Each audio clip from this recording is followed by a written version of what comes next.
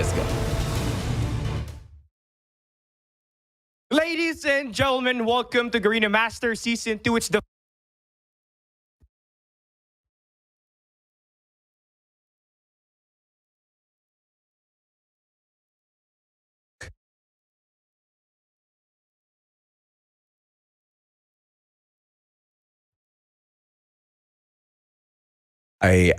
Unfortunately, Callie's camera has turned off. We don't know if or not you guys can still hear the guy.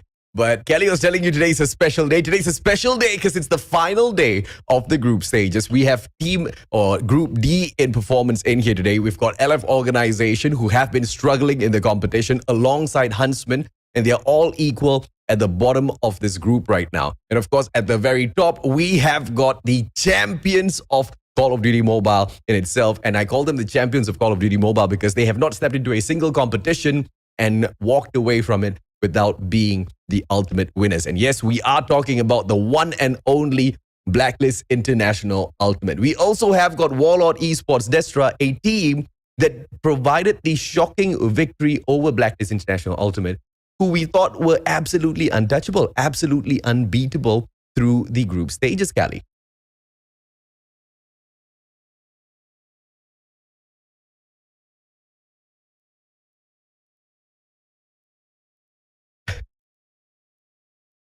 Yeah. Yeah.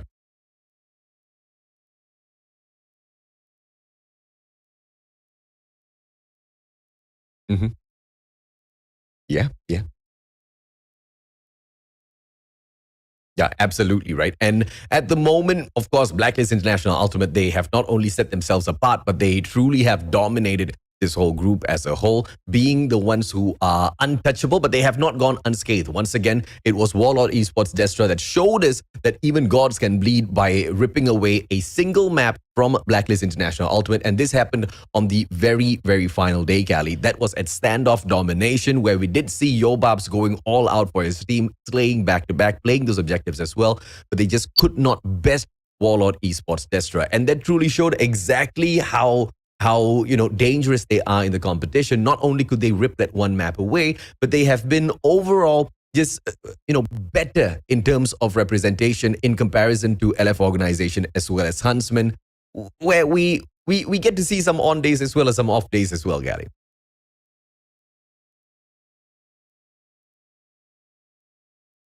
There you go. Yeah, well, I forgot one thing, AJ. I forgot one thing. And, this day is really, really special. And I got something for you. I mean, AJ, it's your birthday. So happy birthday. Dude, is that a donut? Yeah, it's a cake. You have to blow the candle, though. Blow the candle. Whoa, there you go. Thanks, Callie, man. I love you, man. I really thought it was a donut and that was going to be a symbol of what the day was going to be, right? 3 and O's all throughout until we end the day. I don't know if it's going to be possible. We haven't seen that happen in any of the groups so far. But thank you, Callie. Thank you so much for being very, very thoughtful. Yes, it's my birthday. I'm a year older. Unfortunately, not wiser, but, eventually we'll get there one day. You'll definitely get there. Once again, chat, make sure you comment hashtag AJ happy birthday give AJ some love. This guy has been completely the face of Garena since from the start. He's still here and he's definitely bringing up the show. But AJ, back to what we are talking about here. Group D is going to be a highlight and it's going to be completely fierce compared to Group A, B, and C, because not only you are going to see BLACKLIST International Ultimate in this group stage itself actually standing at the top. You got 3 teams that can have the chance to play for that top 2 spot, AJ. And that's going to be the narrative for the day. It's not going to be all about BLACKLIST. It's whoever is going to fight for that top number 2. Oh, yeah, absolutely. And that has been, in a way, a trend as well through all of the groups. The one that usually sits down at the number 1 spot makes it through to the playoffs, for very understandable reasons, right? Because of the dominance in the competition. But I do agree with you, Callie. In this group, it is going to be a little bit different because WARLORD Esports DESTRA have got 4 wins, and LF Organization as well as Huntsmen, they have 3 wins apiece. So anything can happen in here today. Things can change just like that. Just like how things changed drastically when we started off at the qualifiers, and teams, of course, had to go up against each other, and back-to-back matches resulted in 16 teams qualifying for the group stage of this competition. And through the group stage, today is the very final day where we will see the final 2 jump on into the playoffs. So far, 6 teams have already booked their ticket to the playoffs. We've got C8 United, Almighty, Gaijin Rogue, M420 Low Kings, Tyrant Esports alongside Smart Omega. Who's going to be the final 2? Is it going to be Blacklist International Ultimate alongside WARLORD Esports DESTRA? Or will it be the uprising of the Huntsmen, a team that has gone through multiple changes over the years and are still surviving in the ecosystem of Call of Duty Mobile Esports? And LF Organization, a brand new team with a couple of old faces in there vying for the top spot, Kali.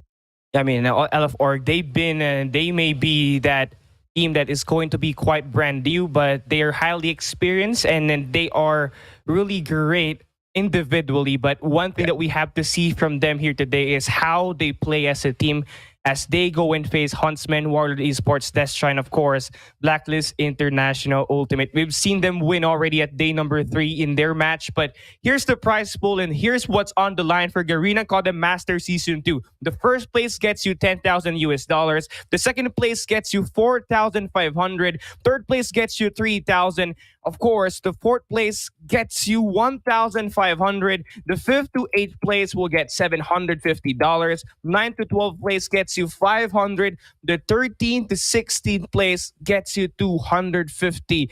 And obviously, speaking for this prize pool, although money isn't everything, it's generally an accepted measure for all sorts of things. It can tell you how popular an esports is and how well its competitive scene is doing. And Garena really making sure that we get the community really active and competitive, AJ. Oh, yeah, absolutely, man. I mean, it's a chicken and egg situation at the same time as well. You know, does the prize pool follow the growing community, or does the growing community follow the growing prize pool, right? Well, either way, we know that we have a strong community as well as the team in the background trying to make the ecosystem of Call of Duty Mobile Esports one of the best out there. And with a $25,000 prize pool, it should attract as many as possible, all of those aspiring future esports leaders. But of course, let's hop on over to the standings now and see exactly who's going to be the one who has their process locked onto the playoffs in Group D. Once again,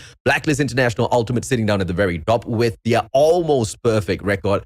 8-1 is the record that they keep in the competition so far. Only 1 loss taken, and that loss was to WARLORD Esports DESTRA. And that one victory that WARLORD Esports DESTRA took away from Blacklist International Ultimate is the only thing that separates them from LF Organization as well as Huntsmen, who sit down in the 3rd and 4th spot with exactly 3 points each. And that's how you know, and that's how the game will be here. Every map counts at the end of every day. And WARLORD Esports DESTRA, they keep to stand at the top 2, but they got to step it up here, especially when we will see Huntsmen and LF Organization that will try to battle them for that top 2 spot. But then again, for Blacklist Ultimate, as expected, they've been dominating their competition, and these guys have been dominant ever since the Call of Duty Mobile World Championship 2021. They are the champions of CODM Garena Master Season 1, and they are definitely the CGI 2022 champs as well. They're looking to bag one more here by, of course, being at the top of the food chain for Group D and making sure that they get to secure their spot on that playoffs. But again, the story here is whoever gets that top 2 spot, because you obviously know Blacklist, they're going to dominate their game and they're going to top every team that they face here today. But I'm not quite sure if it's going to be in 3-0 because, again, WARLORD Esports DESTRA, they showed that the Kings can bleed as they take one map at Domination standoff against them at day number 3, if I'm not mistaken. But then we take a look at LF Organization, who will be coming off fresh from a victory against Huntsmen who will try to get that momentum swinging after their first map win again. LF Org is where Crush will try to redeem them himself, and of course the team itself to rise above the ranks, but it's going to be easier said than done. They got to prove it here, and they got to prove it today.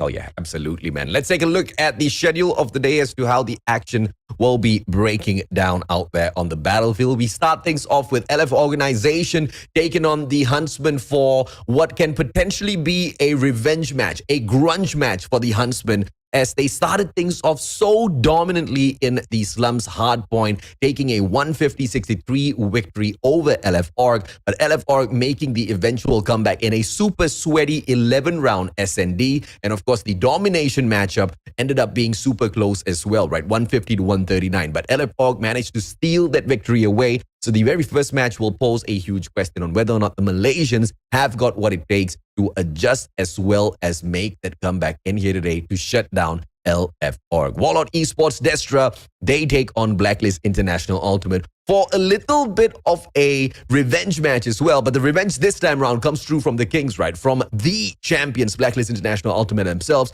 who I am pretty sure are a little annoyed that they've got a little bit of a dent in their perfect record so far.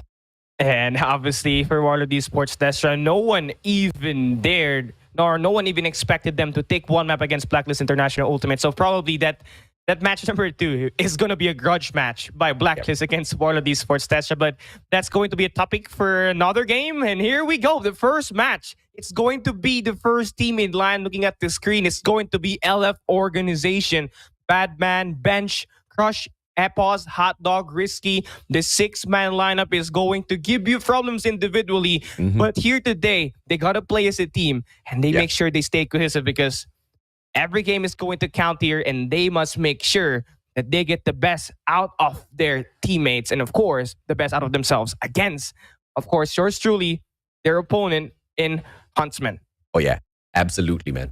Crush, everybody expected to see him leading the team just with a lot of dominance, but that has not happened so far. Whether or not that'll happen today against the Huntsmen, a team that Crush most definitely knows very, very well. Let's see if that happens. Alfari, Aries, Asmal, Derp, Raven, as well as Speed, the team that proved that it was most definitely possible to take a match up and absolutely slay. And that was the game that they took up against WARLORD Esports DESTRA. But we thought they would be able to continue their momentum, run into the matchup with LF Org as well, and maintain the same consistency. They got close, but they just could not seal the deal at the very end. Once again, I have to re-emphasize, they took a dominating win over LF Org, and then a sweaty 11-round SND matchup, which ended up 6-5 in the favor of LF Org, and then raid domination that was a 150-139. Once again, super duper close. And you know, I always say this, if Derp is going to be on fire, if Derp is on form, they almost always pull away a victory. On that domination matchup, on this sweaty series that they took up against LF Org, Derp was performing at his best, man. Even then, they could not pull that victory away, which makes me fear for the survival rate of Huntsmen in the competition here, Callie. Yeah, I mean, Huntsmen, they shouldn't rely on just Derp alone.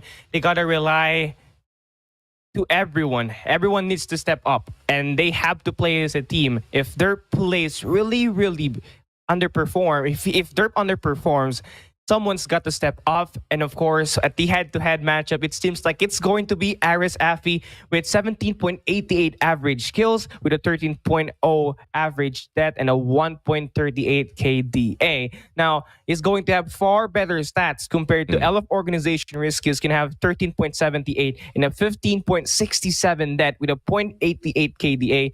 Not much we could say from LF Organization. They've been struggling on their first 2 days of competition, but they did so manage to bounce back, of course, taking down Huntsmen at their recent game. But it seems like today it's not going to be that easy for sure. After the days that have passed, there will be strategies and there will be counterplays that Huntsmen will try to bring back to LF Organization, AJ. Oh, yeah, absolutely, man. I mean, looking at the KD average alone, you really cannot, say exactly who's going to be taking the victory in here, right? Because once again, although Huntsmen have got the better stats, although Aries does seem super impressive here on paper, the victory that was taken away at the end of the day on day number 4 of the group stage was by LF Org in a 2-1 victory over Huntsmen. Now, for them to be able to pull that off again, they have also won the coin toss. Standoff Hardpoint is going to be the very first map that we play, not going to move on into slums. But the problem is here, LF Org, they did not ban out slums. They banned out Hacienda instead. And therefore, we are still going to be playing that map.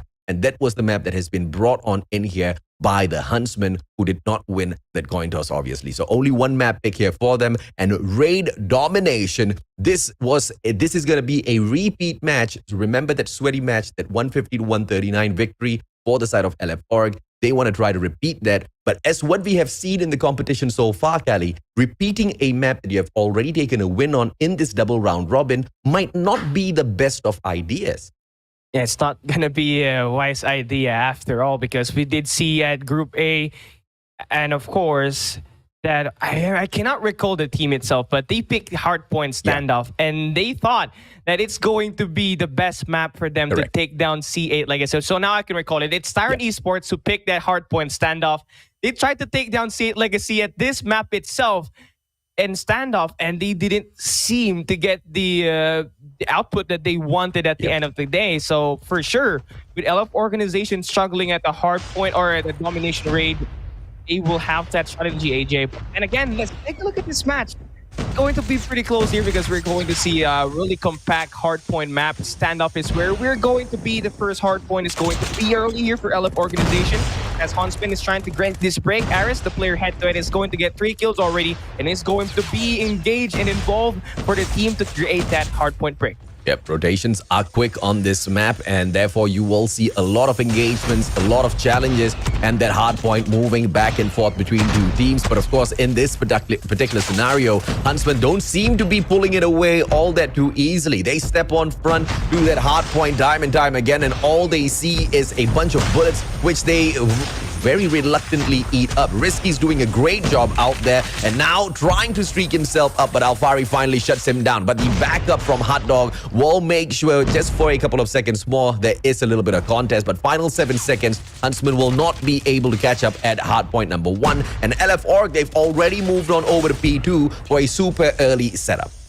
This is just perfect rotation here for LF organization. The zone is evenly zoned up, so they get that chance to cover all entries, and they're only making sure that there's only going to be one entryway now for Huntsmen to attack. So here, we're now about to see the attack coming through for Huntsmen as they're going to take the route all the way to the gas station, and they will be successful. Though LF organization is going to have the favorite spawn, and of course the early setup, it's Huntsmen's gunfight that will get the best out of LF Org, and now they have to do the contest. Here we go, 30 seconds, still plenty of time. Oh, amazing stuff out of Alfari. Derp needs to stand up and shut down, and he does exactly that with the Mac-10. Needs to turn this corner, does exactly that. Thumper back up as well, but Batman catches him off with the movements, and now searching down Asmal as well. LF Org seems to have a little bit of a play in this P2, but Huntsmen, they once again, just like you said, Kali, they win it away through all of those gunfights. And now moving on into P3, once again an early setup by LF Org. The anchor position needs to be shut down first, and I'm pretty sure Huntsmen are going in for exactly that. Ares moving on in, anchor position removed out of the equation already, but not much of backup left in there, and the rest of the players are moving on straight into the Granny's house to play the hard point.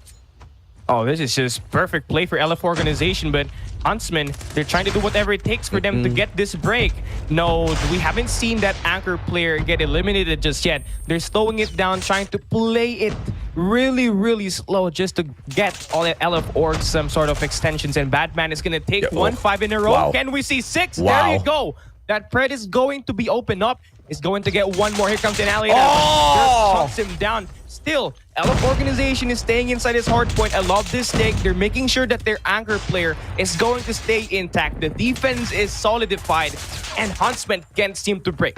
Batman, he stood a chance to make a huge difference earlier on at the hotel shortcuts, but he messed that up by pulling out the Annihilator in such an open space around the corner, and he got bagged out. But the good thing here is the rest of his team members did not not drop the ball. They continue to hold on to the hard point and now breaking that 100-point barrier. Batman once again pulling out the Annihilator because he barely used it earlier on, and that's gonna give him 1 kill, but Raven immediately shuts down his play once again, and that's a good takedown from LF Org as Huntsmen step into their hard point. And it looks like such a one-sided map in this matchup. Instead, a little bit of a contrast to that 150-63 slumps that Huntsmen won the last time they met Cali.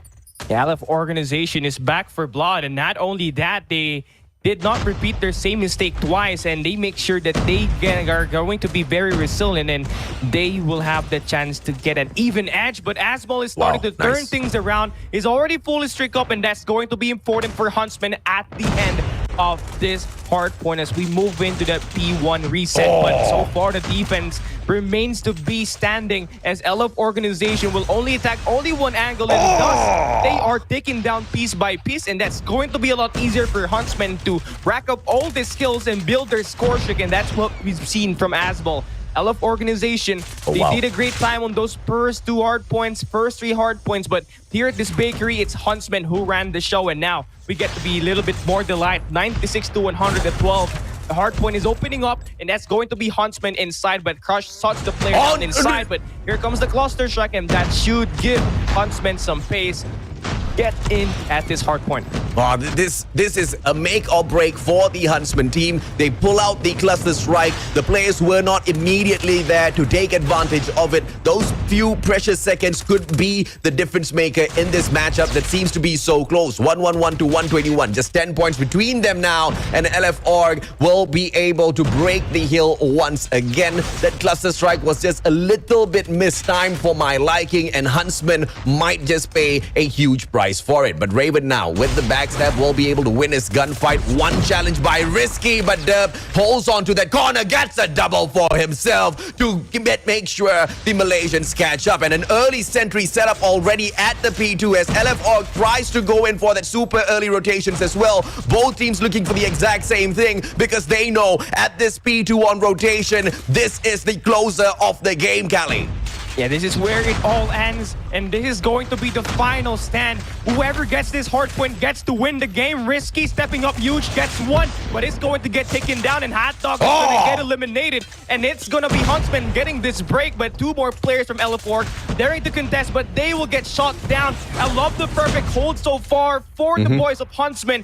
LF4 can seem to respond. The defense inside is just so solidified, and they are inches in winning this game. Alfari gets eliminated. Hot Dog keeps the game alive for LF Org. Now they buy some time to get the reinforcements. Little things like this is going to help you win the game, AJ. Oh yeah, absolutely, man. Hot Dog, he put up such a strong presence there inside of this P2 to make sure the game doesn't end just yet. Huntsmen have got 5 more seconds to close this off, but LF Org doing the absolute impossible. Crush, panic, spray. He most definitely did pray, and they will continue to fight for this. But look at this, Huntsmen super early rotation, and what was supposed to end at that P2 has extended into P3 now. Huntsmen, 145, 5 seconds in here. Can they hold on to it? The anchor spawns are held on to, but LF4, they break the hill. Huntsmen break it right back. 2 more seconds. Can they do it? Bench for the question. He says, hell no. You're not going to close it just yet.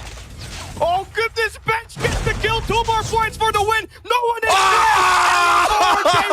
First map, AJ, 150 to 148. Everybody was just engaged. Everybody was involved. Goodness, what a start at this day number 8.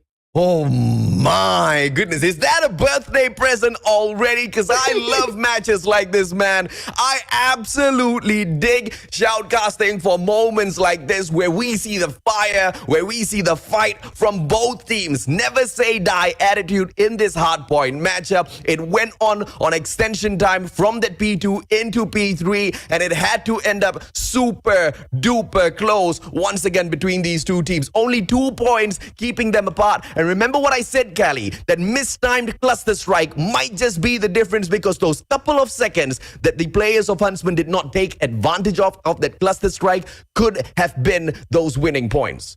It truly sting them at the end of the day, and you clearly see if only they could have stepped 3 points inside that hard point, they could have won it against LF Org.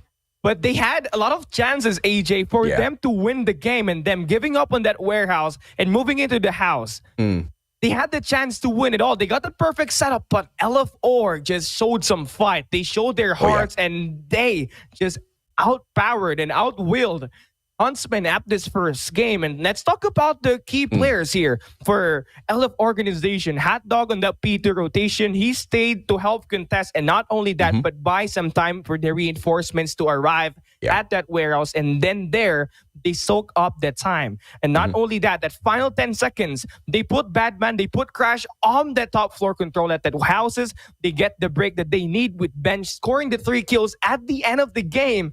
And that was just the light. Huntsmen didn't know what bit them, AJ. I think they know exactly what bit them. It's an animal called LF Org.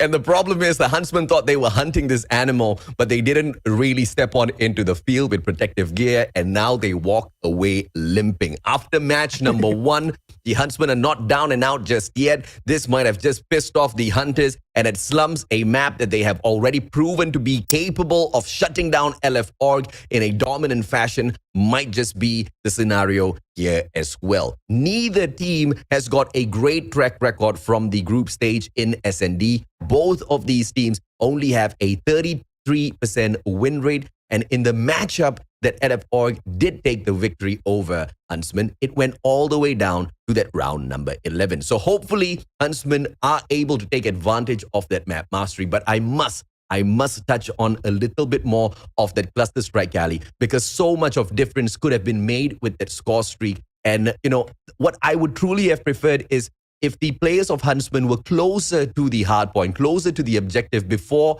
that score streak was brought out. But what I would have preferred even more to see is that score streak not played at that P1 at all, because it was still a contestable hard point, and they could have just brought out at P2, shut down one of the entrances, and then all of the manpower just focuses on going in and killing all of the other players at the other. And, you know, it was such a big opportunity in front of the Huntsmen. They failed, and I hope that does not carry on into this match, because, you know, when you're so confident you're about to get the win, bro, and then you lose it at a situation like that, it breaks your momentum, Cali. Yeah, not only that, your mentality as well. You're going to keep thinking about that chance that you could have won. And that shouldn't be here for Huntsmen. They should turn it around, and they do so here. Moving into this first round of this Search and Destroy slums, LF Organization, they find themselves having an early 3-man advantage, but Huntsmen, they team up to just get the kills, and of course, help them propel to get an even number, but not anymore with Crush taking down Alfari, if I'm not mistaken. It's all down to Derp, and we know what this guy can do with the sniper. He is the playmaker. When he plays well, as you said, AJ, his team is going to reciprocate that, and they will play to their absolute best. But he needs to step up here first, needs to emphasize the kills, but wrong turn, and he gets taken out. Crush has been doing great so far. LF Org, they take round number 1. And of course, LF Org setting that up really well on the defensive, but not aggressing on hunting for the kills, allowing Huntsmen to walk up to them. Derp could have picked that bomb up, but of course, the numbers disadvantage there made him throw caution in the air, try to go in for the hunt. It just was a little unfortunate as he looked the wrong way. They got taken out from the back bench now. Early takedown, 2 players back-to-back. Raven on that headshot as well. And LF Org have got the man advantage once again. This time, it is a 5v2. And thanks to Crush, Ares won't be able to participate. But Derp strikes back 1, goes in for the quick scope. Oh, Thumper comes out, but not quick enough. Oh, Asbel still very much alive, though. He takes 2 players down. So only has to worry about 2 more players. But LF Organization, they started up so strong that Huntsmen is down to their final player. But talk about how Bench was able to get those early 2 kills for LF Org. And now he's been able to keep his team in the game, and of course propel them to these wins in this current round. So we have, but Asmol is gonna try to pick up that kilo 1-for-1, but the CBR4 gets the best out of him. LF Org, they've been taking all these early rounds, and not only that, AJ, if Huntsman continues to get taken down, and if they continue to get down at the early game with LF Organization getting those first blood, and they do not exchange, they're guaranteed to really have a hard time, especially when this map itself at the mid-map is going to be very effective for LF Organization's close range engagements player. Oh yeah, absolutely, man. By the way, I forgot to touch on one small point that really kept me so impressed throughout that hardpoint matchup was the great use of the cryo bomb from the side of LF Org, right? We were talking about Hot Dog. We were talking about his amazing, postponement or delaying of the end of that matchup at the P2 on rotation all alone. And the way he brought that out was the cryo bomb, right? And as long as LF Org just continues to focus on such tactical plays, they don't really have to worry all that too much about the Huntsmen, who, at times do slip up. And with all of those tactical plays, once you start building up your momentum already, it's the best way to crush the Huntsmen. But look at this, the Huntsmen on the other side, they're not going down easy, man. This is that fight back real quick. But can they wrap this round up? It's going to be in the hands of Alfari as he spots out bench on both sides, but neither one taking each other down.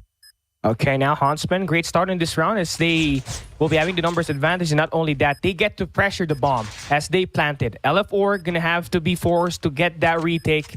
And they have to take 2 players down and Risky taking 1 with the God Nade. Dropping Aris. This is now a doable situation. All they just have to do is take the good turn. But Bench gets taken down by Asbal and Risky is going to get flanked by Raven. And that broken entry is going to lead to his demise as Huntsmen finally getting their first round win. It took them some time, but now they have been able to pick up that momentum. Let's see if this is going to translate to even more rounds. LF Org, they start great, but Huntsmen about to go for the hunt once again. Excellent positioning. DLQ as well as SVD setup here. Asmal might be able to bag a couple for himself. Goes through the graves, but he does not spot anyone just yet. Can double back towards Garage, where we do see there is Crush moving on here for a very risky play. After Risky and Hot Dog gets taken down, Crush manages to bag Raven out, and the positioning is supreme, but gets traded out by Alfari instead. Alfari spotting a player, but Derp gets that backstab. Bench out of the equation, and Huntsmen equalize in this SND. Yo, LF Org, they got taken down by one common thread. Huntsmen, with Derf and Asmo getting involved with the sniper, they take them down pretty easily on the long range, and they were able to soften up the defense of LF Org, and they were able to slowly advance. And that's one way for you to play here at Slums. Try to play it slow, wait for the snipers to get all the skills, and Derp continues to connect his shot, but this time it's not going to get one that easy, as the player he shot gonna have a hit mark, so he's low on HP, but not enough for him to go. Goodness gracious! What just happened? A wall bang there by Derp, but the numbers in favor now for both ends. At Huntsmen able to get the most out of the number gameplay. So now they get to advance at the B flag, and they're going in for the front, but Apox shots one down. We got a 2v2, AJ. Nah, I mean, if you're a sniper, you really got to practice those wall bang spots, man. And you know exactly what Derp has been busy with. That guy just flicked it out, takes that wall bang, amazing takedown, and gives the side of Huntsman the man advantage. But now it's all equaled up. 2v2, Epox as well as Crush. They are keeping a close proximity to each other, but not as close as Huntsman now as they move on towards that B side. Memorial all taken over. Crush now backstab, but Asmal doesn't get spotted out. Pre-fire by Crush. He messes that one up, but will still be able to punish Asmal and back up from Epox. Will close that round out. Crush almost got punished for that, Cali. Yeah, the timing of his gun spray was risky overall. If he missed more shots, he could have got taken down there by Asmal. But then again, he was able to get a good timing and was able to eliminate the bomb planter. And Huntsman was vulnerable when they were planting that bomb, not really checking the front and of course the back. Regarding that bomb that is really close. The Bench gets the first blood. Alfari gets the straight. And it seems like it's time for a Crush to go on for a show. But Asmal shots him down, and somehow Huntsman gonna have the numbers. And Asmal continues to eradicate players with the SVD. He's got 9 kills already.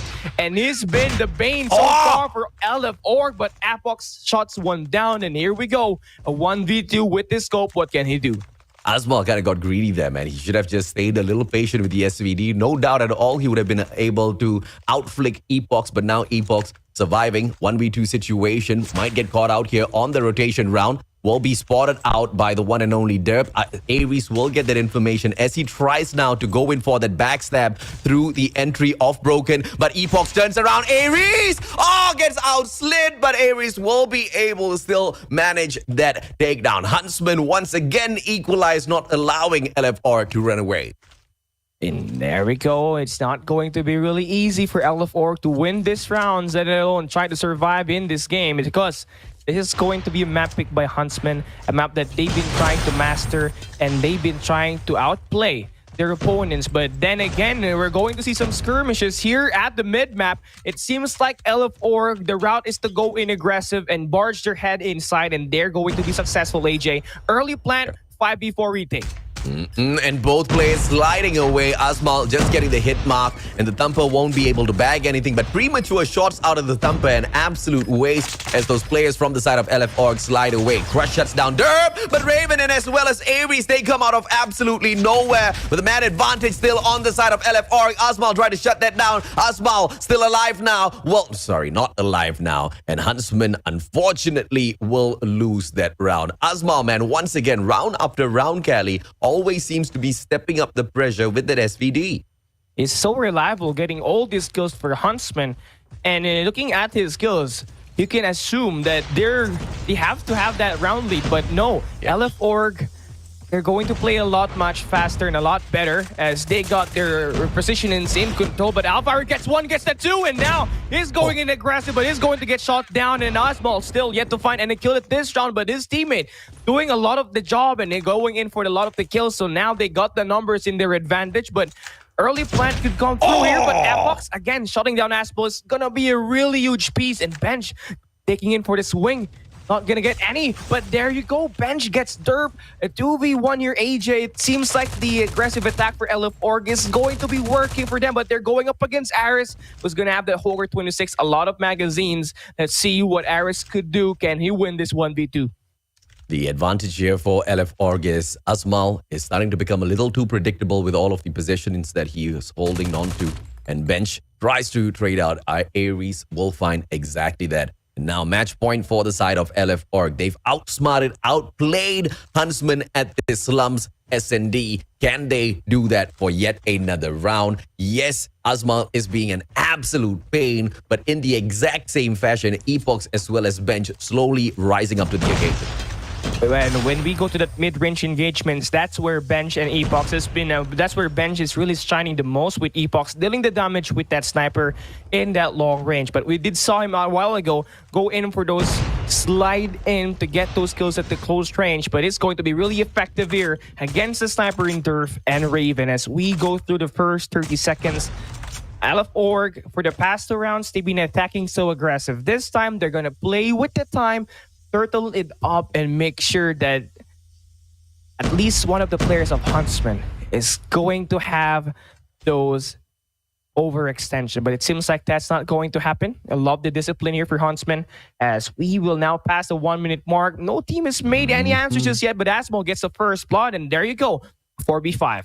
Oh, Crush now. Important angle to turn around. Great slide, but Ares' Thumper catches him a little off guard. And that's exactly what my dissatisfaction is with the Thumper. You know, it really helps out players who are in situations like that, who really have to anticipate. And the aggressor, most of the time, even though the movement as well as the reaction is quick enough, it cannot outdo the pace as well as the damage, the destruction out of the Thumper. And now using that momentum, LF will be held on to that match point as Huntsmen try to catch up.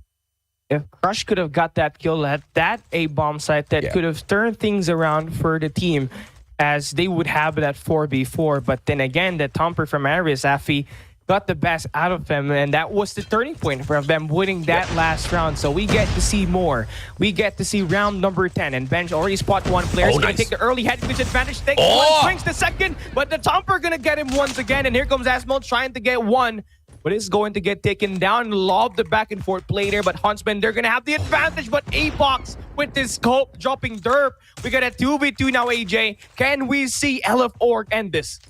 Look at the attackers, LF now doubling back down in the form of Epox, trying to hold the off angle to make sure anyone who comes back in here for the backstab through Graves as well as Garage will get taken right out of the equation. That just only leaves Asmal to make his way around through dumpsters into Memorial from that right-hand side of the map. But now look at this. It's all about timing. Epoch takes his eyes off of Graves, and Aries could have gone in here for the push, but still second guessing himself. The two players waiting for the bomb plant, but now bomb on the ground. Asmal shuts down Epoch's 2v1 advantage still on the side of LF Org, as Crush just needs to buy time, and he does exactly that, shutting down Asmal. SVD not for the pop this time round, but Crush, as he tries to get away, will get bagged out by the CBR4, and yet another round 11 between these two we get to enjoy. They can't seem to get enough. If that hard point 150 to 148 is close, this one is a lot better, since the game is going to get slowed down. You see the plays tactically, and they're gonna have to outsmart each other. The stats looking good so far for both of the ends. It's a matter of who gets the first blood and who's going to have far better analysis on what's going to be the take off their opponent. Now, here's the thing. Alfari, Epoch's bench, and Asmal going to be the 4 players to watch here at this game. Let's see who's going to take this match. LF Org, Huntsmen, no one moving an eye. It's all about who is that first sniper that finds someone else in their crosshair. They will decide exactly how the pace of this match is. And if it is Derp or the side of Asmal that does find it, you know exactly what that means. The Malaysians would have been able to make a stellar comeback against LF Org, who seemed quite dominant at the slums S&D at the start here, Callie. Well, for Huntsmen, they've been great, but, you know, they've been chasing here at this game. And that soon would end, because if they do get this next round and this map here, it's gonna be the oh my god, Derp! AJ, there we go. That's what Huntsmen need. That kill right there will be softening out the defense of LF Org. And Huntsmen going to get one more here. Alfari takes down Hat Dog, and the odds of winning for LF Org is looking pretty slim. Crush going to be the last player standing. Is going to stay alive. 1v3, 40 seconds.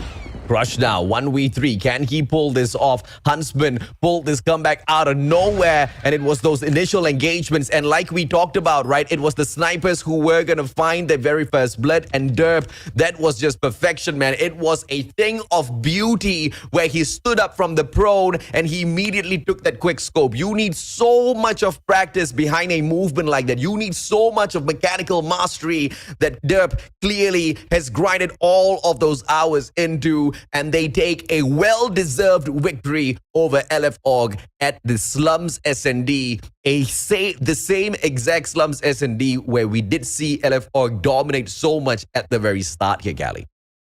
Well, you know, going up 2-0 against Huntsmen at the first half, then losing 5-6 at the end, that's going to really sting, because they were the ones at the top of the food chain of the Search and Destroy slums. They've been going in with the early attacks. They've been dictating the flow of the game, and they were making a much more decisive decision. But then again, Asmal happened, Derp happened, and when the two combined for those sniper kills, it really sting LF Org's chances of winning this game, AJ. I mean, when you got two great snipers, two great marksmen that can nail shots from the long range and pressure teams when they hold lanes, that's going to be the perfect formula for you to win games. And that's what we saw from them. The first pick from Derp at that round number 11 gave the chance for Huntsmen to get to swing that momentum to their side, and thus they get this win. Oh, yeah, absolutely, man. And Derp must be feeling absolutely solid, absolutely thrilled with himself for, you know, providing that winning opener for the side of Huntsmen. But can they now use this as a great push in terms of adrenaline as well as momentum into this raid domination, where we know they have already taken an L to LF Org? But it was a very, very close match. Not as close as obviously this hardpoint matchup that we just witnessed between the two. It was slightly further than that, but still close nonetheless. 150 to 139. LF Org won the domination match at raid. But this time around, we fight at the exact same place, and that gives Huntsmen the ability to perhaps analyze all of their previous matches, analyze very specifically that previous game, and figure out exactly what the counterplay should have been. And if they did have that meeting, if they did have that sit down, if they did sit down and properly analyze everything that had gone wrong, I have 100% confidence they are going to grab the W this time around, Callie. Yeah, all they just have to do is to not repeat the same mistake that they did at the first encounter against LF Org at first round robin here at this domination raid, where again LF Org only had an 11-point win difference against Huntsmen in this game mode itself. Now's the time to redeem themselves once again and take this series away from LF Org. Let's see though if they're going to use that S&D win to propel themselves to victory, but Batman goes to first blood, gonna get that second once again, opening up the circle. And not only that, number 5 in blue going to get the attack all across the laundries, and now they got the power position that they need to outdo Huntsmen early here in this game. Let's see if they're going to convert, as Risky going to continue to go for the slay as he takes 4 in a row already. Well, all 5 players of the LF Org side are at the B flag, which means Huntsmen need to go in for the overextension. And as all of those players started falling one after the other, that's the kind of communication we need out of the Malaysians. They need to prioritize those flags a little bit better, a little bit faster. And if they don't start doing that, keeping up with LF Org is going to be difficult. 13-11, LF Org now have started to finally pull away as they take over 2 of these flags. And LF Org, one thing they're doing is getting that mid-map control. They always allocate 1 player to guard that mid-map, and of course to get the entrance defended here at this B flag. And that's going to be Crush roll here at this game as he gets 1. But that's not going to be easy with Asmal controlling this power position. But Bench finally able to shut him down. The game is going to be a lot closer with Huntsmen able to get back against LF Org, making amends again. This B flag capture now already in their hands, but for Bench is going to get taken out and his teammate is nowhere near him, and they should take things a little bit slower to just create the flood in and of course overcome Huntsmen here at this second break that they're trying to attempt. But so far in this one, Huntsmen, they will pull up front as they now got the lead.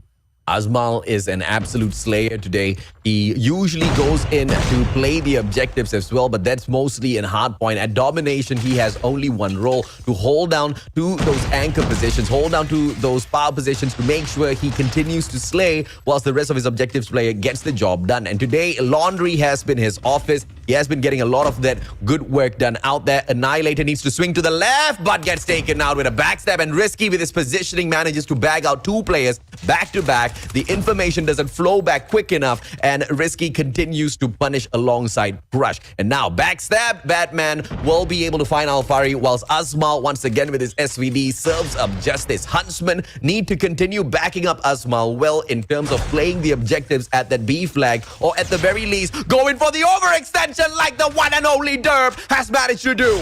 Yo, I love the take there for Huntsmen, that they know that the B flag is overcome with numbers. So one thing that they tried to take a chance into is getting that Charlie flag, and they were able to get it. And not only that, they got these 2 flags in play and have the chance to create diversions. Now, LF Org, they have to pick their poison. But for Benj, he's able to get the most of the kills, and Huntsmen, they will fail their attack. And this guy's already got 2 score streak available, and Crush is going in for the interception, delaying the push that Huntsmen will try to do at this galleries. And that's going to be pretty effective, but not for long. 10 more points before we end the first half. It's a pretty back and forth. We can never assume who's going to win this that easily because of what these guys have been able to do, AJ. I mean, everybody's just getting involved. But you know, at the end of the day, there's going to be one winner. But then again, we will never know. This is just the first half. LF Org, they're going to be winning the first half with a 9-point lead, 75-64. And again, we might be able to see a close end to this, AJ. Oh, yeah, absolutely, man. And, you know, no matter how much you see all of those players on either side streak up, from what we've learned through the competition so many times right now, having those score streaks do not guarantee success. The good usage of those score streaks, the well-timed score streaks, on the other hand, decides who takes the match away. Alfari now, good prone coming through, but the head glitch played by Batman will win him out that fight. Asmal will still continue to punish with the SVD. It takes Risky away from that spot, but Bench from across all the way at Laundry will be able to slay. And on top of that, he has the sentry gun there to punish as well any players on the side of Huntsmen who step on out to that B flag for the takeover. Oh, that's just really amazing. Now, the score tricks are getting used in LF Org. That center turret at that Laundries is going to be very effective when they get the B flag capture, but it's not going to be that easy as they will only have 2 players in at the B flag area itself. Batman will get shot down. Nice. And it's only number 1 in bench who's going to cut down the rotations here at this power positions. And Asmal trying to be a pest, getting these rotations, trying to delay the numbers and the players of LF Org to make their way at this B flag. But for now, nice. we haven't seen much of the attacks here. Aris Appy still's got 7 kills, make that 8. He's been underperforming, but now he gets to help his team as he gets involved and remove the player that will be here at this B flag. And not only that, is going in for the capture with the help of Raven. And I love the interception play here. They put 1 player to guard mid, and not only that, they're making their way to the B flag, but you know, it seems like the B flag is not going to have pretty much love here. Pretty back and forth. Yeah, this looks like it's a panic play at the moment out of the Huntsmen. They are rushing towards that A flag, towards the B flag without really properly discussing it amongst themselves first. And they are getting thinned out in terms of the numbers. And once they get their priorities in check, we will see the momentum of this match switch on to their side. But the blessing in disguise here is that LF Org has not managed to seal the deal on the B flag. But as I say that, Bench will be able to take it away for the team. 92 to 103 now. Huntsmen have got their job cut out for them. What's it gonna be? An overextension to that A flag as a team, or is it gonna B flag? Is it gonna be the B flag domination? Derp once again, solo extension for the distraction play, and the rest of the players are not there to take advantage at the B flag. If the Huntsmen continue doing this, Kali, loss is for sure. Yeah, and again, Huntsmen there seem to just dropping their bodies here this game. They're great, but it seems like Batman is just really better when it comes to intercepting players. And again, Huntsmen, they got 1 player at the A flag earlier. They got 3 players at this B flag, but Batman at that B flag was able to drop those 3 players alone himself individually. And this is just perfect individual plays. Huntsmen, they're falling down, and Risky is trying to reciprocate back another kill, and they will be able to successfully defend their A flag. And Batman continues to sting the players at the back at an off angle, and he's got 21. Combination of 5 already building up this score streak. It's going to be pretty useful at the end. He comes and he goes, he gets 1. Now they will be putting that cluster strike, and that could be the dagger, AJ. Absolutely, man. 138 to 111 now. Huntsmen stood a great chance of winning this earlier on, but with LF Org bringing out the secret weapon, that cluster strike at that B flag, just making sure to prolong their hold onto it, they have effectively won this game already. Sentry on the setup as well, and nothing that the Huntsmen can do to now pull this away. That's a double cluster strike on setup at the B flag just to go in for the overkill of victory, and LF Org once again secures a victory over the Huntsmen. Yeah, the proper usage of the score streaks, and of course the way they handle those skills was the perfect formula for them in dropping Huntsmen. And we got to really call out Batman with his ability to create plays at that B flag alone. He's got a lot of players attacking his vicinity in his area of responsibility, and he's been able to do his job getting all those skills, and he was the highlight player rather indeed in this domination. But it seems like Risky is going to be that MVP though. It's going to be a team total effort. You know, you can really rely on Risky to be that MVP, but Batman at that late game just made sure Huntsman is going to really have a rough time, AJ. Oh yeah, absolutely, man. And of course, the players of LF Org, they were so composed. They knew exactly what their roles and objectives were. Each and every single player just playing that exact same objective. And most of them, you did see them follow a single line of pursuit, right? When it was a overextension together as a team, which I believe they did not take at all, so we won't go in for that point. When it was a push towards that B flag, we saw them move together as a squad, always leaving at the very least a single player to hold on to that garden, not directly from garden, but inside of that basketball court, so that worst case scenario, they still have got the spawns. And I tell you, that is a god move from the side of LF Org. And I'll tell you why.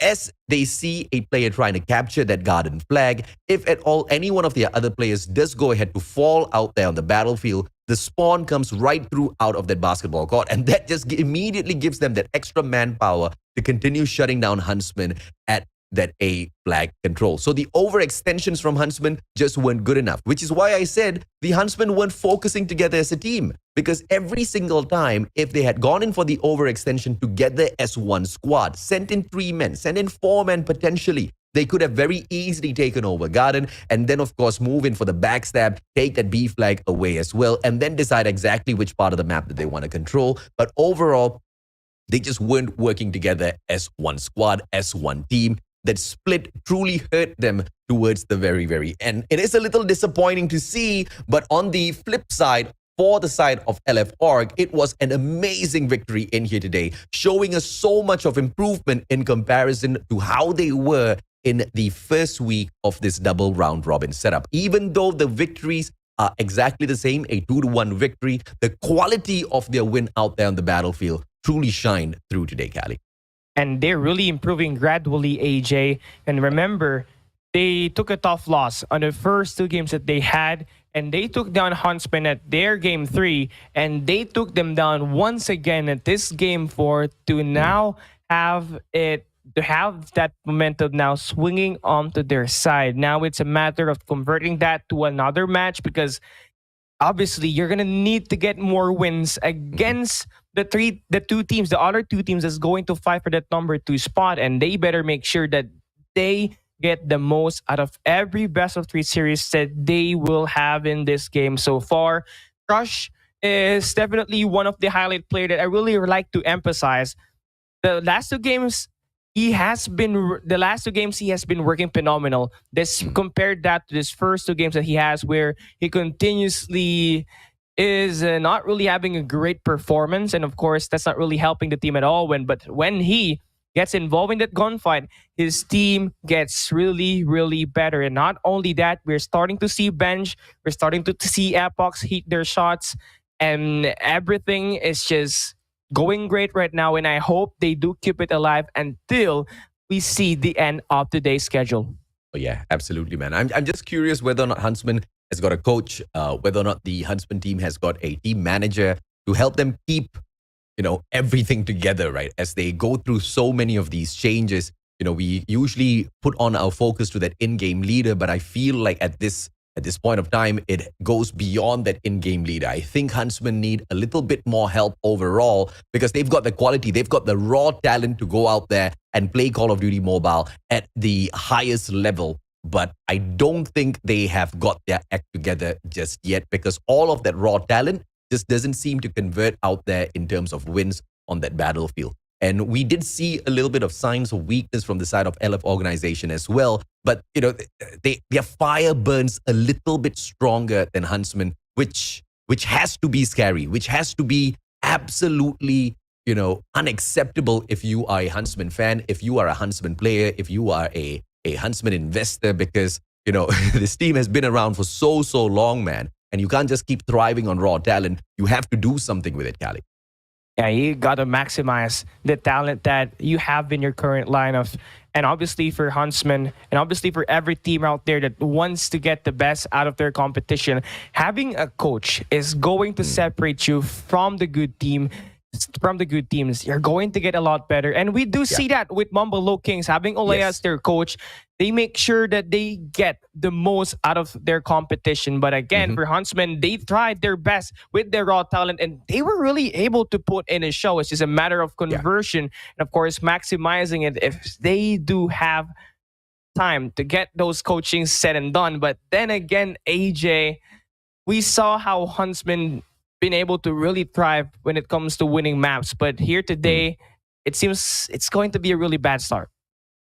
Yeah, and that's exactly what I'm not, I guess, all too happy with, right? Because I've just been seeing this disappointment for quite a while now, and it's just getting to a point where I'm just wondering what in the world is going on. Because once again, the talent that we have on the Huntsmen roster is quite solid in terms of representation for Malaysia, right? I mean, look at the guy has got his on days and his off days, and on his on days, even players like Whoopi, who are so stellar on those snipes, will have a challenge dealing with him out there on the battlefield. Azmal, he proved himself out there today on both of the respawns when he brought in the SVD with his positioning, with the timing of his shots, knowing exactly where to go. On the SND was where we saw Azmal kind of falter a little bit because he got a little too used to all of the positions that he was holding on to, and he kind of got predictable halfway through the matchup. But in the respawns, Azmal was really putting the hurt out there on the battlefield, right? And that's exactly what we want to see out of each and every single player out of the Huntsmen squad. But of course, it has to be something that we continue waiting for. Thankfully, we will have them in 2 more series within the day itself to see if or not we do see that being happening on the other matches. But of course, for the soldier of the game, in terms of LF organization and their win, it's going to be the one and only, not Risky. The guy did not convert. It's the one and only Risky with the 1.54 KD average, which is quite impressive because, the teams that are in this grouping, they're quite solid here, Gali. And you expect the game is going to be really, really close. And of course, it's going to be closely contested. But for Risky, having a 1.54 says a lot about what this guy can do and what he can bring to a team. I mean, if you get a 1.54 KDA, that means you're able to outslay more than your debts. So that's going to be pretty useful for LF Org. And this is going to be a nice start from them. It's just a matter of conversion, AJ. Will they be able to continue to get more wins at the end of today's schedule? They have to hope and pray that they can do the exact same thing that they did to WARLORD Esports DESTRA the last time around, which was take a victory away from them. And then they have to hope and pray that they have got the exact same quality that WARLORD Esports DESTRA had to take away a single map at the very least from BLACKLIST International Ultimate. I mean, who knows, man? If at all possible, maybe even take a win from BLACKLIST International Ultimate. Now, I'm not putting them down because, Huntsmen haven't been able to get a win, but against the best in the competition, it is going to be quite the tough run. But let's wish them good luck. Hopefully, the Malaysians will be able to achieve what they want in their final 2 series of the group stage and be able to make it through to the playoffs. We are going to be taking a quick short break. When we come back, it's series number 2, and your champions will be in it. We'll be back.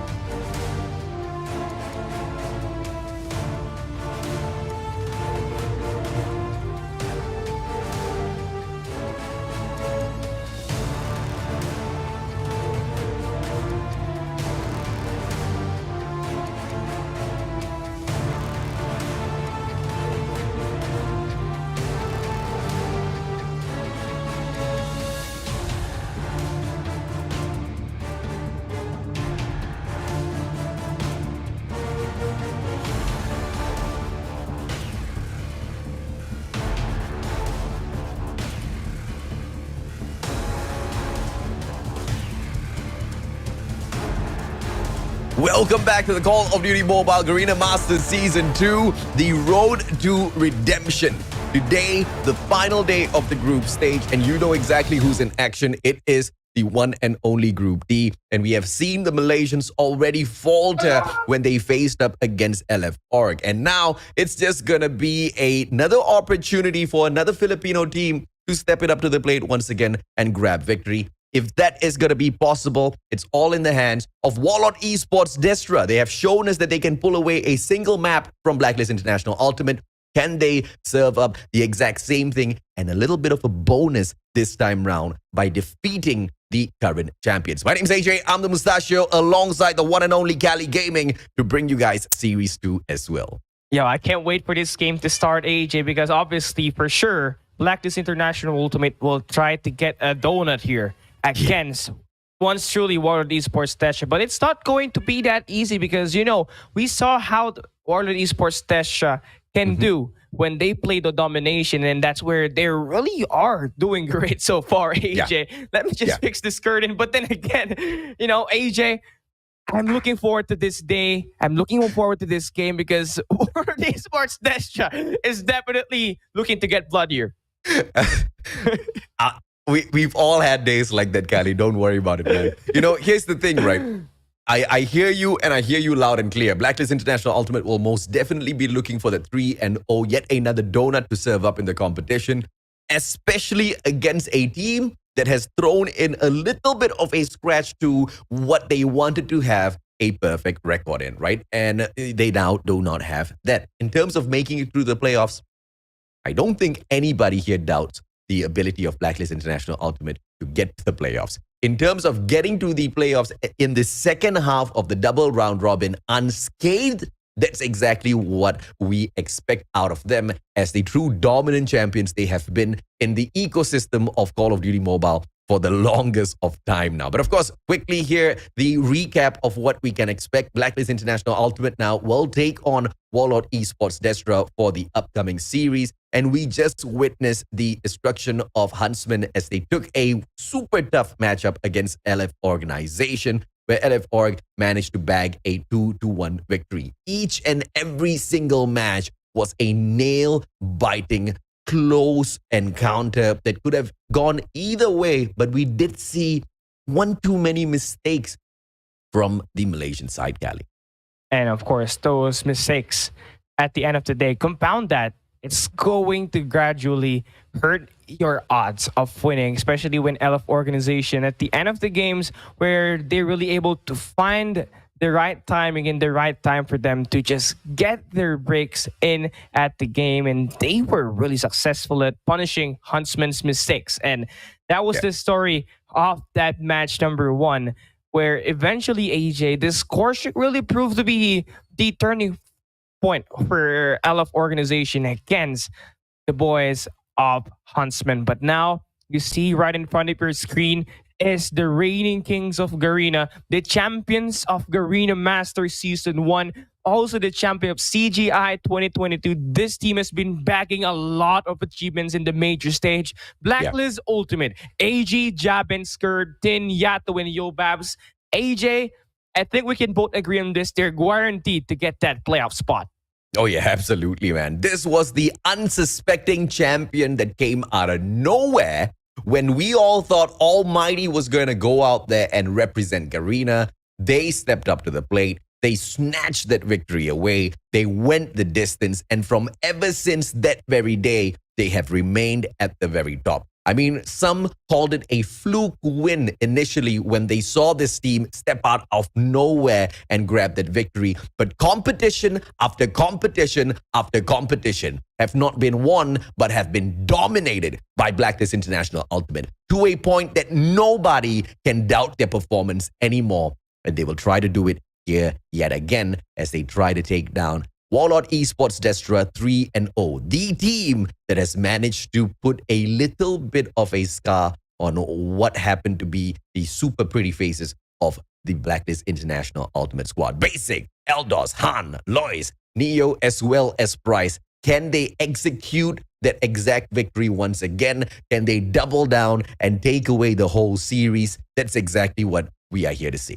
Yeah, if we want to see Warlord Esports DESTRA win this game, we got to see the same output from Neo and Price, who combined for a lot of the major plays for Warlord Esports DESTRA on that domination. Yes, it was a total team effort, but we've seen most from Neo and Price when they were able to just get all those skills and transition the momentum of Warlord Esports DESTRA against Blacklist International Ultimate on that domination summit. And that was a domination standoff, rather, indeed. So now, again, the question is, will they take one map or could they take a series? They proved to be the only threat against Blacklist International Ultimate in this group so far. And now we get to see the head-to-head. Blacklist Ultimate Yato, arguably one of the best players in Garena right now, been a solid playmaker, averaging an 18.56 average skill and an average stat of 12.0 with a KDA of 1.55. Yeah. Really, really crazy stat. His skills outweighs his stat, and that's going to be more than enough. Same thing will happen for Warlord Esports Neo, though, with an 18.88 average skills, slightly a good ingress against Blacklist Yato with 18.56. But then again, that is where it all gonna count with a 15.13 average that, and that combines a 1.25 KDA, and we can highly expect this two to create plays for the team itself, AJ.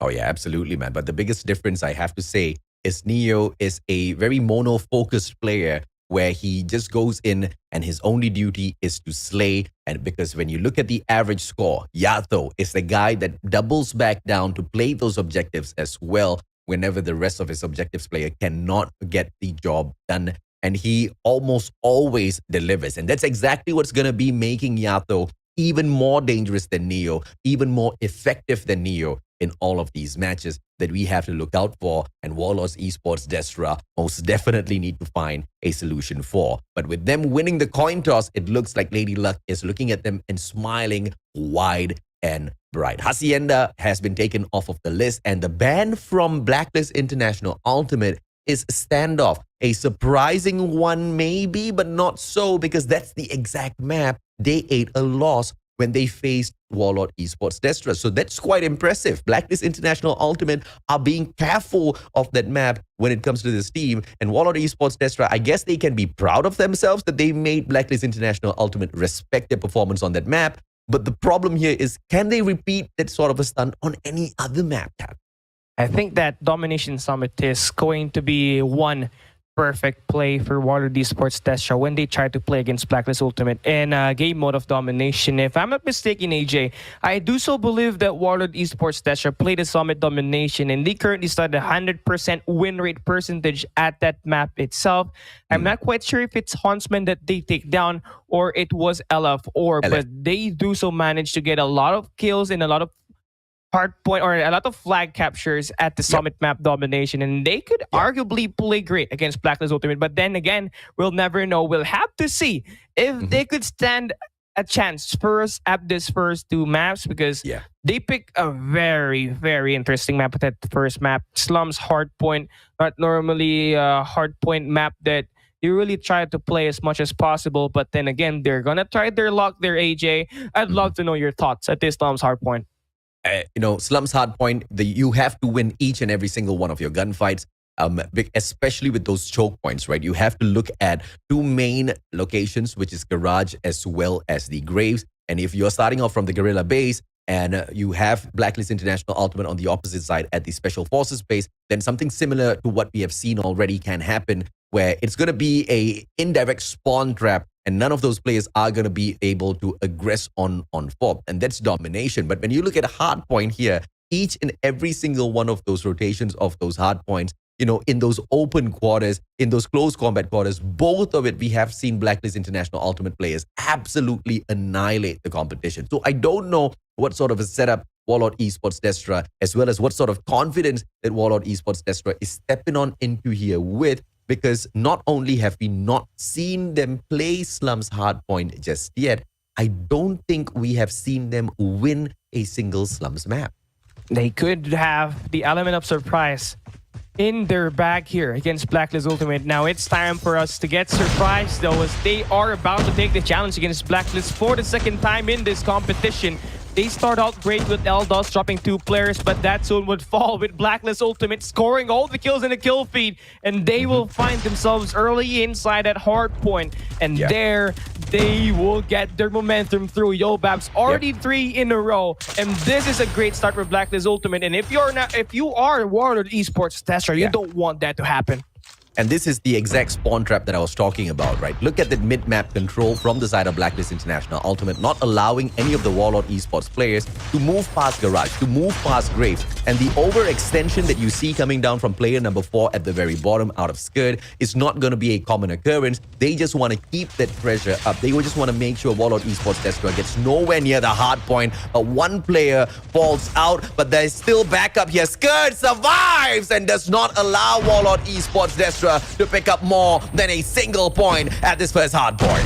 Yo, you know what, AJ? WARLORD Esports Destra, they're trying to slow it down to go for the flood and attack as a team, but Blacklist Ultimate clearly just a lot better in their gunfights. And then again, we move into this next hard point rotation, and it's still Blacklist Ultimate controlling the flow of the game so far, but Neo has the chance to turn things around, but then takes him out with the nade.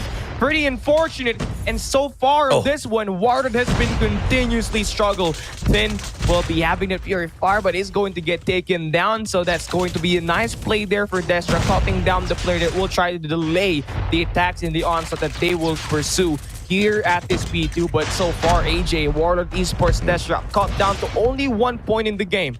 Yeah, unfortunately here, WARLORD Esports Destra are making a huge mistake. They initially had the right idea, which is to take these spawns away, right? To take the anchor position of Blacklist International Ultimate. They were going in there, focusing in on that, but when they started failing on their gunfights, they switched on to a straightforward attack through dumpsters into ghetto, and you're not going to be able to win it like that, man. Like, once again, like I said, on this map, you need to have gun skills. You need to be able to win out a majority of your gunfights, which is why I wasn't super confident with WARLORD Esports Destra being able to pull off much on this slums map. And my suspicion has been confirmed as Blacklist International Ultimate truly now sets up a beating. No, let me correct that, a thrashing for WARLORD Esports Destra. And soon, if we do see a 1-150, that's going to be a massacre, AJ. The game just continues, and Destra continues to bleed as well. Blacklist Ultimate, you know, to continue to touch up on your point, they've been winning the gunfights because of how easy it is to control the map when you get that early rotation. And not only that, you got entryways that could get caught down by Blacklist Ultimate, and they will do whatever it takes for them to get that better advantage. Moving into this hard point number 3, it's already 20 points for the win for Blacklist Ultimate. Things are just a lot better if you're going to be Blacklist, but now the fight is on. Finally, WARLORD Esports Destra will get the break, but Blacklist gonna have reinforcements around the back for them to secure a little bit more time. But then again, we are going to see WARLORD getting the double-digit score now. Took them quite some time, but the damage has been done. Blacklist Ultimate, though, they're gonna be late on the next hardpoint rotation, and this should help WARLORD Destra buy some time to get them more points in this hardpoint. But I mean, it's going to be easier said than done. But let's see, though, as they're about to defend the first line of attacks. In a domination matchup, a scoreline like this obviously is a GGWP already. But in hardpoint, anything can happen. If you can hold on to those hard points and make sure you do not drop a single beat, then winning it or making that comeback becomes so much more viable. But we also have to reflect a little bit and think about the mechanical capability of the players of WARLORD Esports Destra in terms of holding down this hard point, and they just have not been able to prove themselves perfectly just yet. But they are not giving up, though. Although they do not look in a great position to take this victory back, to go in here for a stellar comeback, they're still throwing their bodies back to back in that. 2 more seconds, though, as Blacklist International Ultimate brings the thrashing to a close. 150-23, annihilating the team that took away a map from them.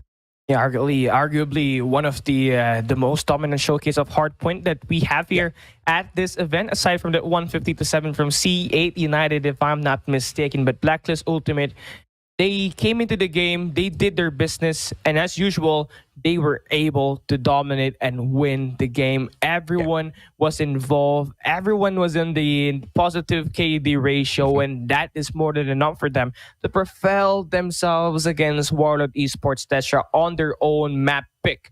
And again, Tin, Not only he is that MVP, but he's also got 1 minute and 42 seconds in that hard point with 22 kills in 11 deaths, and that's going to be a 2.0 KD, solid for Tin himself, and is arguably one of the key players when it comes to playing that hard point and the objective for Blacklist Ultimate itself. But again, nice try for WARLORD Esports, DESTRA. It's just that Blacklist International Ultimate, AJ, their gunfights are just a lot better. A lot better, and also WARLORD Esports DESTRA made a few fundamental mistakes when they were going in to break those holes, right? Especially for P2. Yes, they were losing out on a lot of their gunfights, but it is breakable. P2 is not P2 is most definitely a money hill as long as you control the spawns. And we saw a situation where WARLORD Esports DESTRA, at the start of the P2 attempt for the break, they went in there for the split push, which already is quite iffy of a decision making for me, because if you already know you're struggling on that P1, you can barely win a gunfight. Why would you split the team up when you try to break the spawns for P2? I mean, if breaking the spawns will be able to guarantee you 20, 30 points out of that hard point, you need to be over investing all of your numbers, all of your men into breaking that spawn together first to overcome the mechanical capabilities of your opponents. But we just did not see that out of them. When they failed to break the spawn, they immediately doubled back down to take a straightforward fight into P2. Now, they might be able to win P2, but the problem is when you're not holding on to the anchor, all of the Blacklist International players are just going to be spawning out from the back and continuously putting that pressure on, and with their supreme mechanical skills, once again, take that match away so easily, right? So not only was it a great side of Blacklist International Ultimate's performance out there, it was also WARLORD Esports DESTRA not really taking the challenge up to them. In this S&D matchup, let's hope and say that they will be able to do that, because they desperately need some points in here, man. We have seen that the players of Huntsmen earlier on taking that one map, and the one final thing that they want in here is to lose out by these mistakes. They have to be very, very delicate, but to start the game off, Eldos dropping Yobabs, and that's one way for you to get back in the game. Let's see, though, if that's going to be reciprocated here at this first round, as WARLORD Esports DESTRA is going to have that early man advantage. I don't know, AJ, what's with these snipers just not going for the battle face-to-face, but they're using the walls now to go for the eliminations.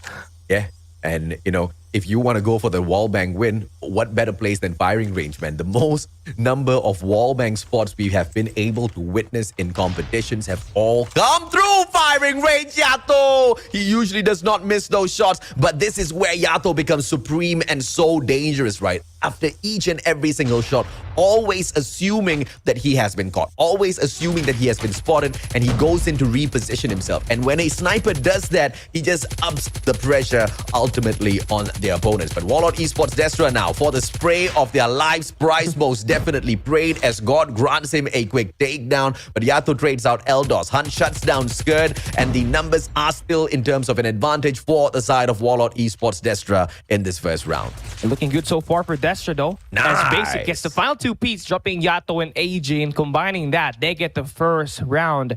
And the first blood from Eldos with that sniper gave Blacklist Ultimate a really tough time to kickstart their first round, but that soon would change, though. We know Blacklist Ultimate is really good at adjusting mid-game, and they know when to counter. And here this time, they're going to play aggressive. They put 3 players already at the back trailers now, AJ, and it's going to be down to the defense. The first team is going to get down, but Eldos gets the first blood exchange, but that's not going to cut it with Blacklist Ultimate following up with 1 kill. We got a 3v4. The bomb is going to get planted, and Neo wins one huge gunfight, but now the team is down to the 2 players, 2v3.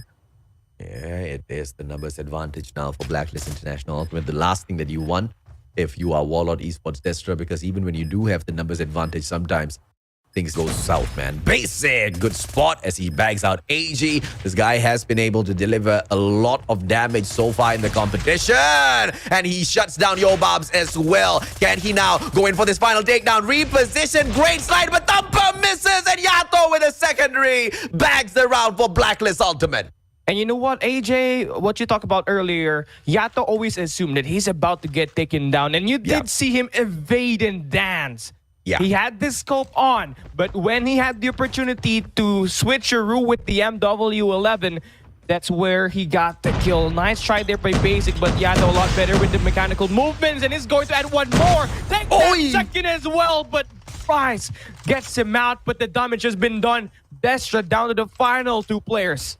Yeah, Blacklist International Ultimate now hitting back as Yobabs as well steps up to the plate. One final player in the name of Han sitting down inside of the command center, but backstab now from the one and only Jabin will not catch out Han as he quickly turns around that 180, manages to bag that quick scope. And now 1v3 is the situation. Can Han pull this off, my lord? Shuts down Skirt as well. Wallbang time maybe, Han. That flick through the doors, through the walls of that little trailer can secure one more kill. But for Warlord Esports Destra now, time is running out. 25 seconds to go here, Callie. It's all about what Han can achieve. Han picks the right angle, spots AG, misses. Here comes the killer 1-for-1, but no, AG with the Mac 10, shoving another banana to that guy's face. Okay, there you go, Blacklist Ultimate. They take that 3rd round in a very aggressive manner.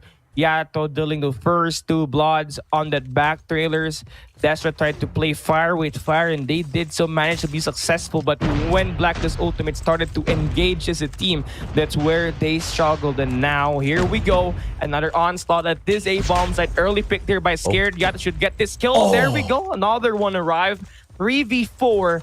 Okay, now, Blacklist, they can't chill. They're so hot right now with Yato delivering blows. The guy's got 9 kills already. And this, the 4th round, AJ.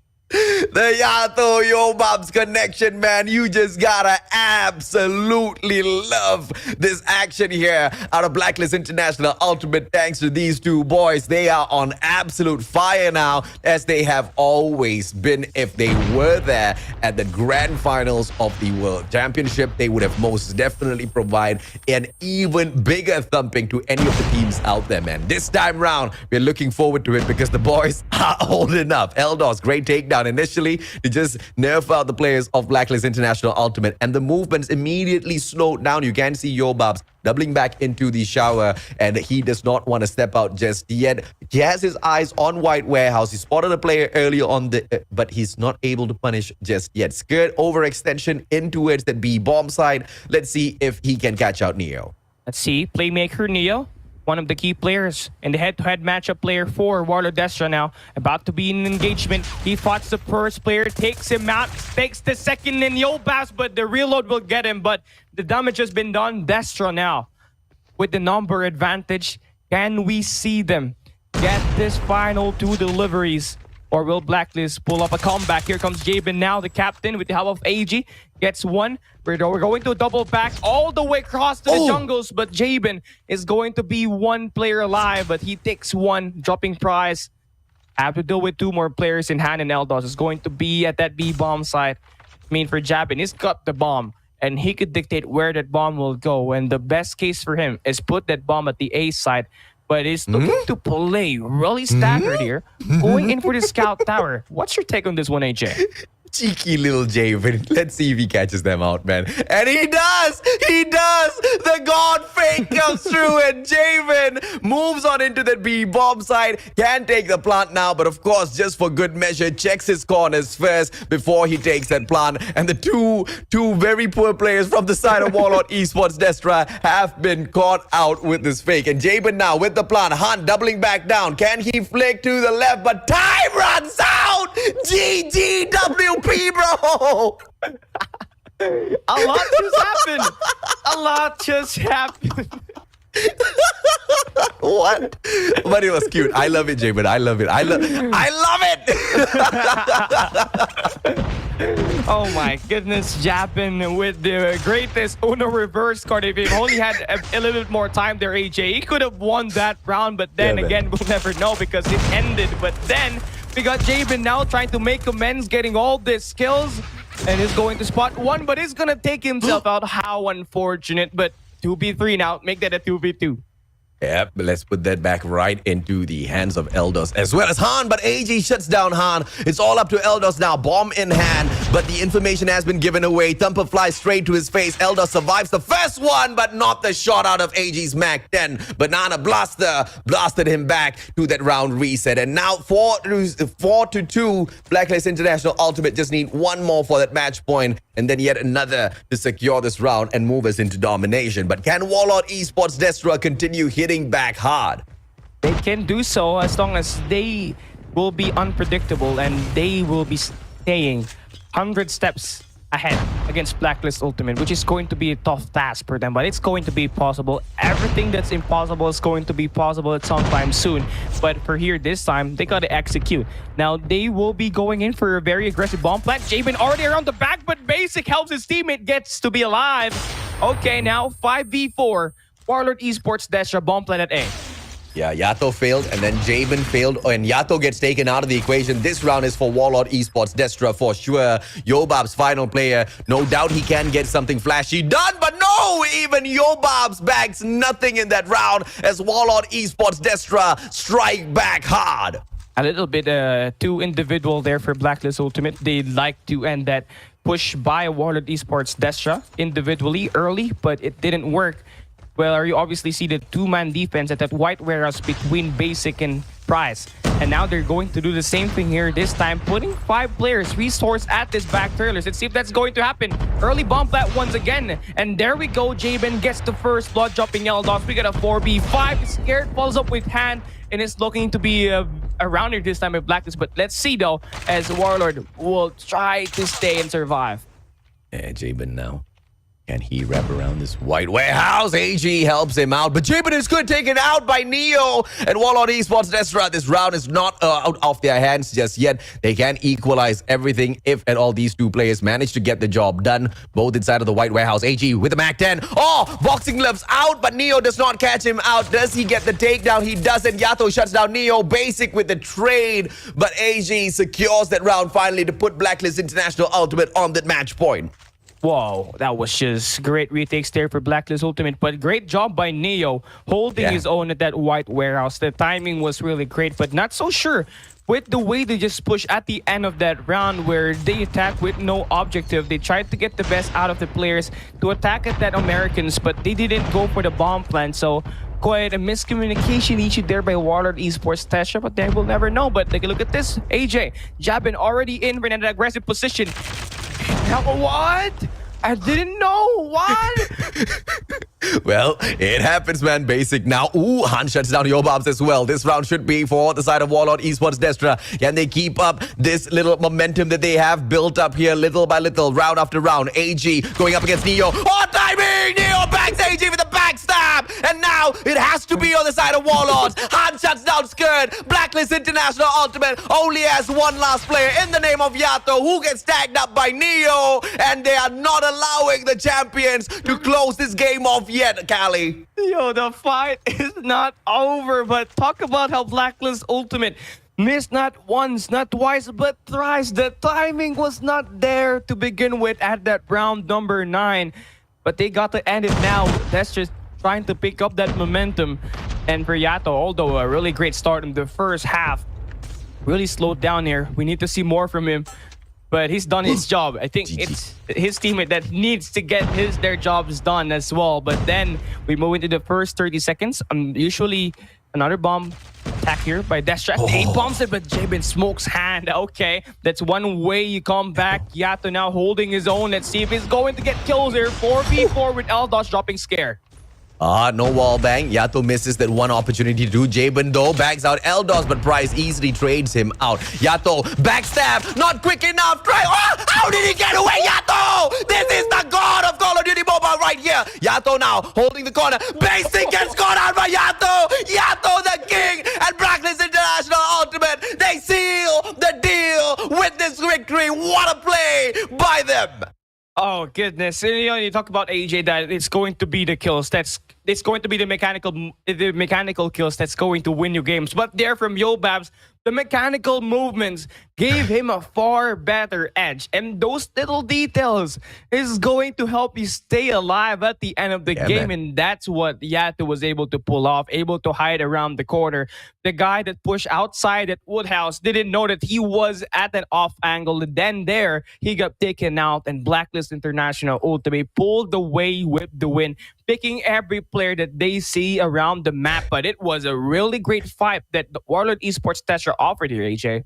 Oh, yeah, absolutely, man. And Yato, the MVP indeed, man. Not just with performance, but with the style of play, with the style of survivability out there on the battlefield. This guy was just getting everything done. And, you know, in a couple of those rounds, though, we did see WARLORD Esports Destra make that little bit of a comeback, try to hold back the champions. And, you know, being able to reach up to this 4-6 scoreline in such a heated matchup between these two shows the quality of WARLORD Esports Destra, but they could not go the distance with the Eastern champions. I mean, dude, that game was insane. And, you know, Blacklist International Ultimate once again goes ahead to prove exactly why they are your champions.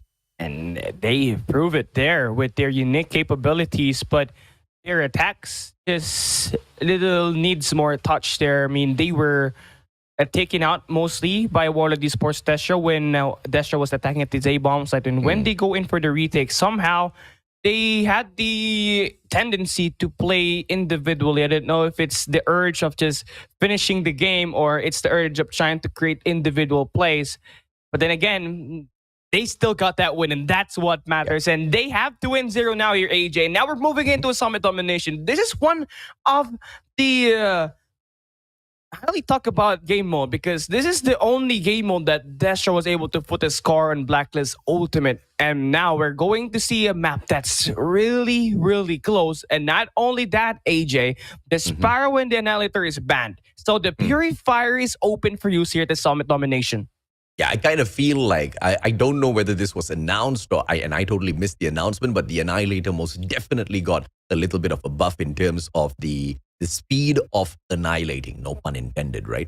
Because there was a point where it truly wasn't shining at all, and now the Annihilator is just smoking out player after player. But I just want to see exactly what WARLORD Esports Destra has got in store for us for this domination matchup, because it's quite a curious pick for me. When we talk about Summit, we talk about how one-sided this map is. We talk about how lopsided it is in terms of control, because it is all about just focusing on one side of the map where you want to go in and control only two flags mainly, that C flag as well as the B flag from the edge platform as well as control room number 2. And Blacklist International Ultimate, they start off on the weaker side. So is it going to be a flip of spawns from the get-go here? Because if they are able to get exactly that done from the get-go, which you can see Blacklist International Ultimate already trying out for, then it's going to be a GGWP. Because on a one-sided map, when you're going up against a mechanically supreme team, things just turn out super bad all the time.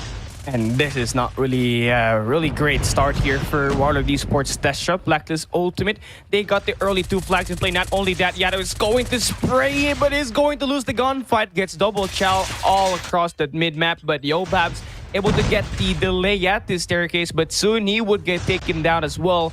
And Destra, they got the A flag control now. A little bit of a split spawn. They spawned to the right side of the minimap, but Yato continues to slay, and that's going to be a constant here at this domination, as he's going to be the player head-to-head for some reason. As we are going to see a really great start for Blacklist Ultimate. Dribble capture to start the game, and here comes the Brad! He's gonna drop 2! No!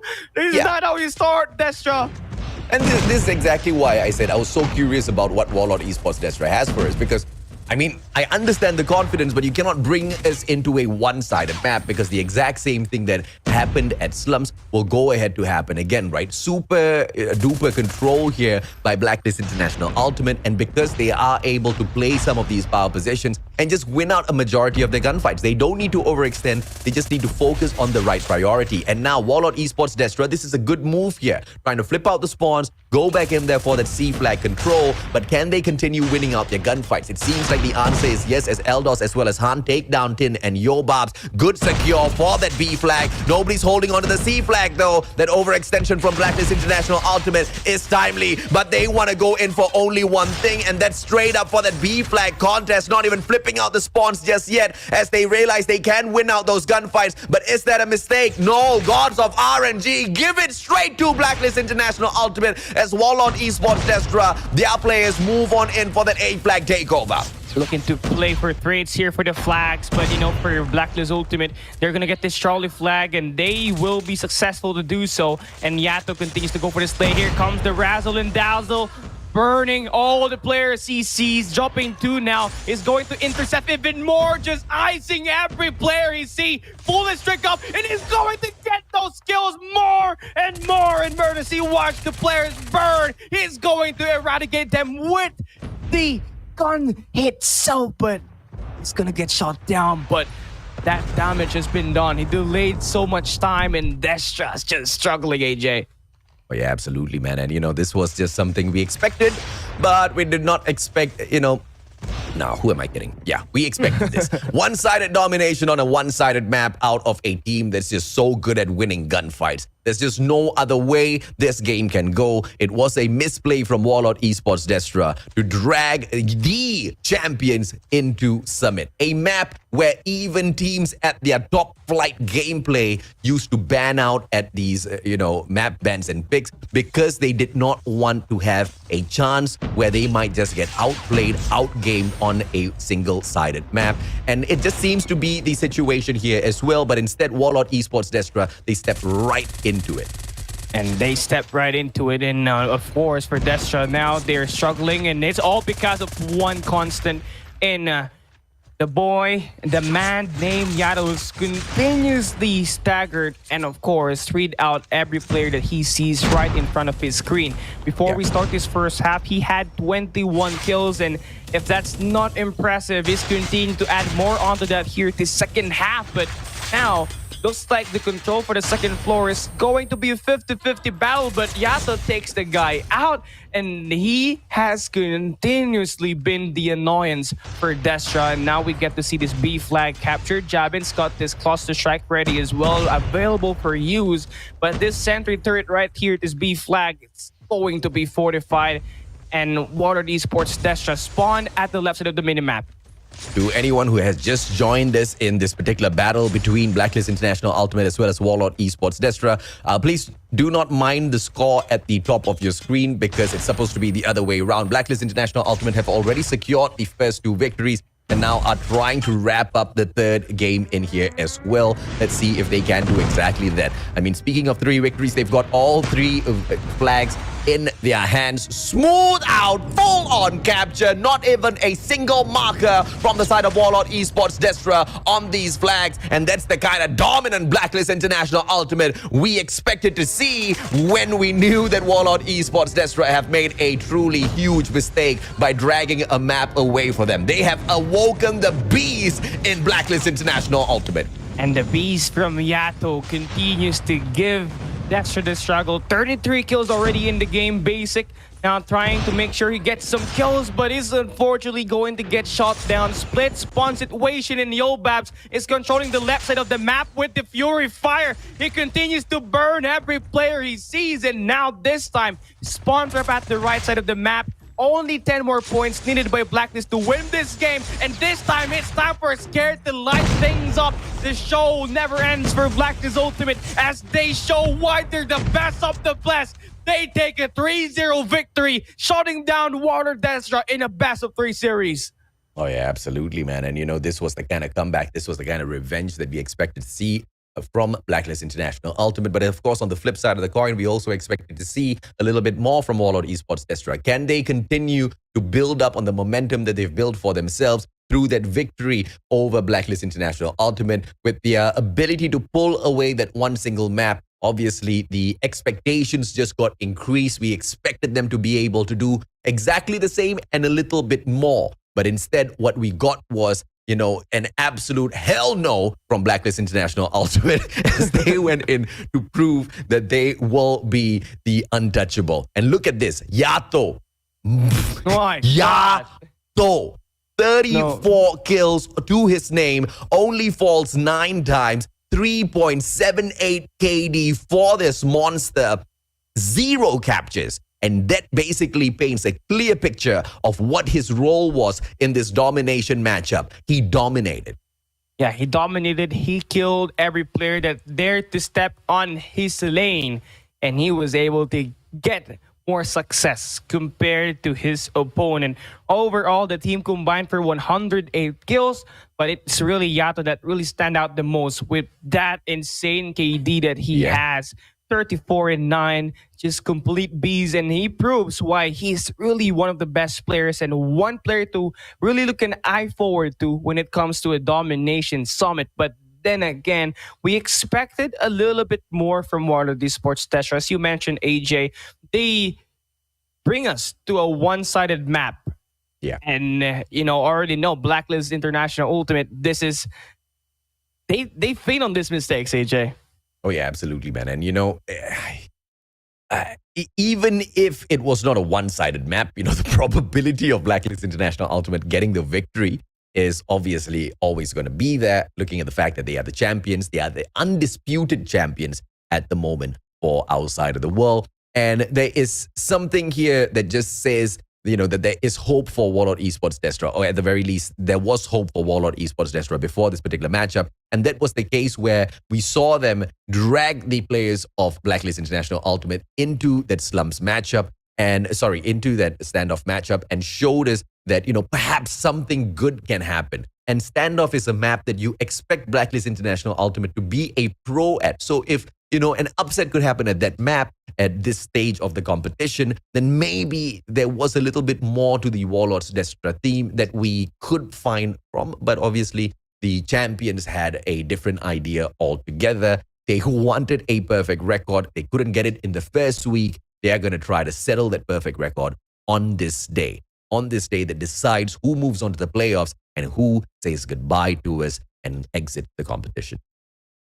Well, for WARLORD Esports DESTRA, this is one way for you to start your day, having to get 3-0 here by Blacklist Ultimate. But it was expected. These guys, for sure, they really are the undisputed team. But I feel like the undoing for WARLORD Esports DESTRA is not banning that Purifier, where obviously it's not going to be effective at Tetslam's hardpoint. Where they really stood a chance in Summit Domination, they didn't ban that Purifier, and Blacklist Ultimate, they used it effectively to the point where they used the operator's skill to build up their score streak. We saw Jabin use it. We saw Scared. We saw Yato himself get a lot of multiple score streak here to Summit Domination, and that was just the storyline for Blacklist Ultimate. They were able to intercept lanes. They were able to get the kills, and not only that, they were really involved in the flag captures. Though Yato's got 0 flag captures, his teammate did a lot of job, did a lot of time, and did a lot of involvement in that triple captures that they did in the Summit Domination. And DESTRA was just spawning crazy at the spawns here at this Summit map. We saw them spawn at the left side of the map. We saw them spawn at the right side, and they were controlled, AJ. They were not able to break the spawns because Blacklist Ultimate, they were waiting and they were slaying. Oh, yeah, absolutely, man. They were just popping off left, right, center.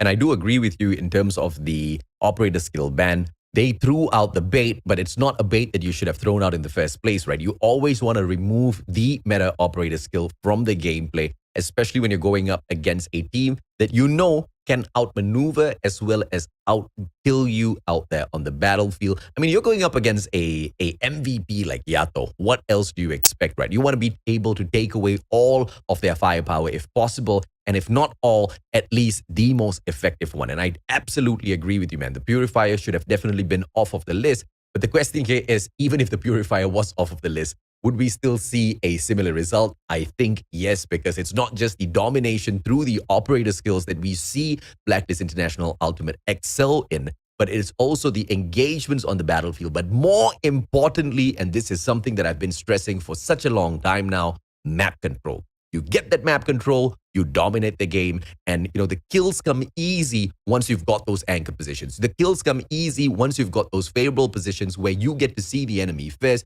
You get to play those head glitches. You get to hold on to the objectives a little bit better, in comparison to your opponents. And that's exactly where Blacklist International Ultimate, mostly shines at. And not many teams have been able to take the fight up against them from that accord just yet, especially in this group.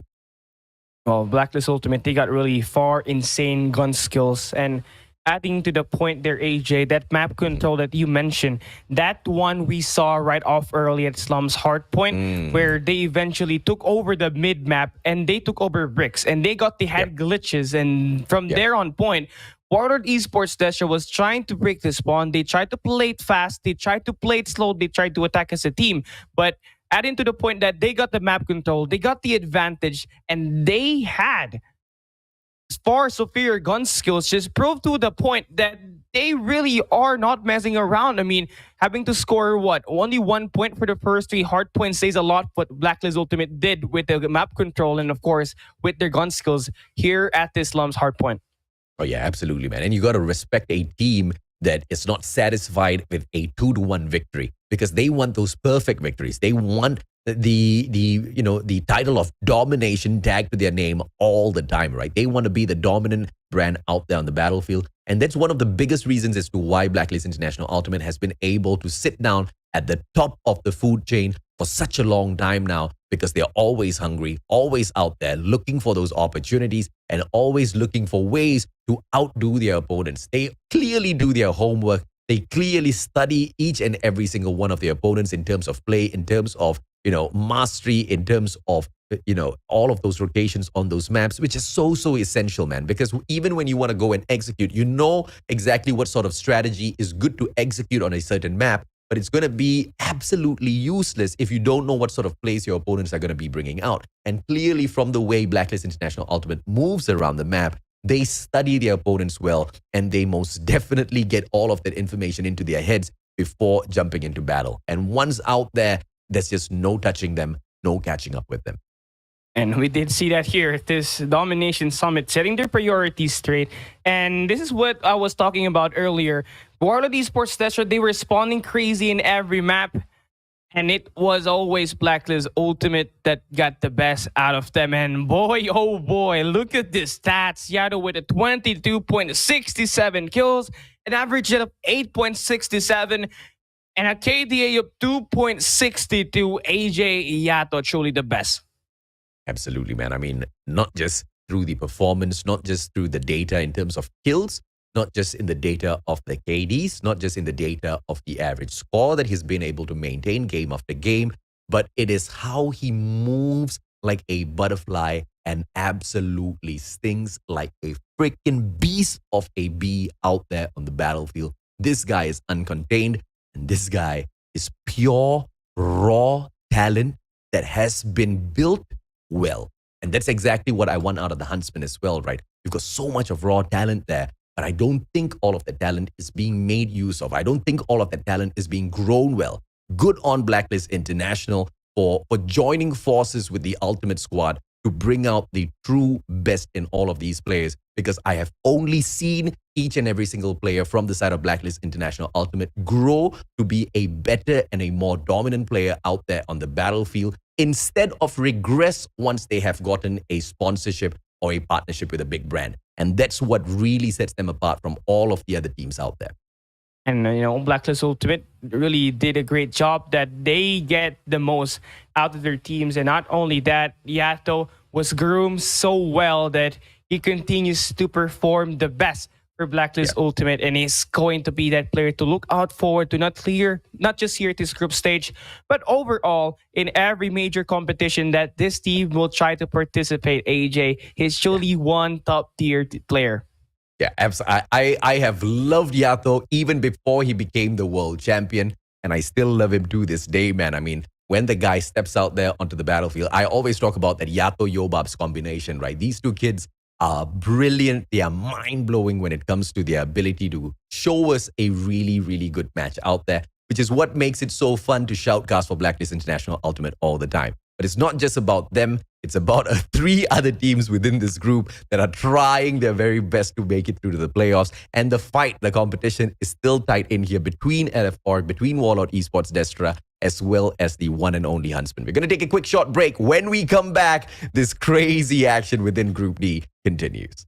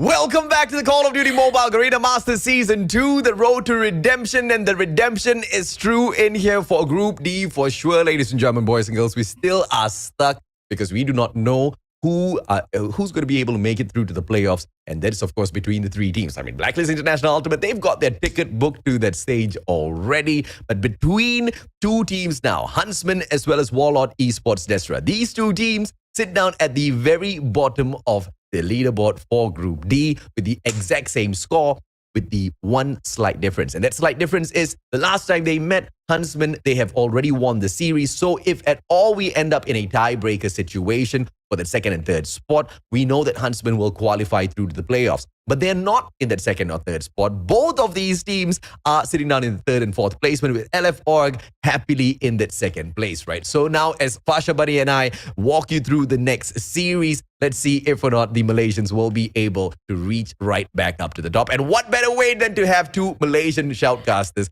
sitting down side by side to get that done. My name's AJ. I'm the Mustachio down here with Pasha Bunny to entertain you guys for the next two. Amazing, amazing. As usual, our child of Garena doing a wonderful way to hype out the game. Yeah, you are, man. You gotta accept the fact you have that title. Yes, ma'am. And to honor our child of Garena for his birthday today, we had Kelly giving his birthday cake, but they didn't actually add on a little bit. There's gonna be a setup. Right. Like Kelly already had the cake, but where's Okay. the melody? So here is my job to actually put in some melody, my friend. I know it's gonna be tough, but it's just a little bit time production. Give some time.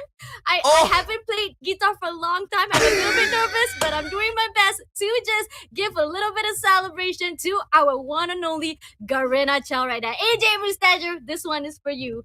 Sorry if it's auto tune, my friend, because it's been a while since I haven't played guitar. Happy birthday to you. Happy birthday to you. Happy birthday to AJ, the child of Garena. Happy birthday to you. This is the voice of Malaysia. You can see me tearing up already. Thank you so much, Pasha Buddy. Thank you so much for being so sweet. Thank you so much for singing a birthday song for me. I mean, I'll lap this up anytime, any day, man. You guys are super duper sweet. Yes, ladies and gentlemen, boys and girls, I am Garena's love child. From day number one, man, in Call of Duty Mobile, and for a good reason, because this is the game that's going to walk us through into the future, right? Because to be able to play a FPS game on a mobile phone and to be able to get so much of fun out of it, because the game is continuously growing, continuously getting better and better season after season, we have stuck along. It's not just sticking along for the game keeps us hooked on because it's just that damn good. But Pasha, it was not as good as your singing. Thank you very, very much. That was very sweet of you. It was out of tune most of the time, but I try my best, man, because I haven't played guitar, but it's just for you. Happy birthday. Again, just how Callie said, put on that hashtag, happy birthday, AJ, the child of Garena. He has been supporting this game from day one. He boosted this game up. I gotta say, if without him, Garena CODM is not, I mean, I'm not to say nothing, but I gotta say, he really hyped it out the game. I feel like without him, what is Garena would be, you know, because he's the face of Garena, definitely. And not only that, yeah. It's symbiosis. Yes, it is symbiosis. We survive side by side with each other. We do. It's not like we cannot live without each other. We do not want to live without each other. But on that note, ladies and gentlemen, boys and girls, let's hop on to the schedule so that we can take a quick recap of what has been happening in the day and what's going to continue happening in this day for the next two series. Because we've seen the opener already, Fasha. Yep. Each and every single team within Group D, they've stepped on out there, they've performed. We saw a 2-1, we saw a 3-0. But are we going to get more of these donuts? I know I've had a lot of cake, but now I want donuts. Definitely. And definitely right in this instant, we are not going to give up for the side of WARLORD Esports, despite they have been served with that donut.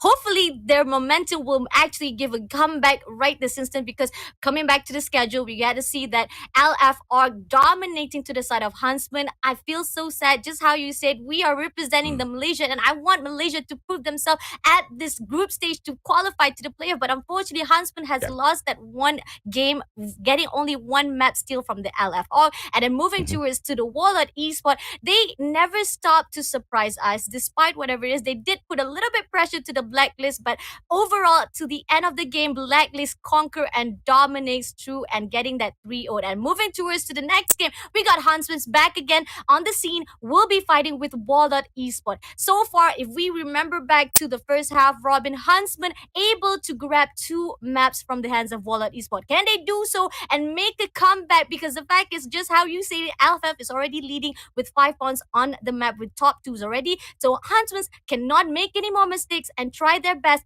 to actually top off the scores that LF has already acquired for their team.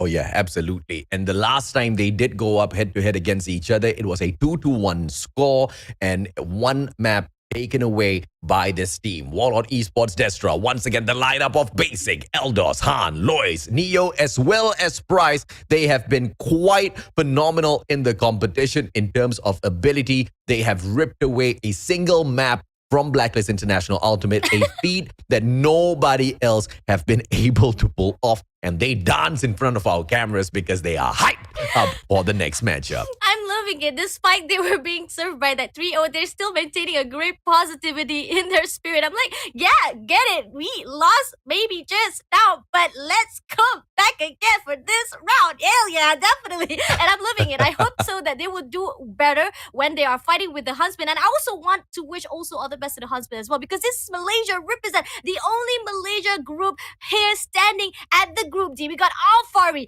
Eris AFI, Azmal, Derb, Raven, and Speed for the Huntsmen lineup. And I gotta say, Azmal, you gotta be just how AJ said, not to be too greedy, but I saw a lot of comments saying that Azmal is the SVD spammer, king of spammers. But what can you do? He's just amazing with the SVD. And talking about Derb making an opening at that Search and Destroy, despite they might lost that 2 map, that Search and Destroy will definitely imprint a great highlight in my mind, AJ.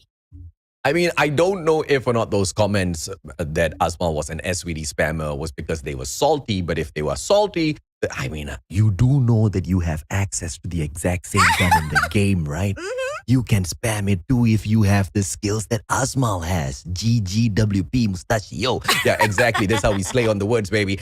Aries taking up the head-to-head against Neo. The KDA, of course, will be the win for the Huntsman side. Aries has been absolutely phenomenal out there delivering. But if you look very closely at the statistics, you will notice that Neo slays better. Neo slays a little bit more, but he just cannot sustain his life out there on the battlefield, whereas Aries is able to. And if you're looking at the fact that Aries also plays those objectives, this is going to be such a huge thing, because if you're continuously dying at the objectives, not being able to sustain for long enough, you're not going to be able to impact that match as good as you want to. And that is exactly where Neo struggles, and Aries most definitely shows up and dominates. But overall, in the KD average as well as the average score, we have a win on the Huntsman side. We have a win on the Huntsman side also when they went up head-to-head against each other the last time round. Once again, we have to emphasize, if they do finish off on a equal standing at the end of the day, if at all they are in the second and third spot, then yes, in the head-to-head, Huntsmen will still move on through to the playoffs because they have already won the first match against WARLORD Esports DESTRA. Agreed. This is something that we have to take a look. But WARLORD Esports backs again that coin toss and winning to dictate the map itself, and they are actually switching from the slum side to raid hardpoint. I think this is going to be good. I feel, but then again, I'm not certain, because they have the potential to fight off, and they saw how struggled that the team of Huntsmen already at the hardpoint match, so they're trying to actually penetrate to the weakness of Huntsmen is. And on the other hand, the BAM of Hacienda still maintain. I know for a fact that WARLORD definitely really wants to avoid Hacienda. They know that for a fact it's going to be tough for them. And the BAM back again to the firing range. Huntsmen, I don't know, AJ. What do you think? I mean, banning out firing range is quite the curious move here out of the Huntsmen, because the last time they went up against WARLORD Esports DESTRA, it's not like they took an L there at that map. And I don't even think they've played firing range so far in the first half of this double round robin. So, saya tak tahu apa sedang yang terjadi di sini. So, I'm quite curious if we ever get a chance to catch up with the Huntsman players. I want to ask them exactly why did they remove firing range from the mix. Maybe they're mucking around. Maybe they're confident with their ability to pull off a victory in here. But with the Huntsmen pulling slums into SND, it looks like they have really taken a liking to this slums map that other teams seem to struggle quite a lot on. Agreed. And I feel like the feeling of confidence to actually fight off with the team of LF off at the slums previously has actually making them more confident to get again on the same map. And probably maybe they say, okay, we figure out how the ways to actually tackle from each side of the slums, but that's gonna be search and destroy. That is only if we move into the search and destroy. But right now, let's take a look on the hard points. Raid right this instant, all full squad straight away to the P side of the first point, Sculpture, and most of the points really goes out to Huntsmen. They are able to clear it out. Somehow they're able to back it out, but finally Ares been taken down, and that's gonna give the information, or should I say the opening for the side of WARLORD Esports DESTRA to get in and get the points for themselves. Yeah, let's see what they can bag out in here now. 9-5. Huntsmen, they do not have a hold on that hard point, but as I say that, all of their players hop right on in, and they're looking at that backstab and the exact spot where all of the Warlord Esports players will be swimming out from. Derp loses his standing, but he sends that information right back. It's in the hands of Asmal, but Asmal loses his hold as well. And the players of Warlord Esports DESTRA very quickly and conveniently take over the hard point. That was an amazing break, one that the Huntsmen were not seeing. Agreed. The fact that Asmal was already there, could have able to get that information, but right now rotation is already back to the kitchen stall. But in the end, points that left over giving that info, or should I say more bonus to the side of Warlord Esports DESTRA to actually control and catches up to the points of Huntsmen Esports. And right here, Huntsmen's trying to get into the kitchen, making sure Warlord just distracting to the control, or should I say central garden right this instant, and more points coming in. Warlord will be able to actually catch this up if they're able to clear out Iris right this instant. Let's see what the Huntsmen team will be able to do in here. At the second hard point, they are cooking up a good meal for all of us, but the raid will not be that easy for the shutdown, because the swim for Warlord Esports DESTRA from the part where they spawn out all the way into the hard points, just a little too close, out of laundry from that garden space, straight into that hard point. And look at this, Huntsmen doubling back down towards that money hill. They want to set up a solid hold here for that P3, and they are missing out. They are losing out on so many precious points from afar. Neo will shut down Ares. They've already started the break even before the second hard point comes to a close, because they know, they smell exactly what the Huntsmen are cooking. Exactly, and that is a great contact, or should I say a great movement from the side of Warlord Esports. They actually able to clear out every single Huntsman and making sure that every single tactic that Huntsmen try to put up on the face, unfortunately able to tackle down all of the defense. But right here, Huntsman again with the early rotation, and this is the hill that we always talk about, the money hill that is easy to control but hard to break. But if Warlord Esports maintain the same break that they have done through P1 and P2, it's gonna be easy for Huntsman to take away the hands from the hands of Huntsman straight away for the P1. But right here, Warlord Bessie coming in from behind, he gets into the garage, he skings down and clear out. That is the break for the side of Warlord Esports. That's right, AJ. Oh, amazing stuff, man. Such a tough hill to break, but Warlord Esports DESTRA have managed to get the toughest play done in here with so much of time left on the clock, and they should be able to take over in terms of the lead in this matchup. And Huntsman once again doubling back down, backing away from that engagement to set up basketball court. But Eldos is already present at the basketball court. He wants to play a game of ball. Asmal slides in and Eldos gets out, and the players of Huntsman, they've got a hold of the basketball court before it unlocks. Lois now using that power position inside of the bedroom to go in for that quick shutdown. And finally, Warlord Esports DESTRA moving on in for the annihilation. But Asmal brings out the annihilator. Who will get taken out first? It looks like Asmal wants to focus on making sure Warlord Esports DESTRA stands no chance in this hard point. A great positioning, a great maintaining of the angle. They know for a fact that Warlord is not going to actually contest, but there's going to be a drone right here. Will it hit anyone? Nope, it's not going to hit anyone. A great well done job from right decision Huntsman. On the other hand, Aldo's trying to break it through from the staircase. He takes one. No, that's also been shut down. A great defense from Huntsman right now. This is the hill they're able to control for more than 20 seconds. A well done job. He did not giving any chance to the Warlord Esports to come through. Asma with that Predator able to take down Neo. Not even a chance for the Warlord to even come in to the basketball to play balls, AJ.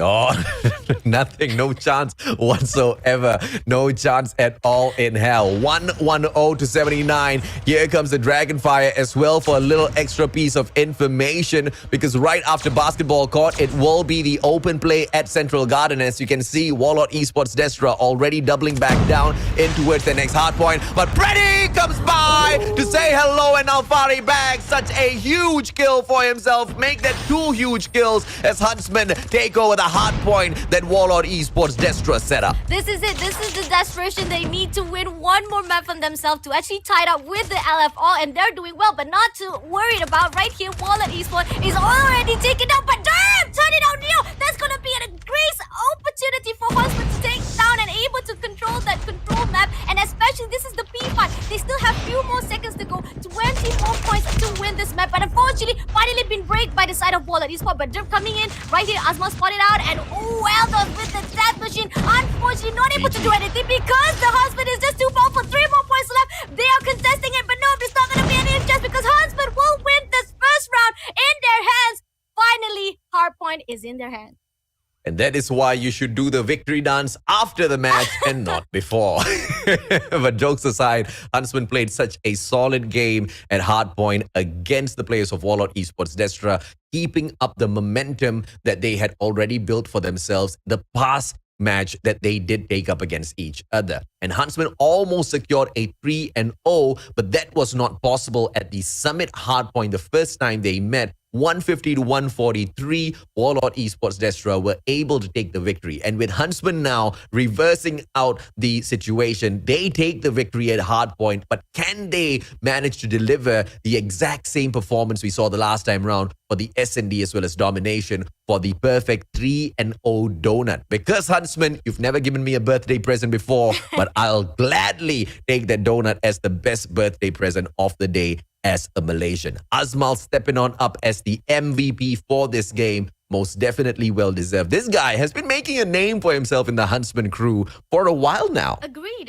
I mean, I feel very warm and how do I say, very proud of him because I saw him from the Ways of War, seeing him from Rampage, and then he moved to the Geek Fam, and then moving back to the Huntsman. It's just so amazing how amazing he is. His performance is. He's improving. He gets better and better every time I see him. I really respect. This is why I always love the Malaysia side. Not to be biased, but I want to see more Malaysia talents come through and have a highlight of their own and not being down on themselves and feeling so scared to push through and having that positive and aggressiveness to fight with their enemy. And that was what we saw when it comes to Huntsmen fighting off with the Blacklist. I know it's a little bit overwhelming. The power is imbalanced when it comes to Blacklist. They got it going. When it comes, especially with Yato, MVP with 2.6, nobody can top that off when it comes to KDA AJ. I have seen everyone got that MVP. It's a soldier of the game. Nobody has the highest KDA compared to Yato. And Blacklist, they're on another level. But when it comes to Huntsmen, I want to see them tap themselves off for the potential and maybe bags at least maybe come in from one level to a next level, just little by little. Who knows? Maybe you will be able to be at the same balance stage as well as Blacklist AJ. I'm starting to detect that the players of Huntsmen are about to get the Fasha buff. Oh! But here's the question. Tyrant Esports versus Huntsmen. What's your call? Oh, don't do that, AJ! Oh my god. I got people commenting last series saying that does Farsha Bunny has a crush on Young Jay? Please. Gossip aside. Scandal aside, please. No comment. So and now we have a new contender, Azmal, in the mix as well. That's a GG for Young Jay, man. He just thought that, it was all in the lie, free and easy, right? Fasha Bunny was already out there giving him that buff, but no, he's got to compete with Azmal now. So yes, we are going to go back to that line of story later on, whether or not it's Tyrant Esports or Huntsmen who get the buff. But let's see if or not the Huntsmen can even get to the playoffs or not first. WARLORD Esports DESTRA, they've already taken an L in the previous matchup, and in this S&D game, instead Huntsmen, they very quickly take over the mid segment of the map very dominantly in this S&D, not allowing WARLORD Esports DESTRA to move on up towards that bomb site. And the bomb carrier taken out of the equation already just puts WARLORD Esports DESTRA in an unfortunate situation. But as Neo shuts down Ares did manage to tag out Neo just before that. So it's a great trade. It's a great trade, as a matter of fact, from the side of the Huntsmen. Great, well done job. Despite whatever it is, I know WARLORD was trying to get into that bomb site, but still, Derp maintaining that, not even moving. This is what we needed from the side of the Huntsmen previously. They don't want to overextend themselves, but right at the same spot, making sure do not overlook any angles. That's what we saw from the mistake that Huntsmen has done so far. But here they're coming back to the slump, trying to actually challenge back. They know how they can do it with the side of the LFO. They're gonna do the same fighting spirit here. And right now, Basic trying to get in, but nope, Hanil will be shut down. Basic coming through from the dumpster. He shuts down Derp, and that's going to be an opening for the side. Huntsman will be 4 more players to go, but right now Basic will be contested. Alfred coming in from the back and still into the center. Takes down, and Raven also being shut out by Eldos, but Alfred right here trying to do a well done job, but no, that spray will not be enough. Eldos shuts down Alfred as well, so 2v1 Huntsman with WARLORD DESTRA.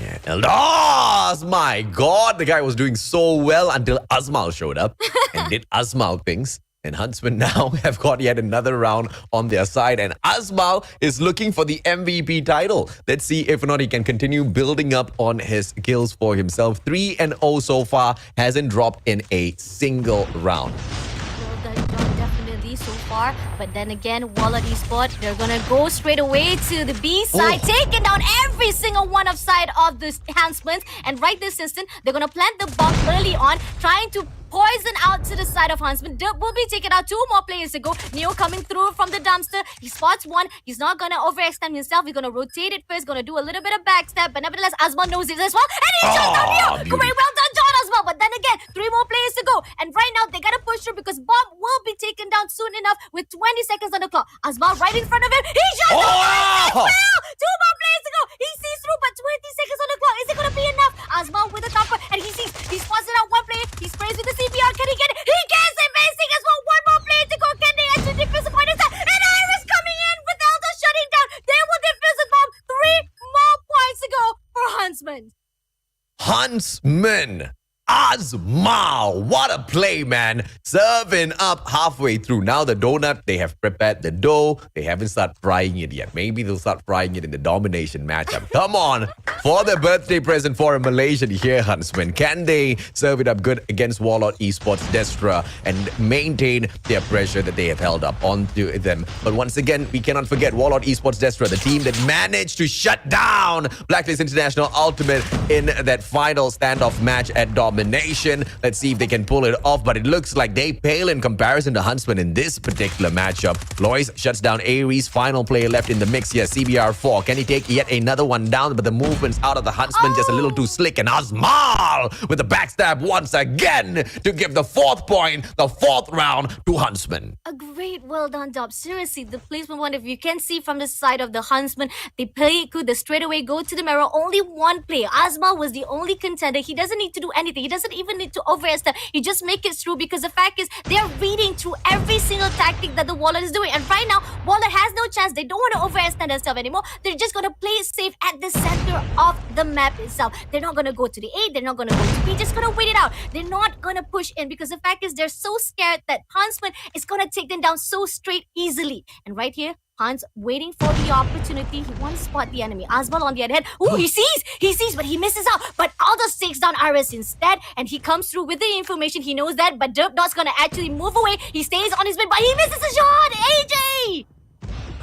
Machan didn't even take the shot. Can he now go in and secure a kill? 1 player right in front of him, and Alfari shuts down Lois instead. Derp didn't even need to do much, but Alfari manages to back 2, back to back, make that 3. Can he get the 4th one? No. Hunt disables him, but Derp finally strikes when the absolute time is ripe. Azmal backstab. Can he find one? Derp misses the first shot, but Azmal does not. And Huntsmen, they continue to dominate WARLORD Esports DESTRA in this SND. Come on, man. Can they get yet another round? Perfection out of the Malaysians today. I know this is your birthday, AJ, but I feel like this is my birthday as well because I'm super proud of Malaysia, this is what I want to see. Malaysia bully, and at this moment, switching side has been done. Alfari straight away to the B side, trying to take down 1 player, but unfortunately only got Basic and Raven coming through from the sculpture. 2 players coming in. Again, not going to overextend himself. WARLORD on the other hand, trying to figure out to break through, but shuts down by Azmal. That's going to be an information, and they will definitely bomb straight away. And on the other hand, Alfari taking sweet time. And right, this is Eldos. Not even a shot will be coming through because Azmal shuts him down. Alfari, 1 more player to go. Alfari might be able to backstab it, but Louis coming into the sculpture. But Raven shuts him down his hand, and it's going to be a clean cut for the Huntsmen to win this round 6-0. Beautiful donut indeed. Wow! And that's how I feel right now. Like, wow, Huntsmen, did you guys just pull that off against a team that managed to eat a map away from BLACKLIST International Ultimate? The answer is yes. They most definitely did a dominant showing at that hardpoint matchup, an even more dominant showing at the SND. But can they close out Domination, or will WARLORD Esports DESTRA still prove that Huntsmen is not perfect just yet? That they can still draw blood, and they can most definitely draw blood from Huntsmen, because this one final matchup, this one domination game is still out there for the play. Agreed. And seeing how Azmal is, it's not to compare to the numbers that he did during fighting with the Blacklist. I mean, sorry, LF Orc, where the fight is he had much more points, he had much more kill. But I love this numbers from the side of the team of Huntsmen because not much. Yes. How do I say, they have a balanced scores to compare with previously. A lot of people got negative, especially only Azmal was the only one who was the only contender. He was able to pull it through, but right here on out, I can sense that everybody is pulling their own weight to fight off, and that's why they got that 6. So they deserve it. And on the other hand, for the Warlord Esport, no matter what tactic they try to do, it's not gonna be easy when it comes to fighting with Huntsmen at the slums. Oh yeah, absolutely right. And Slums just seems to be the home of Huntsmen right now. As far as Group D is concerned, it most definitely is the case, right? And Huntsmen have not gone in there and struggled all that too much on Slums. Yes, they did lose out to Blacklist International Ultimate at the hard point, but that's Blacklist International Ultimate, right? So we can't really hold it against them. But against all of the other teams, whenever we drop into Slums, it's just one team that shines through, and that's the Huntsmen. But can they hunt down Warlords Esports DESTRA in the Domination matchup as well at standoff? Because this is a map pick of Warlord Esports DESTRA and Domination at standoff. This is quite the interesting pick here because this is exactly where they got the victory on the champions, Blacklist International Ultimate. So maybe that's the secret sauce. So Huntsmen, they've got their work cut out for them. And if they're able to still maintain their pressure, still get this victory, serve up the 3-0 hot donut to Warlord Esports DESTRA, wow, I will truly and thoroughly be impressed today, Pasha. Agreed. 150 to 132. That's a lot of numbers to the side of Warlord Esports. They have the most potential when it comes to fighting off at the standoff Domination. But then again, we saw how they were when it comes to Warlord Esports at that slum, or should I say, when Huntsman was fighting with Warlord at slums, where 150 to 86, it is their home base. So to compare with the base that has been or should I say been picked out by your own enemy, it's gonna be tough. But this is an OG map, so they gotta get it in their bag. They have to learn it already from the side of the how many years, 2 years been fighting off at the CODM. You gotta know every single tactic. And right here, Aris taking down that hotel cut, shot downs everyone from that yellow house, from the hotel room, even to the one that was amazing. And right now, triple catcher will be at the stake of Huntsman. Oh, Huntsman, my goodness me. But the C flag got sacrificed to Warlord Esports DESTRA. And Derb's Hunter Killer Drone, although it did manage to get the slay, it was just 1 second too late. A and B flag in the hands of the Huntsman. Now, as Han turns around the corner, he unfortunately meets Ares, who easily takes him out of the equation. Freddy manages to bag 2, and that's gonna be a great kill coming through from Ares. 21 to 13, still maintaining this dominating hold over those 2 flags. But now not going in for the overextension. And I think that Huntsman should not be trying for a triple cap here, right? We've seen already what happens, and they now have got the favorable side as well. Into Grannies, you get to control your hold on that A and B flag. So everything is going in the way of Huntsman. But if they go in for the overextension, they might get punished. Agreed. And we saw how they were when it comes to Blacklist. They have a lack of communication that actually make it is so hard for them to fight off with the Blacklist. And right now, they're learning from the mistake. But still, that hotel side is so difficult to defend. Every single time Warlord Esports comes through, every single one of the side of the Huntsman has been taken down. And that's going to be a really hard time for the side of Huntsman to actually control the B, because it's going to be an opening for the side of Warlord Esports to come through. But then again, this is just the first half of the first half itself of the Domination. They're still maintaining a great composure right this instant. Even the Warlord Esports might be able to come in through the hotel side. They're not going to allow it, but Basic coming through takes down Azmal, but no, being shut down straight away by Alfari. Alfari will maintain and will continue us, will repeating back to back. Every single time someone's down, the Huntsman will come through to actually replace the steps.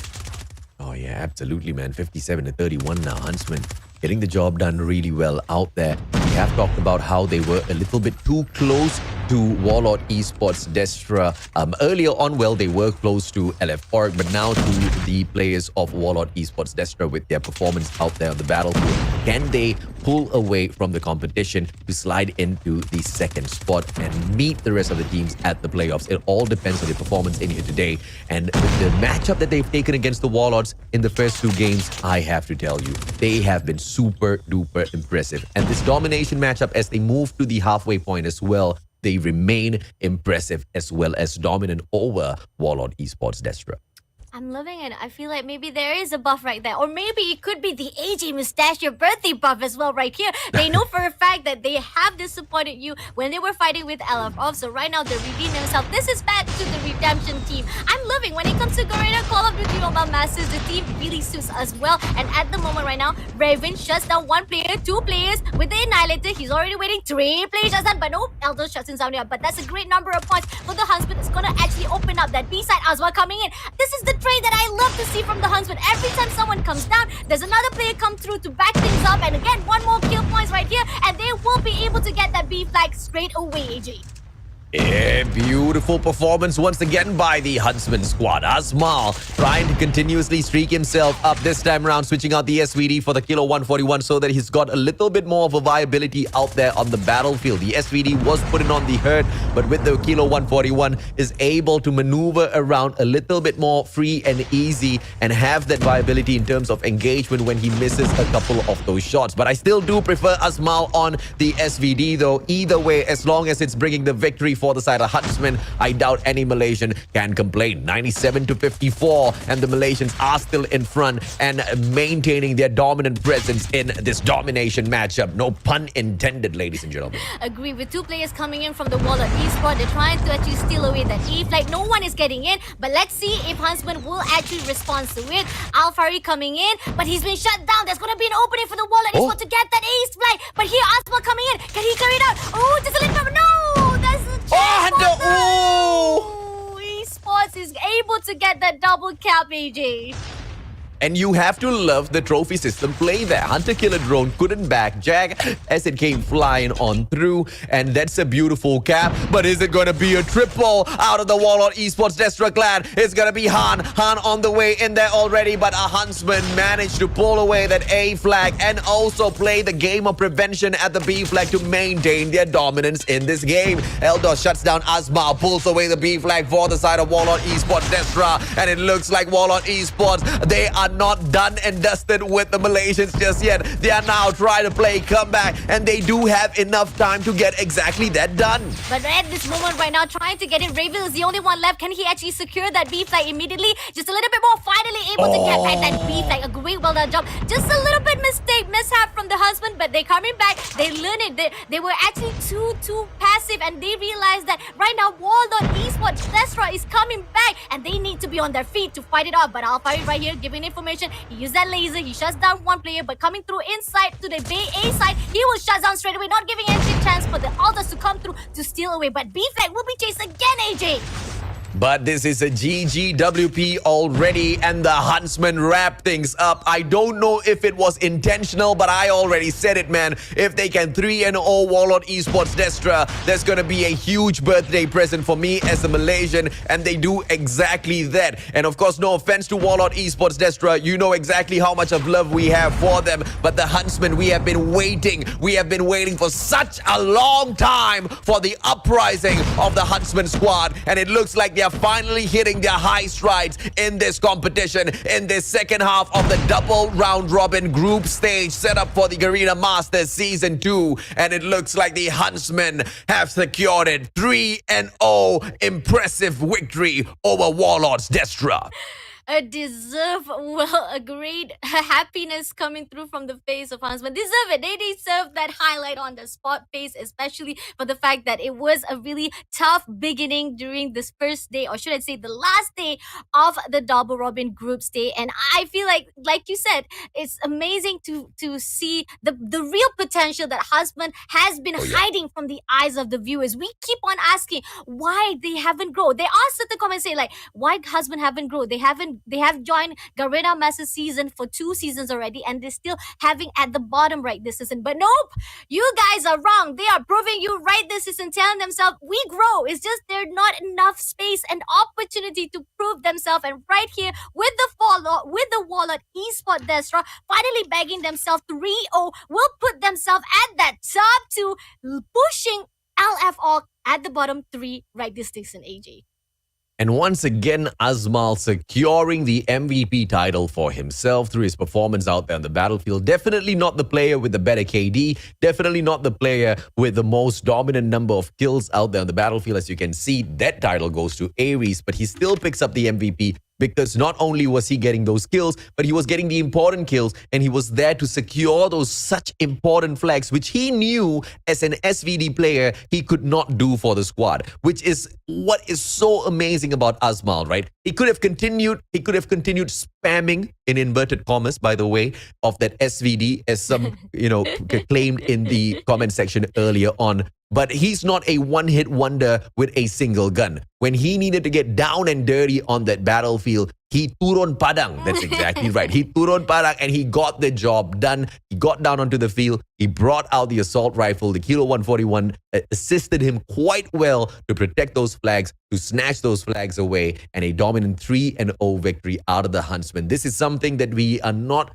accustomed to, because the Huntsmen, they've got their up days, they've got their down days, but this is something that they have not been able to achieve in the competition for quite a while now. A 3-0 solid victory over a team, but they've delivered that right here, right now, today.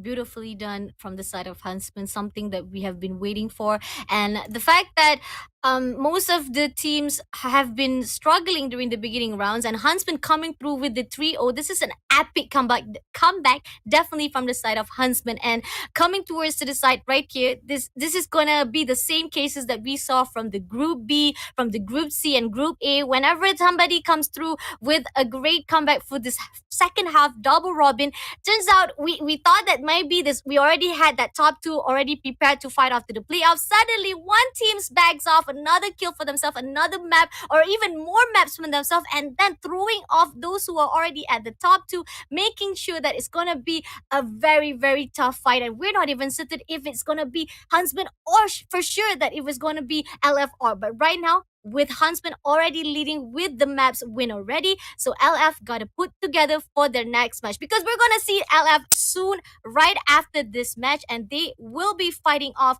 with the team of Blacklist, the Kings of the Kings, who already backed 3-0. Can they make it through? Can they actually chase up the points to the side of Huntsmen, or will they be shut down straight away at this group stage, AJ?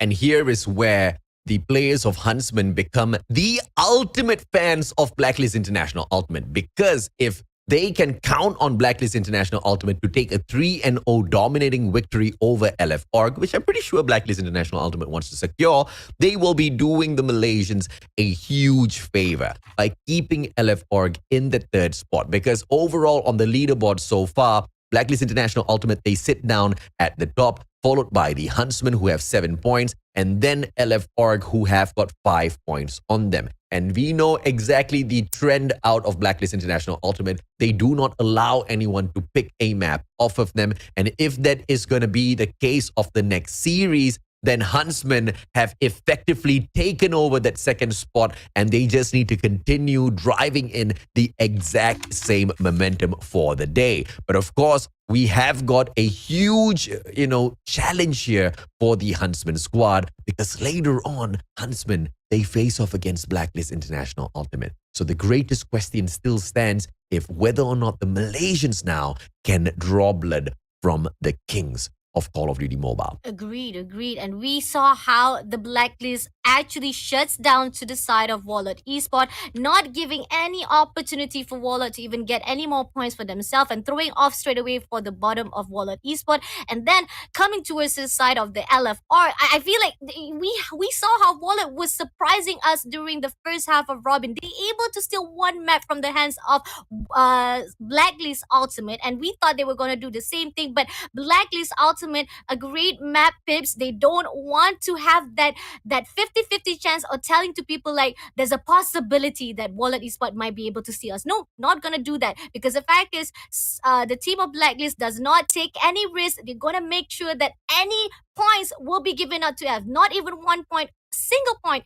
will be given out to their own enemy, and that was what we need from the rest of the team as well. They gotta make sure none of the teams will be able to actually contest any maps whatsoever when it comes to getting some of their points. And this is what we saw from the Huntsmen, making sure that WARLORD Esports does not contest it out from the side of the hard point and right to the search and destroy, as well as Domination. Not one single map was too tough or too struggling to the side of Huntsmen to get as much as point for themselves, because the fact is WARLORD Esports, they're not maintaining a great momentum so far. Huntsmen, on the other hand, they're doing just great, AJ.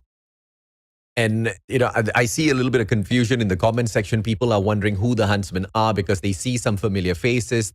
But then, there are a lot of unfamiliar faces in the lineup as well. So what has happened is Huntsmen is actually Udo RSG. So they have lost the partnership with the brand. And it obviously comes part and parcel with not being able to go out there and perform at the highest level. Brands come, brands sign on, brands sign off. But, as they reverted back to their previous form, because before they became Udo RSG, they were the Huntsmen, right?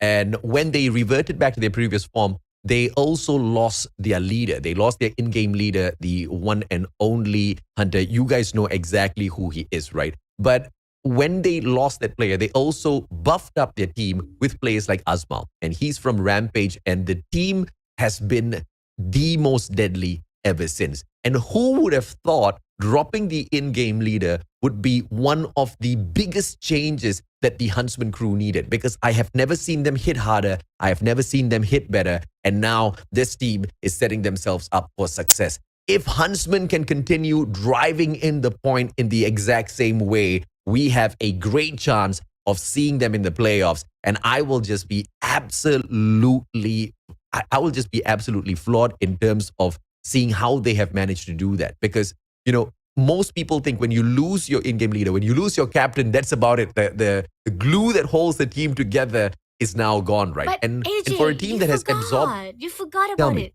Derp Tell is me. still around. Maybe our Not only... IGL maybe is Yeah. gone, but Derp was actually the ultimate key for their previous Yes. team, because Derp has done a wonderful job despite whatever. Whenever we see that maybe sometimes there are certain players from the side of Yeah. Huntsman who was not performing well, Derp was there to control the motion. He was the only Yeah. one who performs very well despite how the teammates were not able to pull their weight through. So despite whatever Correct. it is, I know there are certain viewers who are confused. This is like a mashup of everything that Malaysia talent has, from one group to another group. It's just beautiful. It's like a diversity of every Yeah. single team that has been at the platform of Garena Call of Duty Mobile since AG. Yeah, and unfortunately, we only have to depend on like one or two teams. No matter how many times we merge them from different teams, they are always from the exact same organization, same group. Yeah. So we want to see more pro players from Malaysia. We want to see more talent out of Malaysia. But we will only, I guess, have that when people get inspired. Because we see a lot of talent from the Philippines because they believe it is possible. They see Smart Omega, they see the uprising of the team, and they believe such a dream is possible. The Malaysians need someone to believe in as well. And I think Huntsmen can most definitely be the brand. But they have to make the right decisions. Let's see exactly what continues to happen in the competition, ladies and gentlemen, boys and girls. We're going to take a quick short break. But when we come back, it's going to be series number 4. And we will get the opportunity of seeing LF Organization take on the Kings Blacklist International Ultimate. We'll be right back.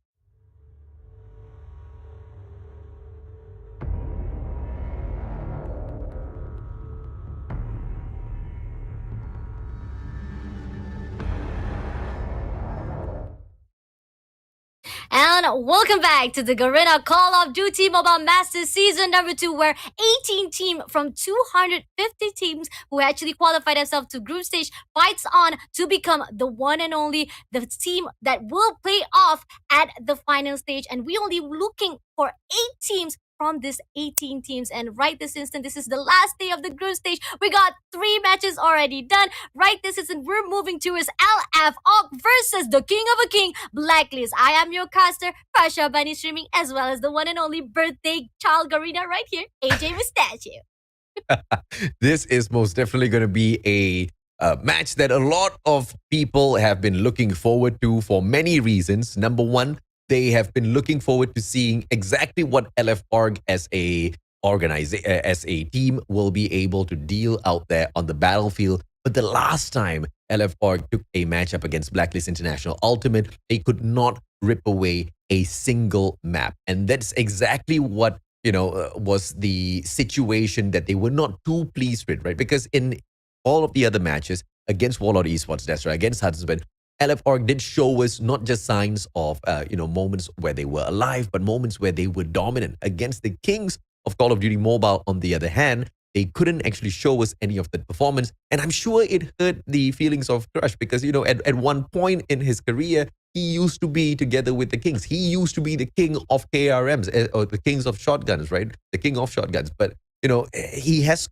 fallen quite far away from that sort of a performance that he used to be able to deal out there. And now we barely see him on those MVP title plates. So it's quite a concern for LF Org overall. Yep, agree. And the fact that everybody was wondering what is happening to Crush and moving towards to see how smart Omega, despite losing Crush, they maintain a great composure with Range doing even better. I feel like Crush is even crushing inside, and I hope that Crush will be able to pick himself up, fighting off with the Blacklist, and seeing how their first start off with the team of Huntsmen was actually a great beginning, and we can see it from the schedule itself. LF organization able to take 2 maps from the hands of Huntsmen. I thought Huntsmen was going to break down even from that first beginning round, but then they come back when they fight off with the WARLORD ESPORTS DESTRA with the Donut. Continue on actually repeating the fight that Blacklist has done to the WARLORD ESPORTS DESTRA as well. So WARLORD ESPORTS DESTRA is already pushed down to the bottom, while Huntsmen is already at the top, not really tying. They're only like 2 points away from LF Org, AJ. Yeah, absolutely right. And now the players of Blacklist International Ultimate, they face off against LF Org. LF Org, a team that sits in the 3rd spot at the moment with 5 wins to their name. They are looking to overcome this challenge that is before them and to replace Huntsmen in that 2nd spot. But in order to do that, they need to take at a minimum 2 maps away from Blacklist International Ultimate. If they want to secure that 2nd spot for sure, they need to take every single map. And I don't know if this team is ready for that. Batman, Bench, Crush, alongside all of the other players on their side, they will be looking for the victory. But as we have discovered in the competition from the first half of this double round robin, LF Org is not really having the easiest of time in the competition. Agreed. But back to the when we compare from the first half and the second half, I gotta say the second half so far, the beginning for the LFF is doing well, smoothly so far, but because they were fighting with the team of Huntsmen, and we saw how Bench with during that hard point match, that was amazing. 151 48 to the compared to the Huntsmen. We thought Huntsmen was going to win that, but then the team of LFR just surprises us. Bench was the ultimate key, and right now we hope that Bench will be able to do off fighting off with the Blacklist, EG, Dabin, Skirt, Teen, Yato, and Yobabs with Yato, KDA 2.6, the most highest of MVP for the game of Garena Call of Duty Mobile Masters. I don't know what Blacklist can concur after this, because everything has been done. We cannot mess around with the Kings of the Kings, AJ. Oh yeah, absolutely. In this group, the ones that shine through with those KDs, most definitely Blacklist International Ultimate. But there is another team that has been shining through with the KDs in the competition as well. And that is the one and only Almighty. The ones who were speculated to win the World Championship that we saw Blacklist International Ultimate grab at the very end of the day. They are your Eastern champs. And from then on, once again, they have been the truly dominant in each and every single competition they hop on into. And this is do or die time now for LF Org if they want to be one of the teams that does manage to survive the onslaught of the other squads within this Group D. Because when we look at the luck, when we look at the trajectory of WARLORD Esports DESTRA, they have one more opportunity to take the matchup against LF Org later on, and that is going to be the very final series for themselves. Even if they win every single match, and if Huntsmen is holding on to that second spot, they will not be able to take that playoff spot because Huntsmen has got the better head-to-head against them. They've already won out their first series in the double round robin setup. So the chances for WARLORD Esports DESTRA looks super slim now, but LF Org, they still have a viable option in here, but it all depends on how they do against Blacklist International Ultimate. When we look at the head-to-head here, things do not look so great because a 0.88 KD on a negative versus a 1.55 KD on the side of Yato clearly shows the difference in terms of survivability out there on the battlefield. And if you would want to think that Risky maybe placed those points, objectives a little bit more, even then, Yato beats him out at those average score, which, if you are a fan of LF Org, you might be worried about. Agreed. The fact that despite the numbers really tally up to the side of Yato, and we saw how he was when it comes to fighting off with the team of Huntsmen, they are destroyed. They are indestructible, and LF gotta double down their game when it comes to fighting with the Blacklist. They have to learn every single move that we saw when Huntsman made a mistake. They gotta learn from it and make sure that mistake will not be put out at the battlefield when it comes to fighting with the Blacklist. And here's a thought, right this instant, who will get the coin toss? Is it going to be the Blacklist who will actually pull them to their own home base, or LFR who gets the shot? And it is LFR who gets the shot. They actually brings Blacklist back to the raid hard point. Summit will be taken out for this from Blacklist, and I feel like LF has been actually banning Hacienda for a long time. I feel like maybe because they're very scared to actually fight off. They never played at Hacienda throughout this group stage, and I'm wondering, is it really the weakest map from themselves? And then moving to the last match is going to be Standoff Domination, AJ. Standoff Domination, the map where we know Blacklist International Ultimate is not perfect at. This is the map where they lost to WARLORD Esports DESTRA in Domination. So it's the exact same map, it's the exact same game mode. Let's see if or not history will repeat itself only in the hands of LF Org this time round. In terms of the map setups and all, I'm looking like, this is potentially going to be a viable option for LF Org to pull away one or two maps. But this is against Blacklist International Ultimate. What am I even saying, right? I mean, LF Org has looked shaky all throughout the competition, but they do have Crush on their side. And this guy has not been shining in the recent times, but I know he has got so much of capability, in and around him. All of the players that back up Crush in LF Org as well, they can deliver out there on the battlefield and sustain the performance. But, they just haven't really been able to hit the perfect spot in terms of chemistry. Let's hope they will achieve that through the fight against Blacklist International Ultimate. Because you know what they say, Fasha? If you want to be good, you go out there and compete. But if you want to be the best, you got to compete against the best. And that's exactly what LF Org is trying to do against Blacklist International Ultimate here. Agreed. And with the match point, Blacklist got the first match actually, but then FF able to actually break through that kills, and right now they're trying to defend it well. Yorbabs on the hand is already not going to advance down, so he's going to be a great opening, or let's say a great angle from the side of Blacklist. Not going to do anything, just making sure that no one goes through to the B1, but early rotation is already back to the side of LFR. I'm not sure why they're already waiting for the P2, because the fact is that's already left, not even a leftover from the side of P1. It's too early on to be sacrificing that P1, but then again, let's see if that early rotation will do their good, AJ. Yeah, absolutely. 29-5. Blacklist International Ultimate running away with the initial points.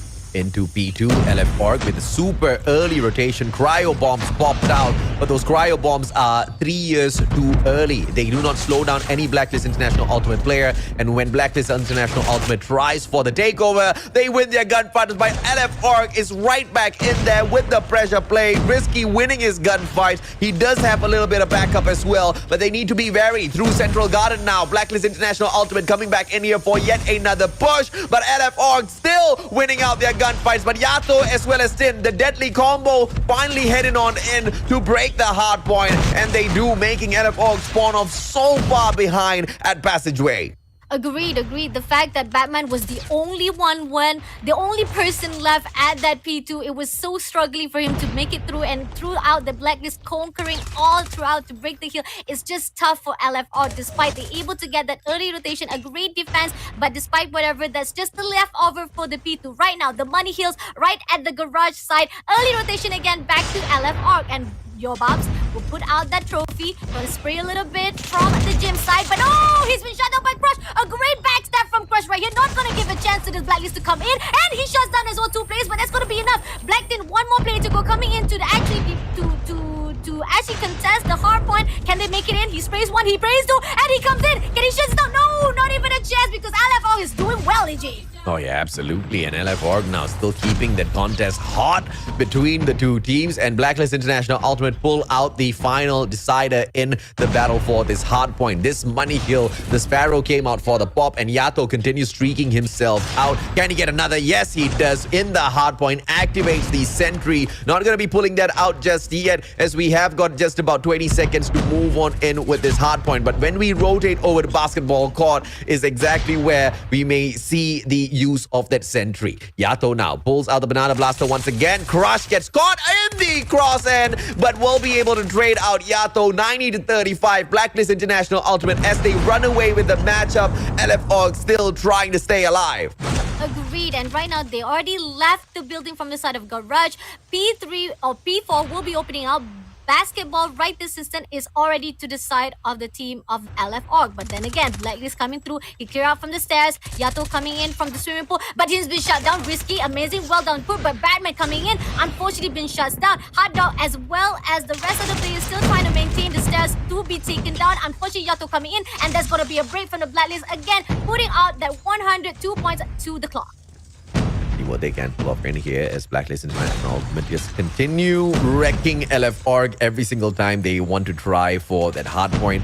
And it was once again an early rotation from LF Org that Blacklist International Ultimate just breaks like it's absolutely nothing. Freddy will make its appearance in here potentially as Jabin brings it on in. Crush gets taken out of the equation, and 122-48. Blacklist International Ultimate booking the membership for LF Org to that 50-point club.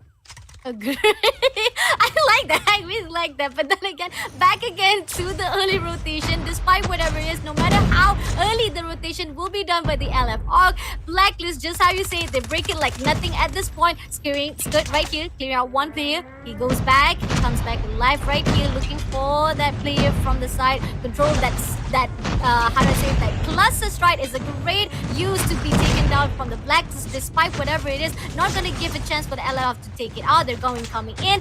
That goes from Hat Dog as well as Bench right this instant. They're coming in. There is a contest to the side of this P5, but then again, Blacklist a little bit slow paced and coming through. We are seeing the break has been done from the side. But Bybit coming in? No, not even a chance. Blacklist does not allow it. LF Org declining the invitation to the 50-point club, and they say they are better suited for the 80-point club instead. In fact, they might just want to win this overall. But Blacklist International Ultimate with 3 more points to secure this, they most definitely will not want to allow LF Org to move on away way too far or way too close to them, I have to say. And that 80-point club will have to be exactly where LF Org finishes their gameplay in here. 1 more extra point for the match will not even be possible as Blacklist International Ultimate head on in towards Square Center, but winning out the gunfight is LF Org, opening up the next hard point as well in here for the reset. LF Org winning out their gunfights back to back. Suddenly, they have got life in them. But is this too late, Fasha? No, not too late. Right here, Yappa's coming in. He shuts down Batman. 1 more play to go, and he shuts down Crush. No, unfortunately, no. LF is just too late. Even though there was a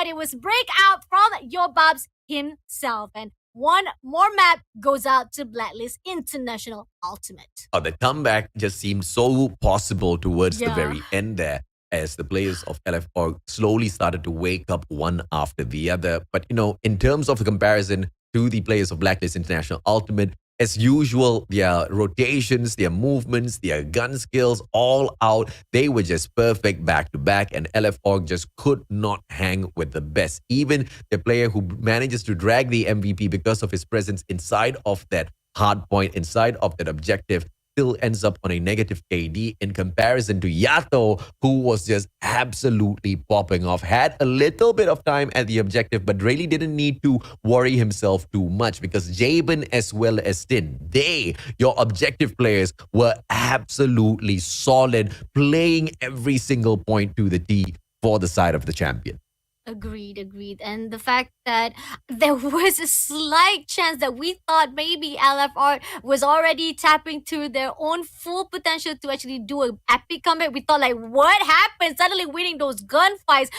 Is P1 will be able their comeback? But no, Blacklist comes through. One player just needed Yobabs right there to clear it out, to make sure that P1 will be stole. And that was just perfect. That was just perfect despite. And I feel like there was a part where the side of Blacklist, that P5, they could have ended right there, but there was such contest, especially the fight between the team of LFR was just tough. I really thought that LFR was coming back. They had that something like saying, oh, we're gonna do it now. There's such motion, they're able to win those gunfights. But then again, Blacklist was just amazing with the placing, with the power position, and still LFR a great effort, but it still wins to the side of Blacklist. Yeah, and we're not surprised with the result in here. The only surprise will be when LFR actually manages to take down all of these Titan squads and show us that they have finally managed to conquer their own teamwork, their own chemistry before stepping out there onto the battlefield, because it still seems to be a little loose.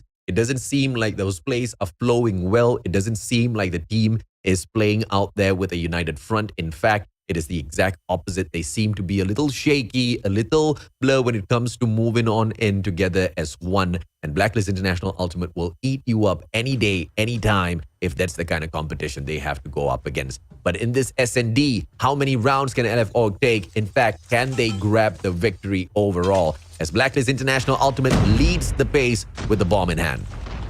This is the only map that I think that Blacklist has not actually played out Search and Destroy, as well as both of these two teams, LFR as well as Blacklist. So I'm wondering how they're going to actually fight it out. But Risky able to shut down Yato. This is the map that Blacklist have chosen, and I'm wondering what are they actually trying to prove. Maybe they want to say, like, you guys might not see us fighting off here, but this is our map as well. And let's take a look how Blacklist shuts down from the control room. Oh, Jabin being taken out by Bench, and 3 to the side of Blacklist, 4v3. LF is doing well so far, but then again, Bomb is still being pulled. EG is just taking his sweet time trying to go to the B side. It's really open if LF Orc does not do something right now. Yeah, LFO not making a mistake, but Bench gets outplayed by Skirt and can be wrapped around here, but Risky with those far off shot with the CBR4 will be able to pull one man right back. So that's a good trade coming through from LF Orc to keep the numbers advantage, and they are putting that pressure onto Blacklist International Ultimate. But either way, AG finds the bomb site. Crush, big play, spots out AG, and Trigger Discipline to shut down the player at the very final moment. Can go in for the defusal now, but Yobab's right above. Epox manages to shut that down with the secondary MW11 Spectrum for the win, and LF Org secures round 1. Well done. Despite that B was open, I thought that Blacklist was able, but numbers really tally. There's definitely points out. Advantage numbers goes out to LFR, and I was surprised. It could be a bug from the spectator. There was a slight delay from Crush motion, but I'm happy that he's able to shut down AD just right on time. And again, to the side of Epox as well, able to control that control room and making sure that Yobab does not get down. A great 1 point. That's just the beginning, but so far right here we can see aggressiveness coming from the Blacklist, but Risky takes out one player as well, being traded off by Yato as well. And right here we can see 3-2v4 at LFR. I know there's still on the side of LFR. They are trying to turn it around against Blacklist International Ultimate, and they have the exact same advantage as Blacklist International Ultimate has in this matchup, where they have not really performed at this map for SND just yet. But the one up that LF Org has is the fact that even in previous competitions, we don't really have a lot of information on them, right? But Blacklist International Ultimate, I'm very sure the players of LF Org would have been able to go in and break down each and every single play, each and every single rotation that has been made on the SND at Summit prior to this day. Jabin, great with the movement, managing to back away just behind the wall to catch Hot Dog off. Bench gets slain by Yato as he gets tagged up himself, but has got enough HP to still run around and keep the pressure up against the rest of the players of LF Org. Epox down onto the ground will only leave the one and only Crush in for the play, who manages to secure one good takedown against Yato, who just teases him away and repositions. Crush now, can he hop right off and secure this win? Pulls out the DLQ. This is a rare sight. Catches the head of Yato, does not take him down, but gets marked up all over. Engages two players at the same time. Slays Yato, my lord! DLQ for the win, but a little premature with the slay. He does not shut down Jabin. 15 seconds on the clock, right? This is in 1v1. Jabin is going to do a rotation. Crush on the hand is on the top. He's going to defuse the bomb. The angles is right, not at the right spot right here. Jabin will take him down straight away. Unfortunately, a great 2-point kills for him. But in the end, Jabin has the great rotation on Blacklist side. 1 point goes out to Blacklist Ultimate, tying up themselves. Crazy stuff from both teams in here. But let's see exactly what LF Org can continue to deliver if they've managed to draw one round in terms of blood from Blacklist International Ultimate. I might think that they can continue to do that a little bit more, unless, of course, Blacklist International Ultimate wakes up. Ultimately, Crush now going in with the boxing gloves, does not manage to secure it, and that's what happens when you do not use your gun. When you bring the boxing gloves to a gunfight, Blacklist International Ultimate team aces you out of the round. I think they just wanted to tease up a little bit of Tyrant Esports Susano when he was all over the place with the boxing glove being all Muhammad Ali. And I mean, I know, I feel that same way too. I want to say, why does, when somebody does using that boxing glove, they does it very well, very beautifully. But when I do it, it sucks. I die for myself. in the end, right here, Crush could not do that. And he got to pull through for the trigger of discipline right this season. Let's take a look. Your Bobs spotted out one player. He backs it off. Instead, that information will be given. Jabin at the high ground. He takes out just a little bit more, not enough, but he knows behind him he will actually finish off with that Tomper. Getting it done? No, he doesn't get it done. He's been cornered out by all of the players from the side of the LF Org, and right now Yato coming in for the backstab and able to finish off all the LF Org, left with one more play to go hard dog, meeting off with Yato and shuts him down straight away.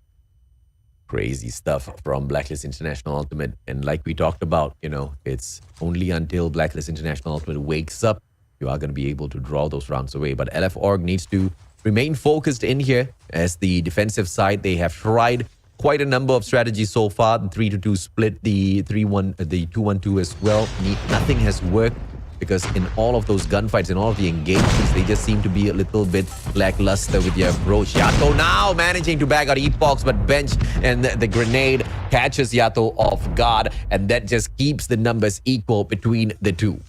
A great momentum during the beginning round, but now LF Org has decided to actually decline every single motion to take down. But Badge finally breaks through, takes down Jabin, Hard Dog takes down Your Bobs, 2v1, and able to crush out Blacklist. One more player to go, and finally get one more point for themselves. But this is just the beginning. We saw how amazing Blacklist is actually making sure each and every single tactic that LF Org has put out on the battlefield will be taken down immediately. But then again, I love how LF Org is not giving up. They're still trying to put out a great fight with the Blacklist. Coming through with the bomb plantation. Crush coming in. Second floor got benched, but Crush being shot down by EG straight away. Scared. We'll get that information.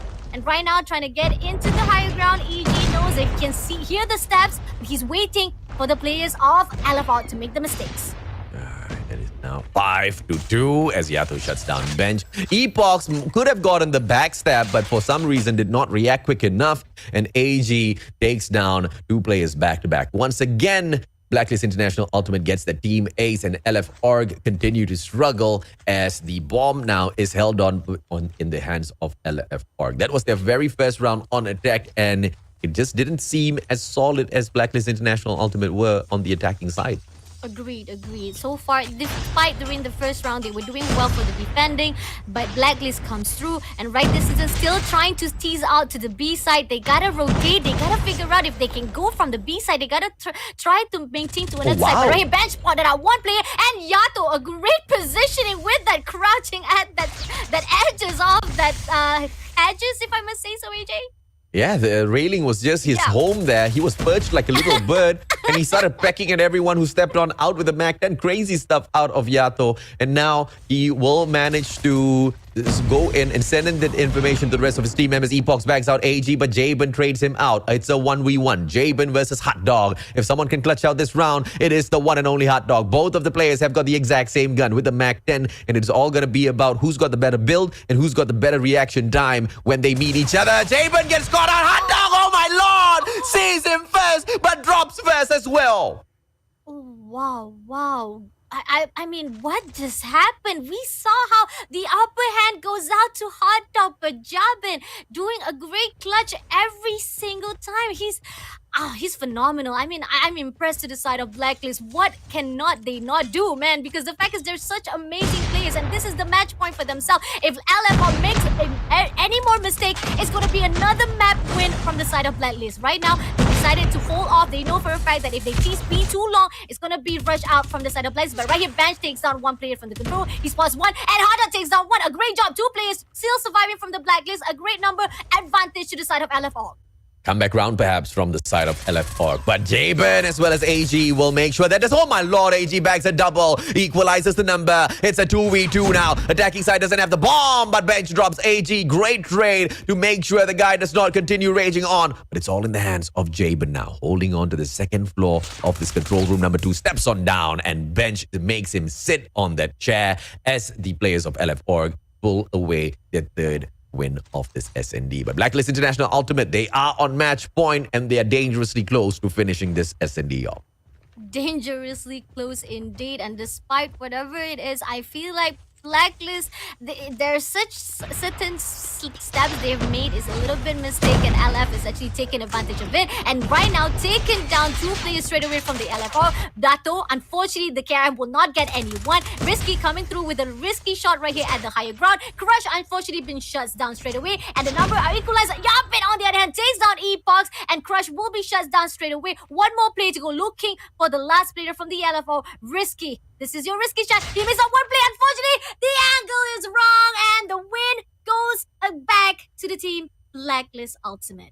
And Blacklist International Ultimate picking up 2 back-to-back wins. LF Org, on the other hand, continue to struggle. And they are most definitely not doing themselves any favor. Favors are being done out there, though. And that's the favor by Blacklist International Ultimate for the Malaysian team of Huntsmen. Because each and every single round won by Blacklist International Ultimate makes sure the distance between Huntsmen and the other team is maintained in here. And that's exactly what the Malaysians want. 2 points is what sits between LF Org and Huntsmen for the catch-up gameplay. But LF Org, they struggle to pull a single map away from Blacklist International Ultimate. And now we have one domination matchup. But if Blacklist International Ultimate continues to dominate in their usual fashion, we know exactly what the score is going to be, I guess, Pasha.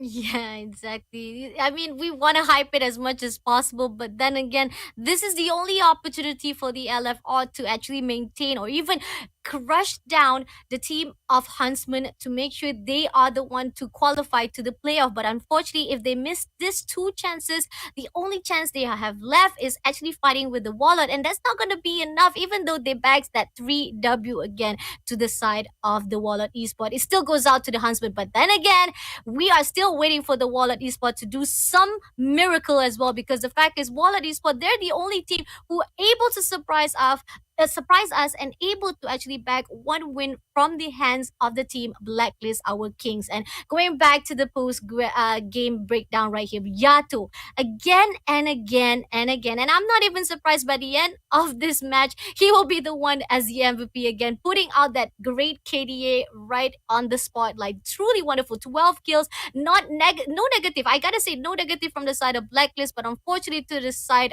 of the team LF Org, it's just sad to see there's certain times they might be able to get the kill that, but then epochs make sudden mistakes, even risky, or if I'm not mistaken, it was Hot Dog was making a mistake. He got the upper hand, he saw Jabin first, but then the points goes out to Jabin instead, and 2 maps been won by Blacklist. Nobody can top them off right this instant at the top 2, AJ.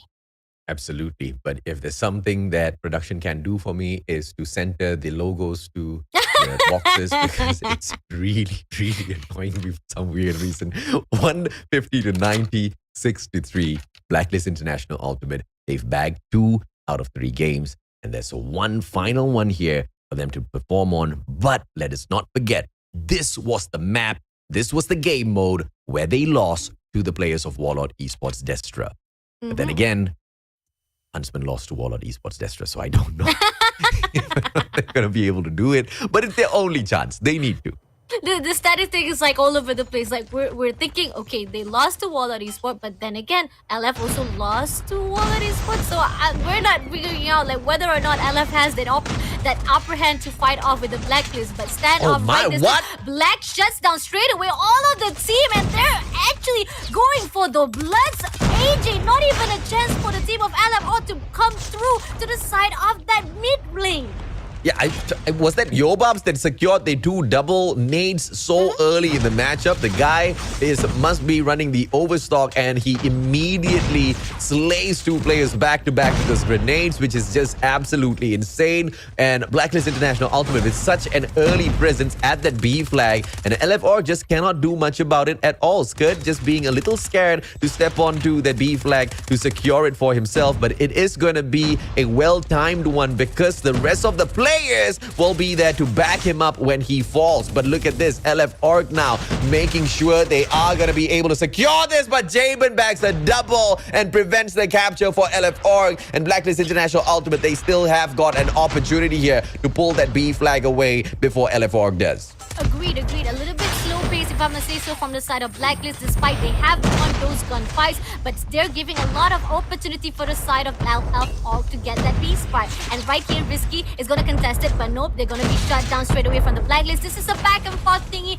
from the side of LF Blacklist. Not to my surprise, I've never seen how amazing LFR is. We have seen they struggle from the first map to the second map, and right this instant, suddenly out of nowhere, they push through and finally push their own potential and their strength state out of nowhere. Like probably they've been hiding all this motion from the side, but Blacklist comes through from the B side. Finally Skirt teasing that B spot, but not even a chance. Back and forth fight again. This is not gonna be easy. Both of these 2 teams are still having only 1 flag in their hands. Absolutely, man. And it's such a equal match between these 2. And LF Org, they do not want to give up. They want to make sure they punish Blacklist International Ultimate, and they want to prove that this is the weakest map on the side of Blacklist. Can they do that? Can they do that through all of their solid performance? B flag! Finally captured out. Skirt just a little too late for the takedown. Crush as well as Batman, they will strike back to back. And now LF Org, they have got the advantage. But can they secure? Can they keep this B flag as they hold on to the Gorilla base? Because they hold on to that C flag is all now going to depend on their presence at that second floor of Bakery, which you can see Skirt has already moved on to take over. But he gets taken out with a backstab as Risky finds that headshot. Blacklist International Ultimate, they pull one right back just as LF Org starts running away with the match.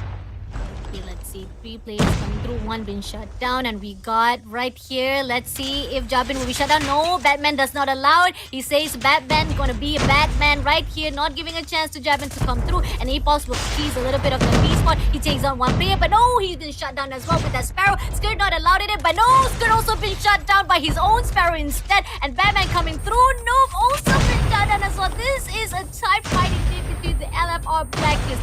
None whatsoever is easy for both of these 2 teams. They are doing so well, and Epos is trying to get through that hotel room, but can he seize through and making sure that B flag will be able to take that? Yep, it is. Take up back again to the LFR, but still, it's too soon to tell because this is just the first half of the gaming, Jake. Oh yeah, absolutely. And LF Org now, they have showed us life. They have showed us viability in this domination matchup, even against the very best in the competition. And that just means that they might be able to rip this map away. But can they continue delivering? Because towards that halfway point, Even though this was close, it's just not close enough because Blacklist International Ultimate stays in front as we reach that 75-point mark.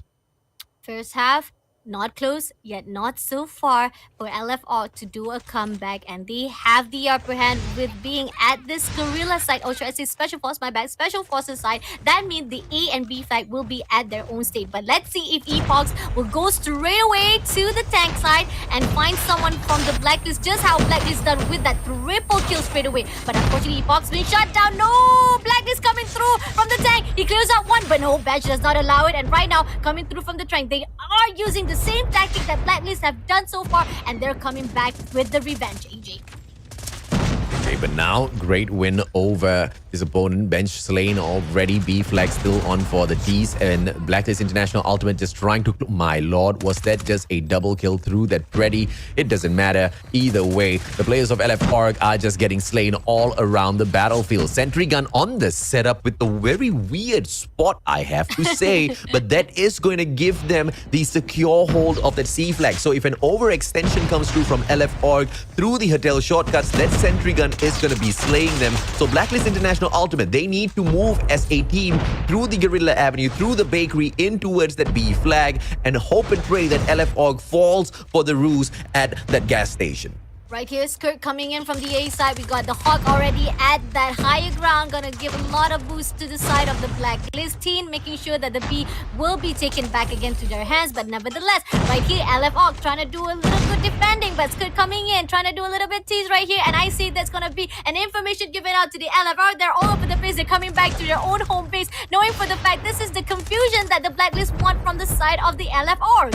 Oh yeah, absolutely right. Playing that game of distraction and making sure they cap that triple before we end this game. 101 to 92. Although it was close, this is the moment where it starts to get a little further than LF Org is willing to allow it to go. 108 to 92. LF Org not picking up a single point, whereas the triple cap is held on solid from the side of Blacklist International Ultimate. Freddy will come through for the prevention of that cap of the A flag, and the C flag will have the one and only Skirt in there for the slay. Back to back now. He gets those kills, and he will be able to streak himself up. Cluster as well as Dragonfire on standby, and this victory is solid into the hands of Blacklist International Ultimate, because with this triple cap, even if they go ahead to lose a single flag or close to lose a single flag, they will bring out the cluster. XS1 Goliath on the protection for Granny's house as well. GGWP. LF Org gets nothing from Blacklist International Ultimate.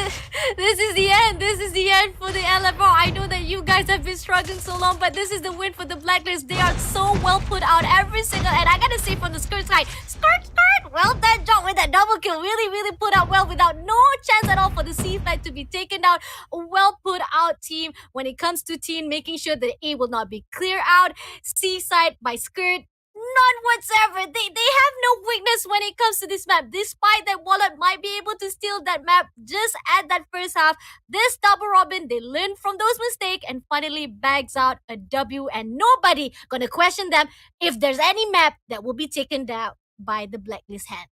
Yeah, absolutely right. I see some people in the comment section just being quite harsh with, the fact that LF Org hasn't been able to win. I mean, first point here is they're taking on Blacklist International Ultimate. What are you thinking? I mean, if you can beat Blacklist International Ultimate, please join Garena Masters Season 3 and show us how you can do it. As a team that was set up a week ago, there's no surprise at all that LF Org has taken an L going up against Blacklist International Ultimate. Their rotations were quite solid. Everything is quite good. Individually, we do see a lot of talent within the team. The problem here is communication. The problem here is chemistry. They have not hit their stride just yet. And, I expect that they will in the near future. But of course, if as a community, we start putting them down for not being able to win a couple of series in their inception, then it's going to be quite difficult for them as a squad to move on forth, right? I mean, they thrive on positive energy, and that's just not coming through the chat at the moment. And that's exactly something that LF Org just needs to deal with and continue to, just survive as well as swim above, try to keep themselves abreast and get some oxygen as they neaten up their place in the competitions of the future, because obviously there's a lot of room for improvement for this team. Jabin, as usual, just dishing out those slays, just dishing out those captures as well. Crush managed to step it up for his team. But overall, in terms of the gunfights, in terms of the one-on-one situations, mechanically, Blacklist International Ultimate outplayed LFR. Agreed. And I totally love your comments. This is something that we need to, how do I say, implement in every single day when it comes to supporting our Garena scene or any kind of games itself. When it comes to pushing towards the player side, be kind to one another. Because if you want to grow a community, we want to grow up with each other. If you pull down one community down, how does a community want to build themselves up and become a great community and grow as big as possible? Because this is how we even saw, and I actually even talked about it with the Malaysian scene as well. If we don't support the Malaysia scene, how are we going to grow just how big as Philippines does? Because Philippines, no matter how it is, they always support each other out. And this is what we need from everyone else there. Despite whatever the odds is, we have to support each other to make this community not just healthier, but grow even bigger and making it to be seen around the world as well. To say like, oh, are you playing Garena Call of Duty Mobile? I love that game. I support that game because we got a lot. I see a lot of the communities are amazing. The players are amazing. The loving feeling of that healthy environment will be brushed off to the rest of the world, and people will see us and respect those who are playing the community of the Call of Duty Mobile. So we need to have that. You have to have that, despite whatever it is, no matter how hard we see when it comes to when we were supporting our own teams and just how Huntsmen was. I love the motion from the supporters of Huntsmen. Despite Huntsmen lost that 2 maps, they keep on saying, Huntsmen, don't worry, do your job, do your best for the next match. We still support you no matter what. GG Huntsmen. This is what we need. We need that support from each other. Despite there's a mistake, we learn from everyone and we take up those learn as well for our own gameplays. Because you want to be the best, you learn from the best as well, AJ. Oh yeah, absolutely, man. And now might not be the time for LFRG, but we didn't see Blacklist International Ultimate set up their team 1 week into the competition and then become the champions of the East, right? That was a process that took a year. That was a process that took so many months, so many days, so many hours off of their schedule that they wanted to, kind of dedicate to other stuff, but they didn't. They hyper-focused on being the best at Call of Duty Mobile. And when you want to be the best, you got to invest. And you cannot invest just 10%, 20%. You got to invest 100, if possible, if humanly possible, 200% of all of yourself into the game, right? And that's exactly what the Blacklist International Ultimate Squad has done, that LFRG needs to start doing as well. If you want to reach up to the top, you got to be the best. I mean, you look at Ferg, right? The guy goes out there, regardless of whatever platform, whatever he wants to achieve, the first thing that he tries to do is put himself at the very top of the leaderboards. And that's exactly what you do because people respect skill, people respect achievements, and LFRG just needs to focus on that. But Ferg does not get there by sitting around each and every single day. The guy is grinding each and every single day, right? So if people look up to him for a simple thing like that, there's a simple formula to follow. And I'm pretty sure LF organization can follow that formula and reach up to the top one day. But it's not that day just yet. Blacklist International Ultimate, it's their day. They're going to continue serving up the 3-0 no matter what, no matter how long they see you surviving in the competition. As far as they are concerned, they want to be the very best. And heck, they are the very best right now. Agreed. 3 tournament has already been conquered by the Blacklist, and people are asking, are Blacklist gonna do a 3-peat to win again the Garena Masters Season number 2? And back again to the side of LFR, just how you said it, they only formed 1 week ago before the Garena CODM Season number 2 started out. And this is something that we see from the patterns from all of our qualified teams as well. Can you imagine? You just formed 1 week, and yet from 256 teams, you are the one who able to pull it off to the group stage. Can you do that? Can you, those viewers right there, can you actually form one group that you haven't even meet up yet? You haven't even have that chemistry been built up from that 1 week itself, and then you push into the qualifying rounds and make yourself qualified for the group stage. I don't think I can. I even have struggled even playing with the randoms, and you're talking with 1 week player team. Look at that. Is that right, AJ? I don't know if it's possible, which is why exactly I want to see the people in the comment section, show us that it's possible, right? Like I said, Season 3 of Garena Masters awaits you. Let the fingers do the talking, not just on the keyboard, but on that phone as well. Just like how Yato shows his quick fingers work out there on the mobile phone. He absolutely annihilates, dominates, and makes sure all the time that his brand rises up to that #1 spot. 1.95 KD average in the competition in this group so far. The guy is still as solid as day #1. Crazy numbers. Even before, like when you were casting with Kelly AJ, I'm like, what? 2.6?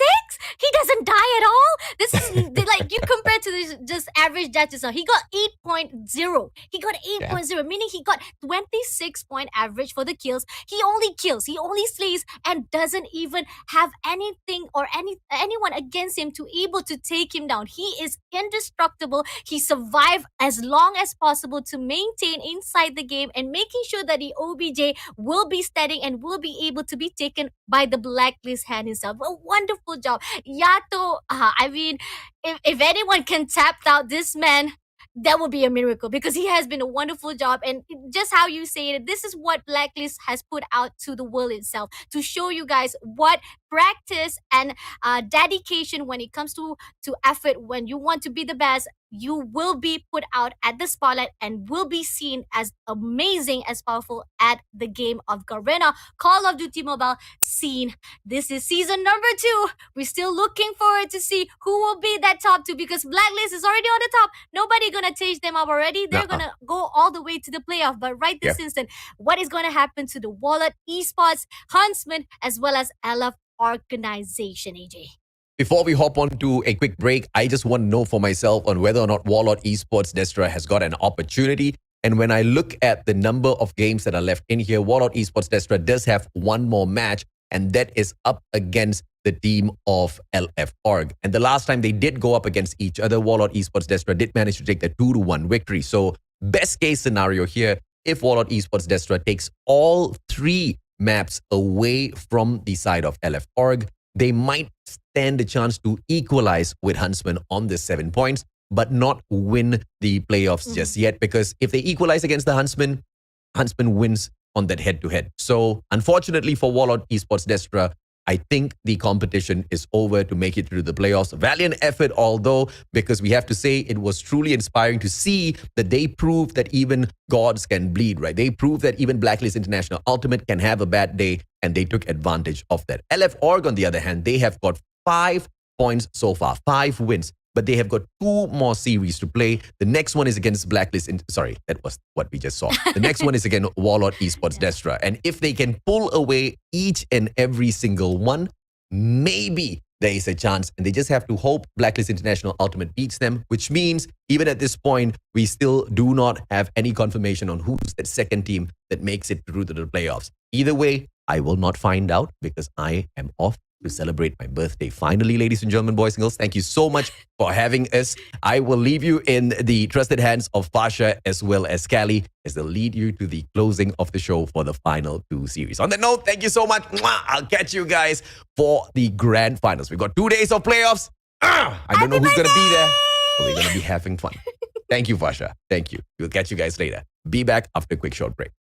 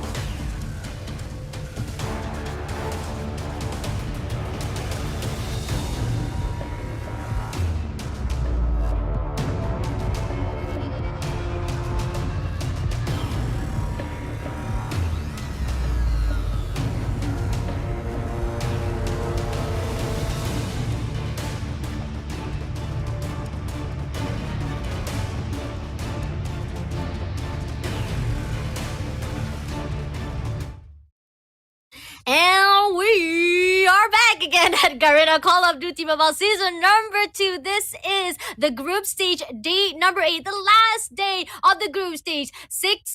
4 games has been done already. Right now, we're moving to the last 2 series of the group stage for Group D. I am your caster, Fasha Bani streaming, as well as the one and only handsome Cali Gaming. Oh, well, it's nice to be called handsome once in a while. But yeah, we're back for more action. And again, the story so far for this event, Blacklist International Ultimate, they already claimed their spot on that playoffs. But still, there's a battle for that top 2 spot where Huntsmen is currently leading by 7 map wins. Meanwhile, LF Org stands at the very 3rd spot with 5 map wins. But before we all start this game, I'm really loving the comments in the chat so far at YouTube and Facebook. Shout out to Noya and Jazzy, who kept me so active in that comment section earlier, Fasha Bunny. But then again, let's focus inside the game because you obviously know that the fight is not over. I'm gonna put you on the spot here, Fasha Bunny. It's going to be LF Org and WE DESTRA. Who do you think is going to win?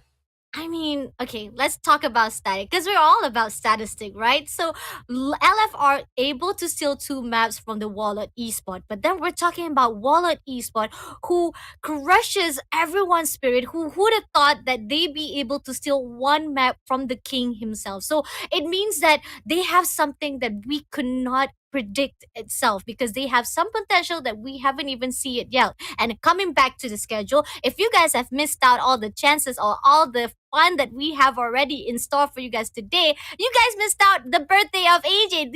We got birthday cakes just now. We got the melody of Fasha Buddy just now for the AJ. Thank you so much, by the way, AJ. Hope that you are enjoying your birthday celebration. Coming back to the schedule, LF organization with the Huntsmen, they were able to steal 2 maps. Going to the next match, we got Blacklist dominating straight to the WARLORD eSport. WARLORD eSport could not make the same surprise they did during the first half of the double robin, and then Huntsmen surprises us, giving a birthday donut to the AJ Mustache with 3-0, fighting off with the WARLORD eSport. And then we saw LF organization has on also been taken the oath from the hands of Blacklist. And then coming to the next match, we got LF still in the lead, figuring out if they can actually fight off with the WARLORD eSport DESTRA, the one and only who able to bleed the gods himself.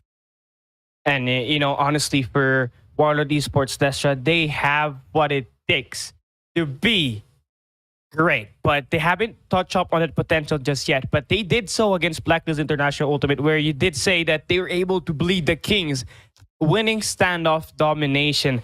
But then again, today, they completely show up at the wrong side of the bed, where they completely underperform. So now's the time for them to bounce back. And against LF Org, I believe they have the chance to do that. But you obviously looking at LF Org, who's been having a great start at that first match, but they had it rough against yours truly, Blacklist International Ultimate. But then again, they have the chance to redeem themselves as they play against WE DESTRA. If they could take these 3 maps, they have the chance to qualify for the playoffs. But now we move into their lineup. LF Org, it's going to be Badman, Bench, Crush, Epos, Hot Dog, and Risky, and Fasha Bunny. This is what I take a note of earlier against Blacklist International Ultimate. If Crush and Hot Dog underperform, the team will falter. But if Crush and Hot Dog play well, where in return they did against Huntsmen, they shine and they get victory. So it's a matter that the Trinidad brothers, aka Hot Dog and Crush, to step up here today for them to win the game. I see. I get it. I understand. Crush is the key to the success. If they don't have that key, they will not be able to book themselves to open the door to their own victory and coming towards to their own enemy who will be fighting off them for the next battle. We have WARLORD eSport DESTRA, Basic, Eldos, Han, Lois, Neo, and Price. They have been served donuts over and over again. This is the last match of the night. Are they going to be served with a donut again? I don't know, man. But before that, let's take a look again. Like you said, Crush has the key, right? Who will have the key from the hands of the team WARLORD eSport DESTRA? Kelly. Well, there's 2 constant. If the Earth's gravity is constant, then for WARLORD eSports DESTRA, Neo's performance correlates to the team's perfect victory. And that we did see from the first round robin, but here this time, we haven't seen completely. Maybe it's because of the pressure. Maybe it's because of the teams that they have met earlier on, and that's why they're striking out after they play every series. I mean, you said it a while ago, 3-0s after 3-0s. They've been underperforming, but now's the time for them to bounce back. One solid game before they exit the group stage. And, you know, the playoff contention is already out of the picture. So might as well enjoy the game and, of course, try to get the win. Now we get to look at the head-to-head matchup.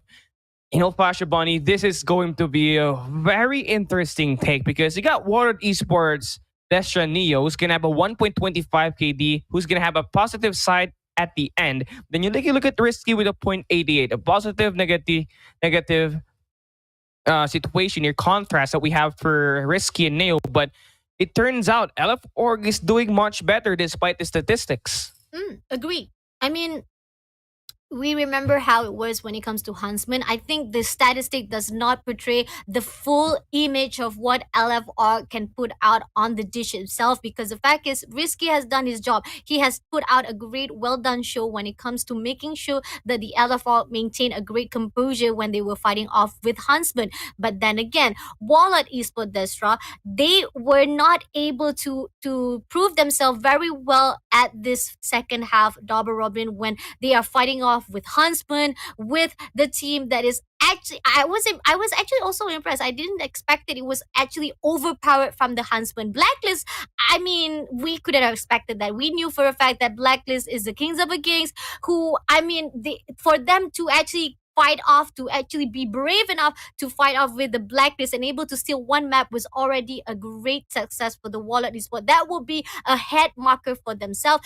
But then when moving to the double robin, they couldn't actually contain the same surprise they have done so far. And then pushing to the LF Org, this is again going to be the same power balance between two teams. They will have the same stand, because the fact is maybe within these two teams it's going to be a back and forth, but I don't know, because going back to the statistic, LFR did put out a lot of fight and actually got two maps from the hands of WARLORD Esports. And WARLORD Esports DESTRA, they just, how you already said it, this is going to be their goodbye game for the Garena season number 2 Masters. And despite, even though they might be able to get that 3W from the hands of LFR, it's still going to be Huntsmen who will be going to the playoff. But that is only if they win over the LF. If LF switch this around, it's going to be all over the place, Kelly.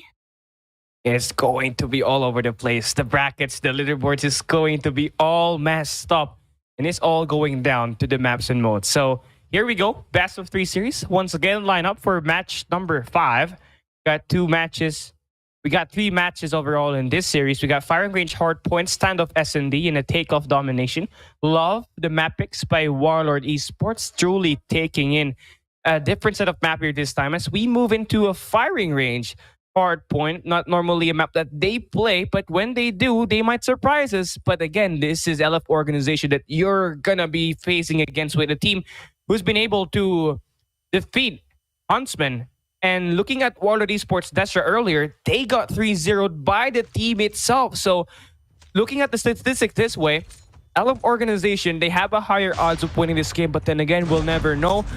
I mean, LF Org's gonna have a totally complete different personality as we go through this hard point. Flash Bunny, take it away. All right, coming in, the points goes out to the LFR. They might lost to the Blacklist International Ultimate when it comes to the firing range hardpoint, but can they fight off? Can they do a redemption when it comes to the fighting with the WARLORD Esports? Right here, Neo shuts down from the control side, from the center right here, making sure that it will be an opening for the Esports DESTRA to get in for the P2. A great break, but that's not going to be enough. But Eldo's coming in to back up the OBJ, but no, Hard comes through and take out every single one from the side of WARLORD Esports to get points enough for themselves. This is what you want for LF organization. Hot Dog and Crush going in at the work. And of course, getting themselves involved is going to lead to this team's success when they play this best of 3 series. As they kickstart this game with a very great start. 7-27, I'll take that any day. But for the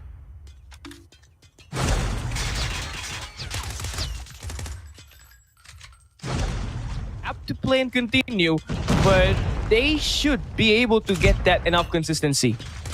Graphic is a little bit stuck on my side. Not sure if it's stuck on your side too, Kelly, but I'm trying to figure out what is going on. Hopefully, it's not stuck on the live side as well. Kelly, can you get a little bit of confirmation here? Well, I think my camera, my screen is stuck as well. But there we go. Okay. The game starts once again. So it feels like we are going to resume. This time, it's going to be WARLORD Esports. It's going to have a far better view on this hardpoint number 2. So they get the early setup. They get the zone up defense completely locked down. So LF Org is going to have a tough time to create this break. It's a matter of doing team play. And now, look at this push by LF Org in just one angle. They're going to get completely decimated. And again, great start for LF Org, but DESTRA is picking up the pace.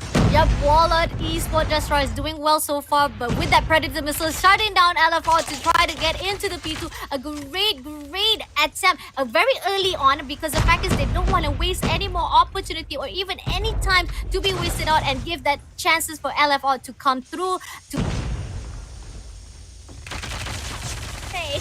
Oh, goodness. My graphic is still stuck. Fuck, you're going to take it away. We're just like a and No, just kidding. Well, honestly, yeah, I don't know exactly what's happening. Oh, it went black screen. But, you know, ladies and gentlemen, make sure you follow, like, and share Garena Call of Duty Mobile as we're trying to fix the graphics here. Oh, AJ, it's the perfect guy himself. Oh, my goodness, Fashaboni. There's a lot of things unraveling today. On the last day itself, we're having a little bit of difficulty at the last 2 series, but again, coming back to the points, we're gonna talk about the graphics right here. Despite it's stuck, we are seeing the WARLORD is able to actually chase off the point and finally leaves our LF Org. They are doing a surprise.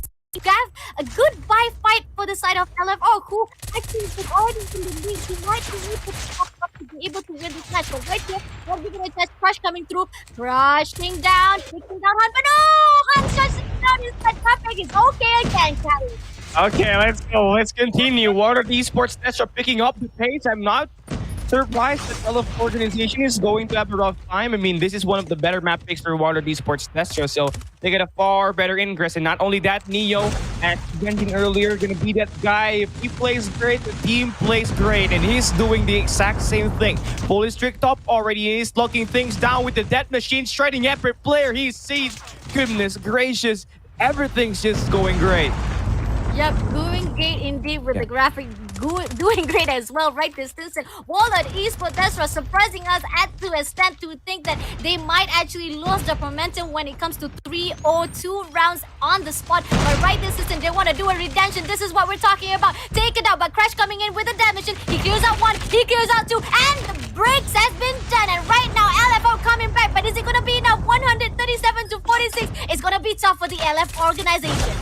But the fight is not over yet for LF Org. They have the chance to make things right. This is not a battle of domination, so they can still come back as long as they hold inside a hard point and make sure that they're going to outslay WARLORD.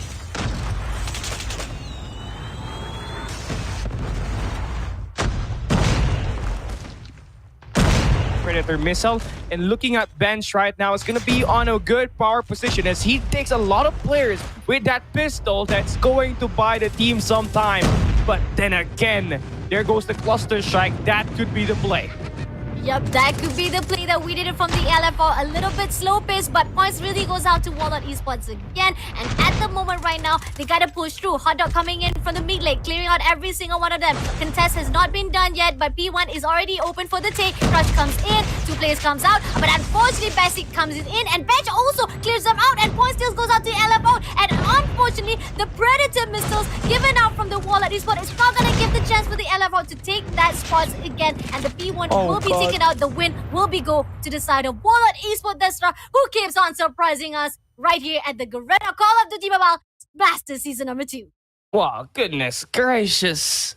What just happened at that end? I mean, a back-to-back cluster strike for WARLORD Esports DESTRA just shows that LF organization, at that first set of hard points, they drop their bodies to a point where it's easier for Esports DESTRA, WARLORD Esports DESTRA to complete a set of their hard points, and of course their score 6 as well. And again, one of the key factors, one of the reapers of WARLORD Esports DESTRA in Neo is going to be a better player overall in this hard point. 29-10. That's going to be a 2.9 KD, and that's going to be more than enough for them to crush LF Organization. WARLORD Esports, they have done a wonderful job for this time, finally able to tap their potential, able to do a comeback from the donuts that has been served to them. I know for a fact they're mad, they're angry, Callie. They know for a fact they could have done even better fighting off with the Huntsmen, and not to say that they could have able to steal back to the side of Blacklist, but they wanted to. They wanted to repeat the same win they have done. They wanted to surprise the whole entire world to say that we might be new to the scene, we might not be known like Blacklist or other kings of the kings from the Garena series, but we can surprise you. And they did. They surprised you. They surprised us at that first half. And again, right here at the last series, they will be fighting at the group stage. They surprise us again, getting that W from the hands of LFR, make it even more harder for the LFR to be the top two to the playoff, Kelly. No clue how and why WARLORD Esports Destra's got 5 or 4 players with 1 minute total time inside at hardpoint. They just really made sure that things are going to be pretty harder for LF Organization itself. Everyone was playing objective. Everybody was playing them kills and intercepting lanes, zoning up the hard point. It was a flat-out performance for WARLORD Esports Destra. Then you take a look at LF Organization, who had a great start at that first hard point. That was the only highlight for them. They lose everything.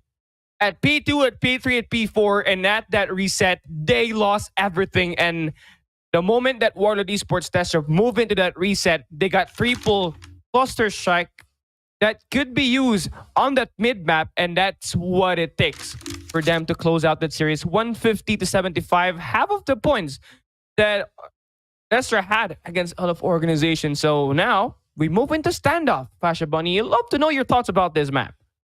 They lost the Blacklist at the standoff, and knowing for a fact that LFR is actually fighting off with the WARLORD Esports, I think for a fact that they're trying to redeem themselves here. They know that they have lost at the standoff with the Blacklist from the first half, and I feel like people might question, like, is standoff is their weakest map when it comes to search and destroy?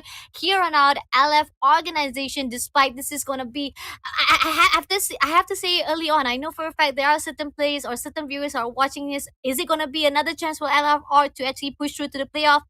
I'm so sorry. This is a goodbye fight for them, but we got to give a great heads up to them, give us support, give in some love, because the fact is, again, just how me and AJ has already said it, they just formed 1 week before the Garena Masters season number 2 qualifying round, and for them to able to qualify even after 1 week of meeting with each other, matching up as one whole unit to become the one who qualifies as the 18 teams at the group stage is just phenomenal. And I just want to hope that LFR gives a really good bye game indeed for this last series, Kelly. And get back to the statistic, I gotta say it's gonna be LF Organization who will redeem themselves. Yeah, obviously for LF Organization, this is their one last time. But I feel like if they do win these 2 maps, there are gonna be 7 maps as well. Same thing against Huntsmen. If Huntsmen decided to lose 3 maps against Blacklist International Ultimate, that puts them on a tiebreaker. Mhm. So if it's going to be a win over the other rule set, then I feel like LF Organization is going to win. But then again, they're facing WARLORD Esports Destra here. This match number 5, Fasha Bunny, and they are struggling. Just judging from that first map. They are struggling. I mean, the graphic does not do justice. Definitely, we were really wondering why is it that WARLORD Esports Destra was doing so well for every single hills, and LF Organization, I'm not even sure what was happening at that time. I was even wondering whether or not LFR was actually contesting all of this match. I feel like maybe LFR was just making a lot of just predicting it, because I didn't see it with my own eyes, but I hope it was it. But Aldo shuts down Apex straight away with that quick scope, and right now he's looking for another player. Ooh, that jump shot just a little bit too close. It could have able to take down another player from the side of LF Org. Okay, Eldos, really known for those first bloods. Is that first blood Reaper for WARLORD Esports Destra, and you can always rely on him to get those shots to connect. Eldos with that 2-piece will go and plant that bomb as well. LF Org forced to a 3v4 retake. Totally possible for them, but they have to completely go in for the kills here. Risky, there's a bomb right beside Juice, going to back away. So there we go. 33 seconds, no ingress made. Risky getting this shot to connect, but Aldos shot 3 players in this bomb site itself, and bench all down to you. 1v2. Fasha Bunny, what can you do? Can they clutch it out? We got Bench right here. He has been doing a lot of benchmarking for the side of the team of WARLORD Esports, but unfortunately, Bench will shut down straight away by the hands of WARLORD Esports. Well done job, well done job. But coming back to the statistic, this is like the same thing that we saw when it comes to LF organization with WARLORD Esports. The fight and back and forth. Sometimes WARLORD Esports gets the first shot, they got the first match, and then LF Org comes back. But the comeback was a little bit too slow. They got 3-6 with WARLORD Esports. Can they come back to redeem that 3-6 they were having able to find that there? 3 players being shot down by the team of LF organization. Oh, well done, well put. 2 players still standing. Basic coming in from the hotel. He sees the step, he hears the step, but he misses the shot to fight off. So he rotates back to another side. EPOS shutting down hard. 1 more player to go. Basic is the last man standing right this in. LF are coming back for that 1 match for themselves. Okay, pretty great response after suffering a really top loss in that first round. Basic, last guy standing, one of the key players for DESTRA to play to search and destroy. Yet to find any kill just yet, but now's the time for that to turn. It's gonna have to worry about 5 players with 1 minute on that clock, and of course, did that bomb drop exactly at that bakery's bottom floor. Basics get 1 already. He needs 4 more.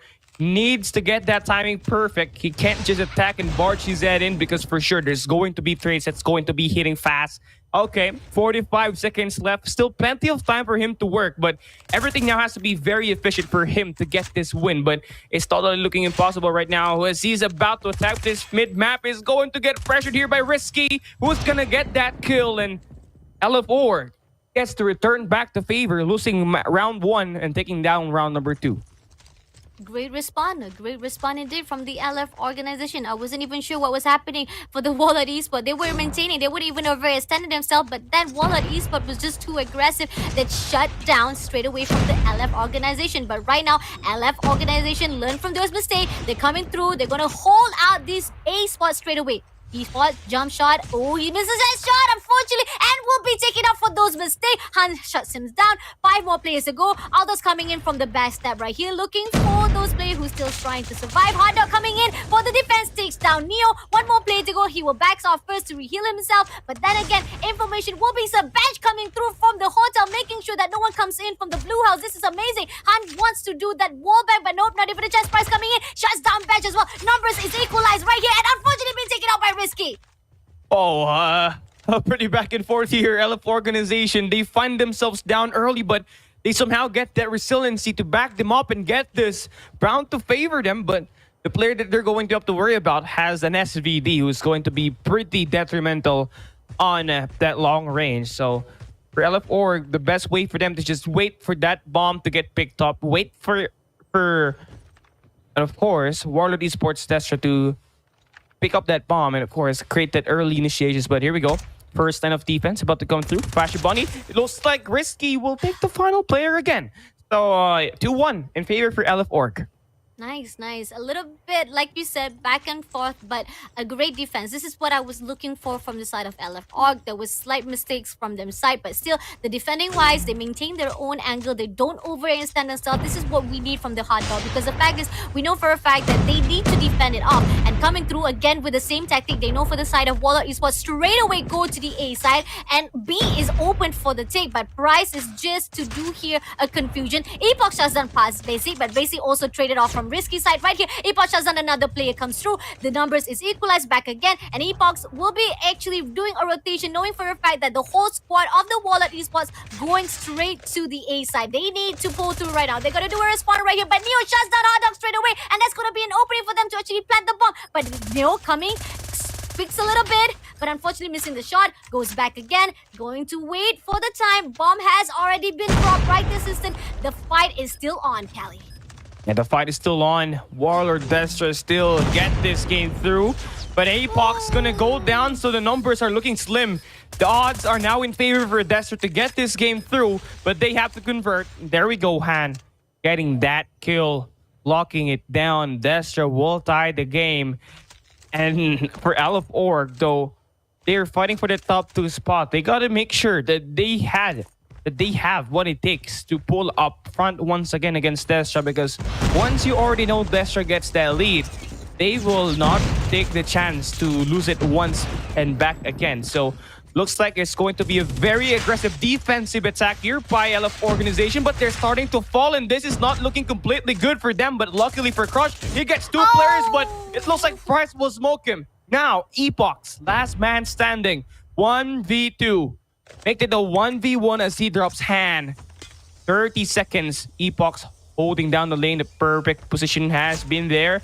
All you just have to do is get the good control and the good kill, but it's going to be hard. This guy's closing down the gap. Who's gonna win it? 1v1. Pistol will win it. Epox gets it through. They win the first half. 3-2.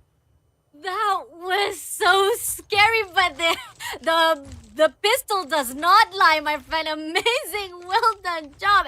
MW11, our OG pistol, right on the hands, needed at the moment, at the crucial time. But then again, it was a mistake from the side of WARLORD Esports. He could have just hit by it. He could just spray that CBR, but he didn't took that advantage, and that was the advantage that was taken out from the LF organization. A slight back and forth, but still LF org did not want to make the same mistake over and over again. Right here, EPOS, the slow back things. Right this instant, risky sets on Neo, but Onion Basic coming in from the hotel room is going to actually shut down one player right this instant, and they're coming in for the backstab. WARLORD Esports with the numbers right this instance. You can never be too sure with that numbers, but it looks like Destra will try to strike while the iron is hot, as they get this round number 6 pretty easily. It's just a pretty back and forth, but the common trend, whoever gets that first blood and whoever gets the follow-up seems likely to get the round. But looking at the numbers game here, the statistics of the game individually, Hatdog needs to step up. Although he's going to be that bomb planter, he needs to get involved, getting those kills just to help Destra here. That's just to help LF Org itself to win these games. But as a defender, looks like it's going aggressive. That's going to be the key take here for Destra. They take 2 players away that easy in the first 30 seconds. And Pasha Bunny 3v4. But that bomb is going to get pushed at the A side. Trigger discipline, my friend. Trigger discipline. They keep on making mistakes. LF organization, when it comes to trigger discipline, you keep on making that same mistake. I understand it's going to be tough, but you got to have that weapon on your hands. And this is the struggle that we see. And unfortunately, not even looking towards every single angle and making sure to actually make it through. But somehow, WARLORD Esports takes advantage of this, and they will be able to defuse the bomb. This is what we're asking from the LF organization, to make up from all those mistakes they have done. They were doing so well with the Huntsmen. Why can't they do it with the WARLORD Esports Destra, Cali? You know, for Destra, they've been playing out of their minds, just going against LF organization. And to look at it this way, Destra struggled against Huntsmen. Huntsmen that got defeated by LF organization earlier, that match number 1. And looking at it this game looks like WARLORD Destra's personality is truly getting out of the best out of LF organization, because of just the plays that's been allocated in the maps that's been played so far here at this best of 3 series. Epox going down, and it seems like WARLORD Esports Destra is just 100 steps ahead against LF Org, but that could change here. Neo though shots one down. We got a 1v3 with Hotdog swinging, takes one player out, but no, he takes no one. And Aldos somehow takes him out with a pistol, and that's one way you end around. Destra will now have match point.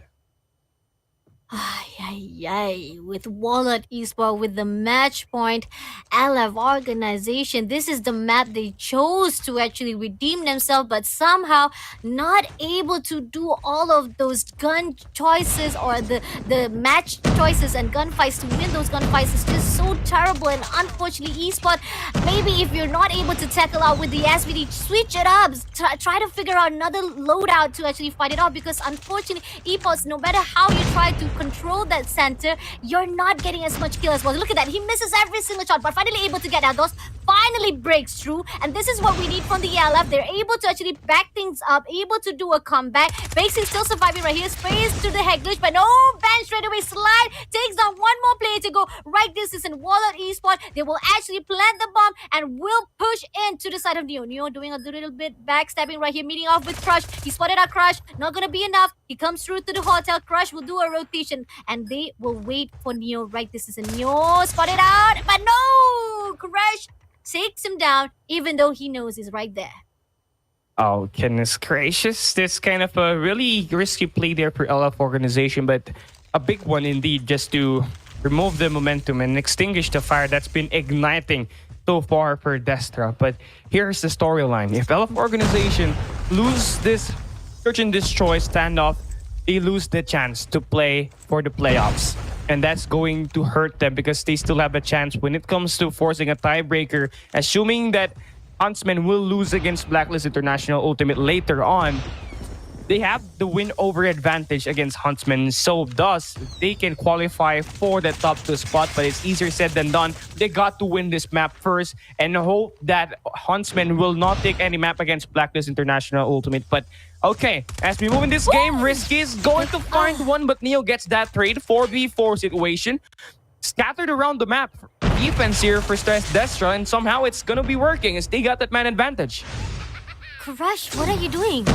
He just goes into the hotel room. He doesn't even spot Basic is right in front of him. And Basic just takes him down straight away. Number is equalized. And right now, Basic coming in for the backside. He clears out one. He shuts down bench. 2 more players to go. Even though the bomb will be actually planted up, but they're not going to give it a chance. Sprays with the hit glitch. And takes down Epox as well. 1 more player to go. And the bomb will be defused. And this is going to be another win from the side of WARLORD Esports. Despite them saying goodbye to the group stage, they are saying goodbye with the head held high.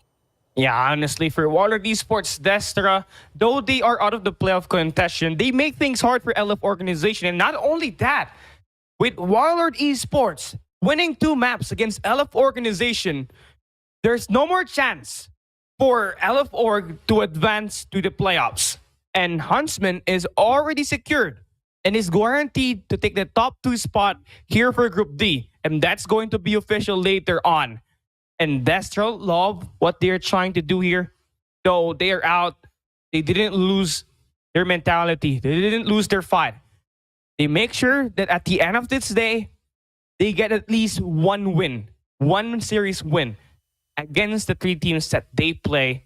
And they're looking solid so far. They exit with wins. Agreed. Beautiful numbers indeed to top them off of, to redeem themselves. Again and again, we keep on saying it was such a struggling day for them, a struggling night for them, despite being served 0 donuts over and over again for 2 matches, 2 series in a row. But for the last series, they say pull it all out, all or nothing, do or die, and we go down with a fight. And that is amazing from the WARLORD Esports DESTRA. And I want to give a little bit of, how do I say, maybe a little bit of request, because we saw, me and AJ saw, and I think Kelly also saw just now, where they were dancing before they were fighting off with the Blacklist. I like this. I mean, I like that positivity, the fact that they know that they're going to fight off with the Kings. They still have a great positivity of dancing motion. And I hope that even if they, I'm not saying that they're gonna win, but if they do win against to the LF organization,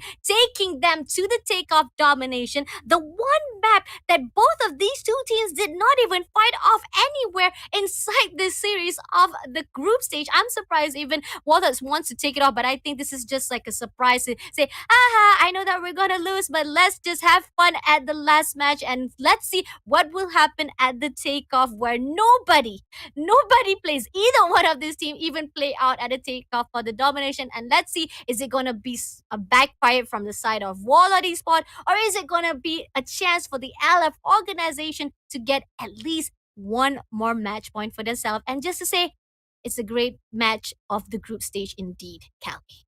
It's going to be it really is a great match. And this map number 3 is a curveball thrown by Warlord. Now it's up to LF organization to swing their bat. Is it going to be a hit or is it going to be a miss? As we move into takeoff, no one has really yet to play any takeoff domination. So it's going to be a totally different map.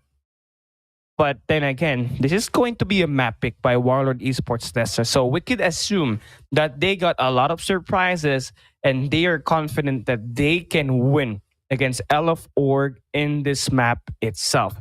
Now, looking at the teams mentally, Warlord Esports Destra, they're all chill and they're making sure that they get to enjoy every bit of their final competition game here at this Garena Master Season 2 is they've been able to exit with 2 map wins already. But for LF organization, after losing to Blacklist Ultimate, that could be the possible probability that's why they've been underperforming here against Destra. That crushing loss phased their mentality.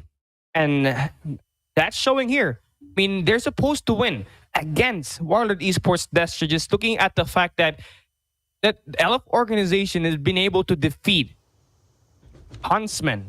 And with Huntsmen defeating Warlord Esports Destra 3-0 earlier, they had more chances, but they dropped the ball and they were not able to pass it. So LF Org somehow really doing a lot of underperforming job, but they could still turn this thing around. They could still win this game and exit with their heads held high. And let's see though, as we now move into this domination takeoff where we're going to see Warlord Esports Destra try to commit an overly extended Charlie flag attack, and they are about to do so, but they're not going to have it easy. But still, we got these 2 flags shared apiece. A great, well done job indeed. Right this instant, trying to tease a little bit of that B spot, even trying to do that overextension to the C side. LF organization is not backing off. They want to do that redemption right this instant, but taking off from the side of bench right here. Warlord Esports Destra wants to get to the A side straight away, or should I say to the C side straight away, to steal away from the hands of LF organization. And right this instant, LF is going to give that opening to the side. No one will be contesting it, but they got that B flag and it's gonna give that opening for the Warlord Esports to take it off from their hands. Okay, so far 2 flags in play for Destra, and they've been looking so solid. Now they got 2 flags now enabled. They have created a diversion to get this B flag, but it seems like LF organization, they spawned top side of the map, so they got far better way to defend that B flag. So now they're working their way to try and get their home flags here. Once again, Crush will spot 1 player in Eldos, but he's going to get shot down. Eldos smoking the kill feed. He's getting that 2-piece. Still, we are seeing this A flag and Charlie flag sustained by Warlord Esports Destra, but they gotta keep moving. They gotta get that B flag now that LF organization is so diverted at getting 1 home flag. Agreed. And the fact that right now LF organization finally pulls through with that double flag is still too risky to say, because the fact is number still goes out to the Warlord Esport, and Warlord Esport on the end will be cornered out at that mid lane, not gonna give through any chances from the side of LR to even get in. Risky shuts down 1 player, you're gonna shut down another. Aldo's also a great well done job. This is a great defense from the side of LR organization. This is what we're looking for from LFR, despite they have been making a lot of mistakes from the Search and Destroy and a hard part match. This is it that we needed from them. This slide a little bit, but no, been shut down straight away, and that will be the opening that the Warlord Esport was looking for to clear out from that launch center and coming through to get that B flag.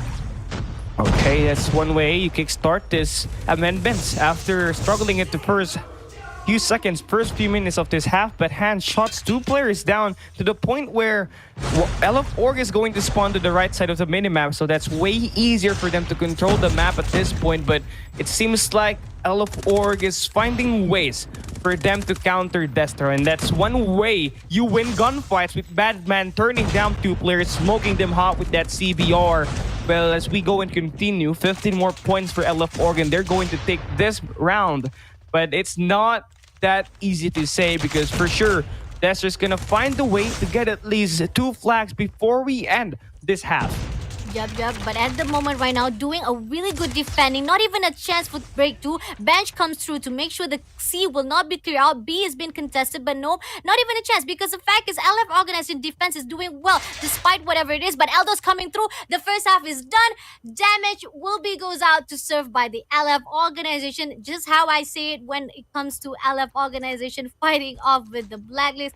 It was too close yet not far enough for them to actually close the gap. So let's see if LF organization can leave more spaces for the WARLORD esports to chase them up, or will WARLORD actually take this opportunity with the switching side of the map, right? This is Callie. All right, so far in this one, it's going to be fairly close. But once again, LF Org, they invest 3 operator skills. They're trying to get early push here to try to create some sort of ingress right before we even get to position ourselves here at this second half. But those 3 annihilators did not find any value because they didn't get any sort of advancement. Yes, they do now, but it's not that huge of a deal. But with Cross taking down these 2 players, that opens up that mid-map for them to capture. So, looking great so far, but they got to continue. Risky now, able to get this power position. They got a lot of things in their hands. It's just a matter of conversion.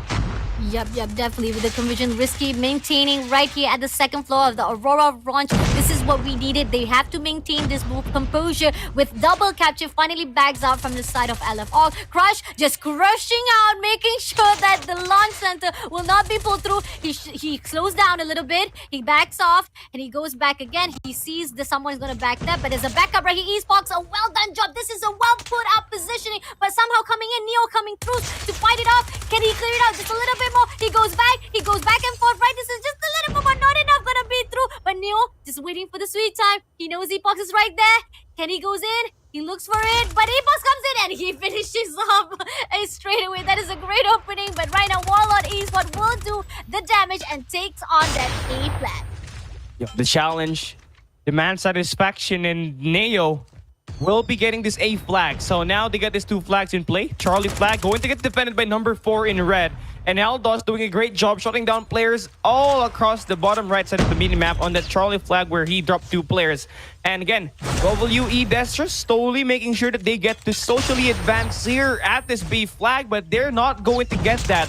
They're going to get dropped. So as we move in through, 30 more points for LF Org, and they're going to win their first series here at this best of 3 series. And it's not that easy. Well, obviously, 2 flags in play for WARLORD Esports DESTRA, but they got to make a move now if they do want to win. Exactly, they do want to win right there. Just now, they were trying almost clearing out, completing the circle of that B flight. I'm surprised that LFR was able to actually contest and able to clear out all those defense and able to take it out. And right, this isn't annihilated to the hands. Right, this is one player unfortunately missing that shot, but Neo comes through with the death machine. He wants to go in for the A side, but nope, not even a chance. Crush comes through, takes him down straight away. The double flag still goes out to them. LFR might have this game in the bag, Kelly. Yeah, they might have this in the bag already. The damage has already been done. And the only way for DESTRA to win now is take these 3 maps itself, which is going to be impossible just by looking at the positioning that LF Org has in this game. This should be the pace that they had when they played at map number 1 and at map number 2. The game will end with them winning, but they will not have the chance to qualify for the playoffs anymore. But easier said than done. They still take a win. And that's what matters as they exit this group stage, placing 3rd in this competition. Agreed. I mean, I was looking forward to WARLORD Esports to give a little bit of 3-0, maybe a redemption for themselves, or at least having been served by every single team they have fought off, from Huntsmen, from Blacklist. Maybe they're able to serve off 3-0 to the LF organization, but nope. LF organization said we do not want to get that donut from the hands of WARLORD Esports, and getting at least 1 map from the hands, and the damage has been done, just how Kali said. The points has already stated out that both of these 2 teams is already at the bottom, but more to the side of LF Org getting at least 7 map from themselves. Sorry, 6 map from themselves, and WARLORD with 6 map as well. Meaning they're tied up, but it is the team of WARLORD Esports who has the much more potential when it comes to fighting off with the team of LF Org. But back to the question again, here on out, we are seeing the damage as well as the fighting, the effort that has been done by the team of WARLORD Esports. Neo with 20 kills as well as Risky, a great number by both of these two teams. It was a back and forth. It was a great balanced map indeed. This is the thing that we were looking for from the LFR compared to what they did with the hardpoint match. It was a struggle, especially with the graphic was not really stooding up, or especially giving us everything that we wanted to see from the side of LFR, and what was happening on the WARLORD Esports, who's able to capture all of those heal points. I guess it doesn't portray right here at the Domination, because LFR did a wonderful job to get one of the map from their hands. Yeah, for sure. LF Org, they take one, but if only they could have won that standoff where it's going to be where it was their map pick, they could have had the chance to advance at the playoffs. But then again, WARLORD Esports DESTRA was just kind of a different beast on that hard point and on that search and destroy standoff itself. So it was GG's for both these teams, and it's official that LF Org is the top 3 spot for Group D, and WE DESTRA is going to be that top 4. Dead last in the competition, but they did show their potential. And if they could tap that even more with continuous hours and hours of practice, days and days of scrims, and hours of competition, they have the chance to stand at the top. But they got to stay and stick as a team just to make sure that they maximize their raw potential. Though they will be dead last, Fasha Bunny, they did a great job this group stage. Agreed. The fact that again we keep on getting a lot of the negative comments. I gotta say, please be nice, my friend. Please give some love to the players. If you guys think you can do better, let's see you guys here at the Garena group stage. Let's see if you guys can do better than them. Because the fact is, this is 256 teams, 256 teams qualifying themselves at the qualifying rounds, and then only 18 teams. Only on that 80 team, we got LF, who will only form weeks before the Garena CODM season number 2 starts out, and they still bagged that qualifying round and winning to the group stage. And to see them perform very well, this is just a stage for them to just perform and just show off to the brands itself, seeing that LF organization is coming up and about, and give some love to them, just give more support, and hopefully they will do a better job on the next series, on the next tournament, because there's something within themselves that we haven't seen yet, because they still need to manage to figure out the communication, the fights, the trigger disciplines, the power positioning definitely does not portrays right here at the group stage. So hopefully maybe on the next tournament we'll see more. And I know there are certain fans from the Crush saying, Crush, you're crushing me. But it's okay, Crush. You're still my crush. Ah, so sweet. I like that from the comments. But then again, hopefully that LF organization will come through, and WARLORD Esports as well, surprising us again with that steal from the hands of the kings, from the gods, is just wonderful. So this is 2 teams we are definitely looking forward to for the next season. Oh yeah, exactly. They are they're arguably the future of Call of Duty Mobile. And if they continuously put in the effort, we could see them be able to go up against the likes of Almighty, Smart Omega. But again, they have to continue to put in the hard work and make sure that they're hungry to get better every day, just to make sure that they get to put in the maximum effort, and of course the maximum to tap their maximum potential. So again, looking at the game here, not a lot to say on this hard point. We did see a lot of technical difficulties, but then we did see one thing. WARLORD Esports DESTRA is so good with their gunfights that they were able to build a lot of score streaks, and that was the major storyline here. Thus, LF organization losing this game is because of how they keep on losing their gunfights. And that we did see the punishment, and of course the side effect that happened when we move into the P1 hardpoint.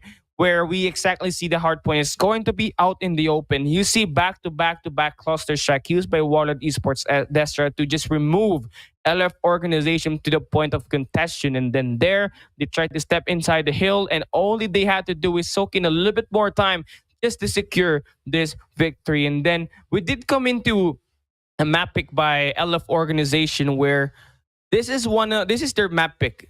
Truly one of their best map picks overall in Search and Destroy. But when they face against WARLORD Esports Destra, Fasha Bunny, they somehow falter. Yeah, agreed. And I feel like the momentum from the side of the LF organization during the starting point, it was just struggling. They couldn't figure out which side to go through, and so many mistakes was done at the search and destroy. It was like, why did you do that? Why could you not get that kill, and why did you back off, or why did you not see it through, especially on the Crush side? That hotel, I still see it like a nightmare for me. Like, I don't know about Crush. I'm so sad for him, because I definitely feel like he was right in front. Basie was right in front of him, and he didn't even see it. And that was Basie was just taking his sweet time, just saying like, Crush, do you not see me? Boom, done. You're done. You didn't see me there. And he shuts him down. Coming back to here, which is at the Domination side, takeoff. None of this team was fighting from the first half, double robin. And I was wondering it was going to be a back and forth fight. It was during the first half. It was like a tie between 75 to 61, beautifully done between these two teams. But then at that second half, WARLORD Esports was not getting the power position they needed, and LF organization just takes him down straight away. But the soldier of the game goes out again to Neo. Neo keeps having his face on the platform with 1.87 KD, even much better than he has already been done so far within this double robin. I'm impressed. WARLORD Esports, you really amaze us. Hopefully, with this first appearance, people will definitely watch out on WARLORD Esports Destra. Yeah, arguably, WARLORD Esports Destra is one of the rising teams in the PH community, and they did so prove that by advancing and qualifying for the top 16 of this Garena Masters Season 2. Though this is going to be their first chance to play at the major stage, for sure, they're going to go back hungrier for that Garena Masters Season 3. And we got a lot of new teams, and we got a lot of old teams going back, getting their former selves in this competition. And honestly, for WARLORD Esports Destra, they are the new face, and they could be the future if they will have the time, if they will have the chance to stick as a team, and of course, improve gradually and make sure they get the best out of their competition.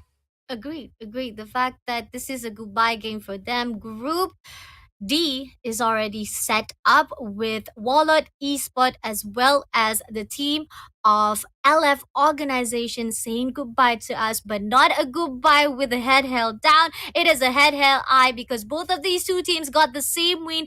Beautifully done back and forth fight, but hopefully they will not take this L to the head. Hopefully they will take this L to the heart, and making sure they will better themselves for the next match. This is going to be the last series coming up next. We're going to take a little bit of break, but this is only like an opening, because this is the last series. This is the last series, but it will be like a picture of the future. What will happen at the group stage between the Huntsmen versus the Blacklist, the top two teams who has qualified themselves to the playoffs. Don't go anywhere. We'll see you guys right after this.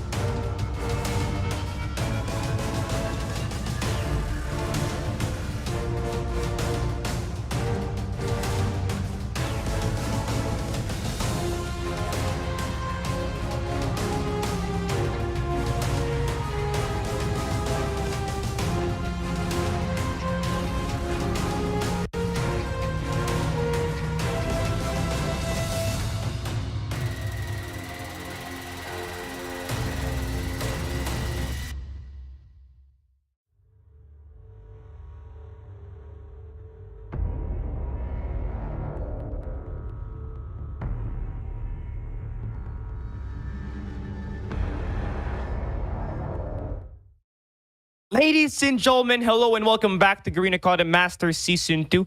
Final game of Day 8 group stage of Group D. And obviously, you're going to see Blacklist International Ultimate versus Huntsmen, the top 1 and the top 2 qualifier for this group to qualify themselves to the playoffs. Once again, I'm Cali Gaming down here with Fashabani to bring you the final action today. I'd love to know your thoughts about this one.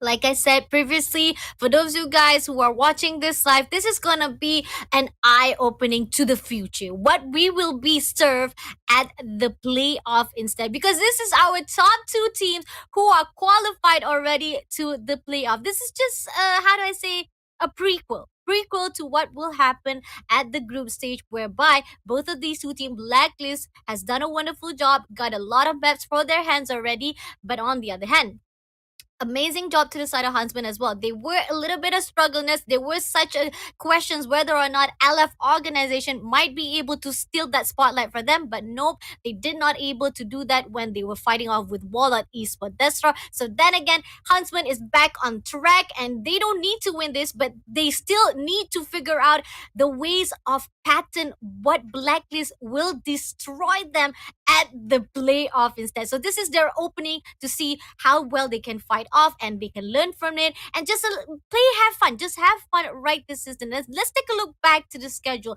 For those of you guys who missed out the action, previously we saw LF organization taking down Huntsmen with 2-1. And then we got WARLORD Esports being served donuts by the Blacklist Ultimate. And then we got Huntsmen who comes back alive fighting with the WARLORD Esports. That's right, with 3-0. A beautifully done map, if I must say so myself. And then moving towards to the LF organization when they fight off with the Blacklist. Again, it was the same story with the 3-0. Blacklist does not even allow any maps being taken from their hands. And then the last previous map, just recently we saw LF organization fighting off with WARLORD Esports. The only chance if they might be able to get that 3W from the hands of WARLORD Esports, they could have able to throw away Huntsmen from that top 2, but it didn't happen that way. In the end, LF organization as well as WARLORD Esports DESTRA will not be qualifying themselves to the playoffs. So this is going to be the prequel of the playoff Garena. Call of Duty Mobile season number 2, Cali.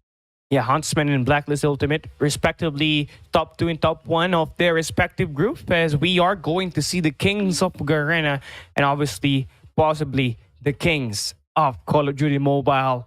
AG, Jabin, Scared, Teen, Yato, Yobab. This team has been untouched when it comes to winning the major competition, winning it 5 in a row already. And they're continuing to get even more of that here at Garena CODM Masters Season 2. And basically, Yato has been playing crazy so far, but we got to highlight Tin and Jabin, who continuously help this team get a lot of support, especially when it comes to that hard point respawn, and of course, in that search and destroy as well. And you obviously know Scared and the Obabs could still be devastating, and they are still the threat.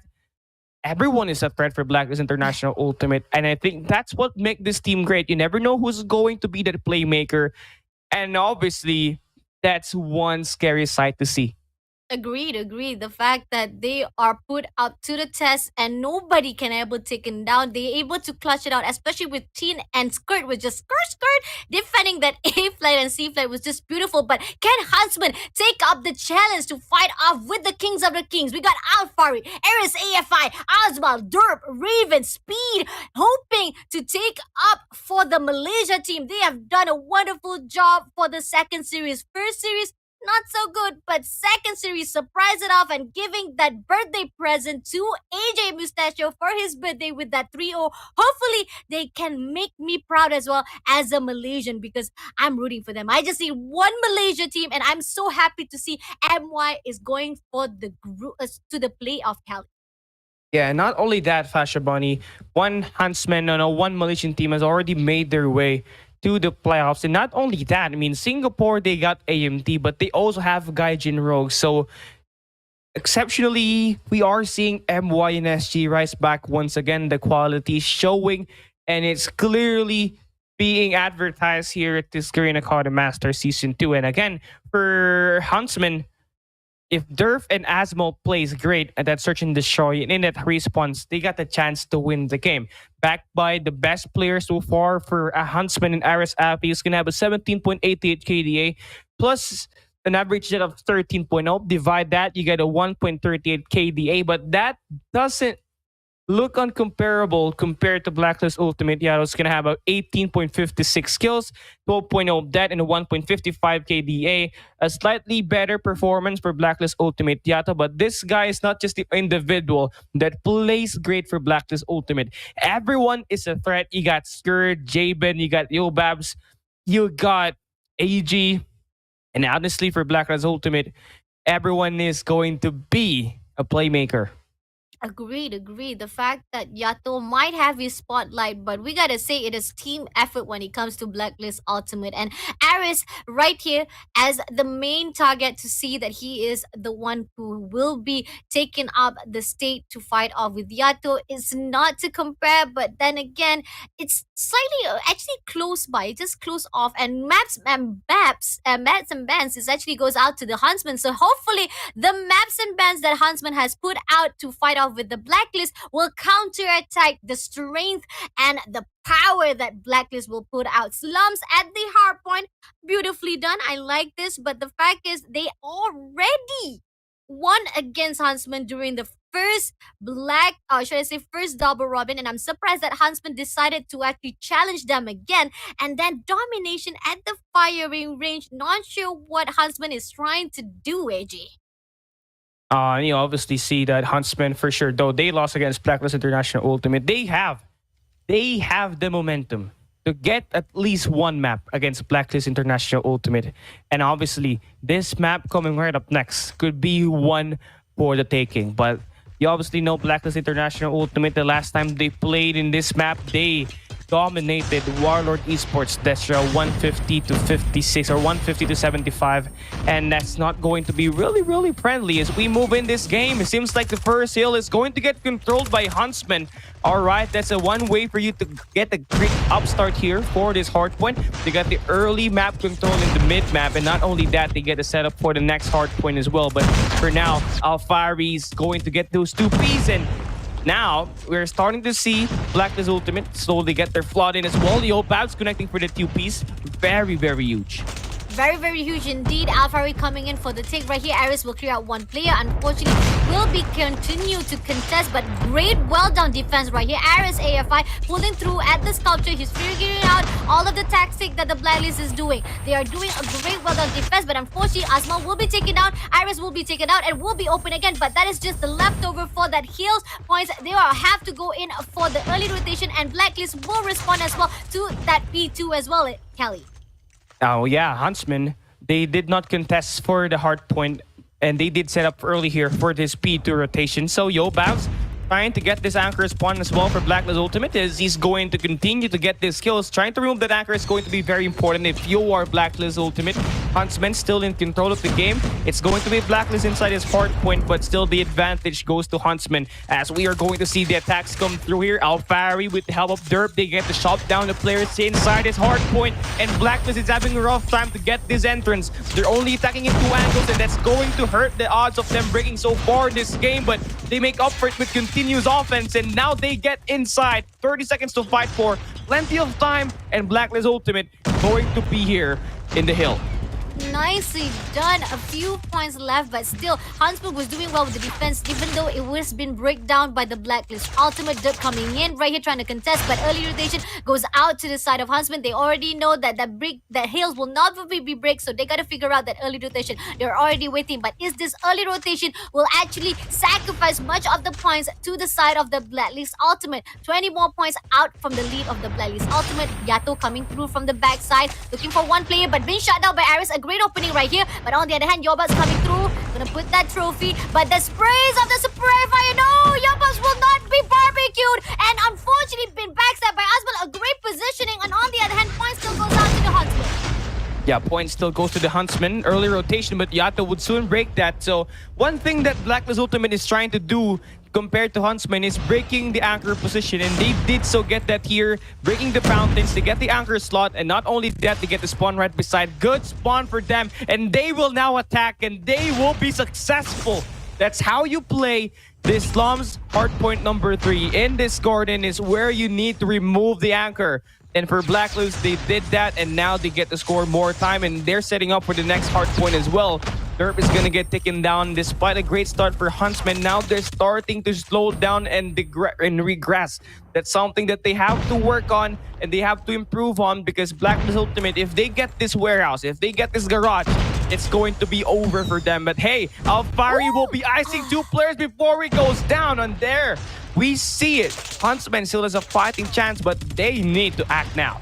They need to add now, right? This isn't Blacklist is doing well. The garage with control, but Azma coming in with a purifier right here. He's trying to figure out if he can maintain it out. Blacklist coming through carefully, trying to figure out which side is it going to be taken out. But Azma not going to overextend himself. He's just going to get as much as OBJ can do. And this is amazing. This is the need that we need from the side of Huntsman right this instant. They're not going to overextend them. Just play it through with the OBJ. Just try to chase it as much as possible. Even those guns, or even though those names been thrown out, Blacklist is still not going in, but somehow Asma, that is the overextension that we saw through, and that is going to be the opening. But no, barbecue to the face right this instant. Coming through, trying to contest, he's spotted out, but no, he's been spotted out as well. Trios out, and still points goes out to the team of Blacklist after we finally break through from that 10 seconds on the clock. Yeah, though Blacklist ultimately still got the lead. I love the play there for Huntsmen. They're attacking more aggressively, and they make much more decisive decision as a team overall. And if they continue to do that here, they have the odds of taking this map against Blacklist, though it's going to be pretty close. 9, or rather an 8-point lead here by Blacklist Ultimate. Still, hardpoint number 1 going to open up. No operator skills are going to be used here. It's always up on that P3 and that P4 rotation, but one thing that stands the most is Seattle right now. We got 20 kills, building up another score streak. 4 in a row already, and now as he's about to swing on the right side, it's not gonna take any. He gets shot down, but one thing that he's been able to do is delay the attacks and the onslaught from Huntsmen, and that's buying the team some time inside a hardpoint, but that soon would change as well, with Asmo getting another kill here to make sure that they stagger the attacks of Blacklist and they get inside his hardpoint. Everything is going great so far. They're keeping the game slow, and this is what you want for you to defeat Blacklist. Play it slow, play it tactically, and make sure that you get the best options in the game. And so far for Huntsmen, now they've been able to get the lead. Yup, they definitely get the lead, but the breaks has been done. Right now, the early rotation still goes out to the side of Huntsman right this instant. Let's see if they can defend it well, just how they did it. Right now, Bledson coming in for the spawn. Right this instant, Draven can actually defend it. Oh, unfortunately, the spawn has been flipped right this instant. The team of Blacklist Ultimate takes over, and they will definitely open up the spores for the team to actually take down that P2. Unfortunately, Afri coming in. Nope, not gonna be contested out. Still goes out to the Blacklist. Huntsman is gonna have a difficulty because the points still stack to the side of Blacklist Ultimate. Yo, the fight is in left now for Huntsman, but with Scared taking them down with the Purifier, this game is pretty much over unless they show up pretty good in this gunfight department. But that is going to be really easier said than done, but they do get the break. But the spawns has to be broken for them to get the flip and spawn right beside Blacklist. They stand inside. They're about to go for the attacks, and Jabin going to create the place, icing every player he sees, but the game is still not done. Huntsman fighting back. 15 seconds, plenty of time. They break this spawn, and they get Blacklist on their heels as they are about to make sure that they get the lead. But no, Blacklist, they stand inside. They get the kills that they need, but Asmo won't be getting the kill hits that's needed. But Yobabs at the end gets it through a close game. Blacklist able to get the most out of it. But that's one of the closest game we have so far, especially when you match up against Blacklist. It is the most closest anyone could tap out against the Blacklist International. No one could actually break through. Like just AJ said, they didn't even, neither one from the WARLORD eSport, especially from the LF organization, to even book the membership to tap out 80 points for themselves when it comes to fighting with the Blacklist. But to the side of Team Huntsman, they prove us wrong. They say we can book us a ticket to get to the 100 points match point with the fight of Blacklist, and this is what we're looking for: the opening, the prequel of what will be waiting for us at the playoff instead. And I'm loving it. I like the fact that Team Huntsmen decided to take Blacklist to Slum to see how it goes. They put on pressure to the Blacklist. And right now, Blacklist, I think this is actually a little bit too scared because right now, Blacklist is going to be on a very warning motion to be aware of the Slum if ever the team of Huntsmen take them to the slums. And Blacklist, you gotta be prepared. This is just the first, this is just a prequel. We're not even sure what is gonna happen at the group stage, but well done job. 142, a great number compared to the fact that when it comes to LFR, they lost 148. So there's something Huntsman is still hiding from the eyes of us, Kelly. You know, and maybe it's just that Huntsman's been able to top their potential after winning twice or winning the match against WARLORD ESPORTS DESTRA earlier. But then again, the best case for you to take down Blacklist Ultimate is with the two maps that's been recently added, with the Crossfire and that Hack the Yard out of the competitive map pool. Hacienda and of course Slums is going to be open for use. And that's one of the two maps. That's the two maps where no team has yet to get any sort of map mastery just yet. Blacklist Ultimate, they win this time's hardpoint with sheer gunfights. And we did see that there against Huntsmen when they took it out and they battled for the game. But still, GG's for this map number 1. Closest game we have so far here for today for Blacklist Ultimate. And this one was a ringer. Now we move in to Raid S&D.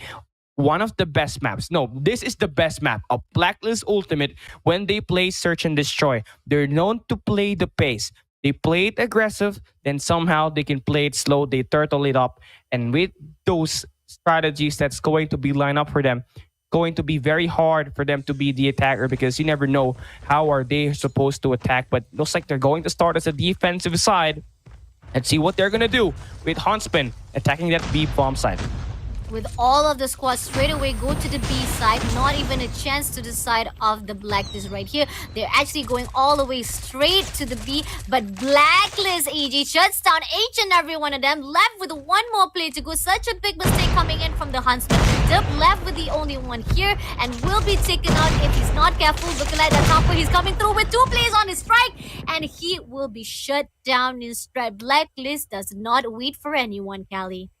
Yeah, they don't hesitate. They take whatever is going to be available in the game. And AG with the first blood, then swinging to the right side to get another kill is the play there for Blacklist Ultimate. That guy bought some time and delayed Huntsman to initiate their attacks. And Blacklist just had to do whatever it takes for them to go there and make sure they cover the ground and win it. Now for Huntsmen, they failed the B bomb site, so they attack here this A site with Yado now picking Raven. Huge play there. Jabin going down. Asmo, huge play there. Alfari gets to get his own kill as well. 2v4 situation. Scared takes Asmo. Oh goodness, back and forth raids we go. The bomb is going to get dropped, but Scared could anticipate the player as he shots it down. No, he's going to miss all the shots. Okay, 2v2. Still, the game is alive for both ends, but this play right here between Scared and Aris is going to be detrimental, and Scared gets the victory out of Aris. We got a 2v1. A 2v1 with Alfari is the only one left. He goes into the kitchen. He might spot Skid first, but unfortunately, Skid shuts him down instead with that trigger discipline, my friend. Trigger discipline. This is what we always talked about. You gotta pull through, my friend. Every single mistake that has been done from everyone when it comes to meeting with the enemy, you always pace off. You always suddenly, I don't know, maybe you just stun seeing your idols right in front of your eyes, possibly. But on the other hand, 2 points goes out to the Blacklist. Unfortunately, Asma takes down your boss, but your boss straight off Alfari as well. 4v4 at the moment. Bomb has already been dropped, and Blacklist Yato coming in from the mud room, making sure no one gets in, and they're gonna control this basketball, making no one gets in. And oh, Dub making a change, takes down Skirt. The number is equalized, and right now looking for another opportunity to take down Asma with the SVD. What can you do right now? At Slums, you might be the key. You might be the king when it comes to taking down the Search and Destroy. But right, Yato with the sniper as well in his hand. He's looking for Asmal. Can he see it? Jabin spotted out. Information will be getting. He put a little bit of time for it, and that's gonna give a lot of damage. But also been traded out by Aris. And fortunately, been backstabbed from the side of Blacklist Yato. 3 fast rounds for Blacklist Ultimate. It's been Yato and Scare just doing majority of the kills here for Blacklist Ultimate. Huntsmen can seem to figure out how they do attack Blacklist Ultimate in this map. And it's going to be pretty hard, as this is arguably the best map of Blacklist Ultimate overall when it comes to playing a best of 5 or a best of 3 series. Now Jabin holds one down, dropping Raven. Gonna go for that Tomper and takes Alfari down. So they keep on dropping these players one by one as Huntsmen, Chapter, 2 pieces. Blacklist Ultimate, they keep on raiding down the parade, spoiling every attack that Huntsman takes, and it's taking a toll now. 3v1. It's just the first 35 seconds, and Huntsmen already down to their final player. They are left with one more player with 1v3. Aris doing a rotation, just too close to Yobabs to be able to squeeze Cobra. He spotted out Yobabs, but no! Yobab shuts him down instead. This is why you never go against Sniper. I do that too, Kali. I do that mistake too. Like, I think that I can fight off with a Sniper. My teams might call myself crazy. Like, why would you take that 50-50 chance fighting off with a Sniper? But you just gotta take the risk, man. You gotta do what you can do. And at the moment right now, Aris did not have any chances or any options left, so he had to pull through. But unfortunately right now, they decided to back off. They decided to hold off from the center, waiting for the Blacklist to come through to their side. But is it gonna be working? Will Blacklist goes into their trap? Right, Oh, this is the Oh, goodness.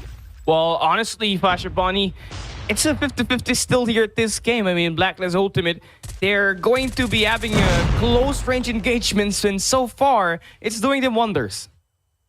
Yup, it is doing their wonder. Despite that, the team of Huntsmen tried to do a little bit of trap mistakes, but right here, Tasman meeting off with the CBR. No, he shuts down as well by Skirt. And they're at the match point, Callie.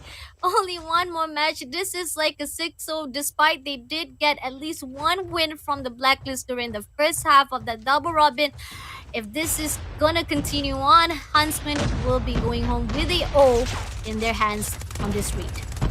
You know, I love the ideation that Huntsmen take turn at round number 5 where they go at the mid-map. But, you know, going up against Blacklist Ultimate, you gotta have strategies and you gotta win your gunfights. And right now, it's been Blacklist that's been winning majority of those gunfight department. And now, Fari, it's going to be Derp and Asmo that needs to win this gunfights. But Jabin gets one caught off guarded. And the odds of Huntsmen winning this game close to none, as Blacklist continues to play the game called Search and Destroy like a film. 30 seconds left on that bomb site, as Ball and Derp can still win this 2v2. Yup, with Derp right now trying to spot the enemy. Infection will be given, but Jabin straight away slide to Derp's side. 1v1, 1v2. At the moment, Azmal is left all alone. EG knows the spot. He gives it information. Jabin will be cornering out him. He tries to strike top, but somehow SBD versus a close range weapon. CBR will be for the take, and the Blacklist wins again. Another map for them. A great spawn, a great fast-paced game when it comes to hardpoint, but SND, this is their home base. This is their hometown. You cannot mess with them at Raid. Yeah, it just proves the point that this map is their best map overall when it comes to playing Search and Destroy. Raid is where they take down the best out of the best. And they did take down Almighty. They did take down Dunya Games in the World Championship with this map. But then again, take a look at this way.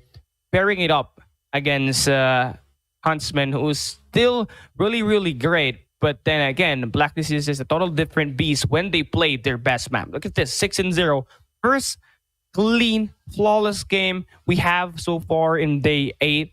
And with Blacklist handing that to Huntsmen, truly will give them a wear and tear as we move into the succeeding games that we have that's left here in this best of 3 series. That Domination, we could still see Blacklist take that win against Huntsmen, but for Huntsmen, they need to work and double down their effort, because that we didn't see it this Search and Destroy.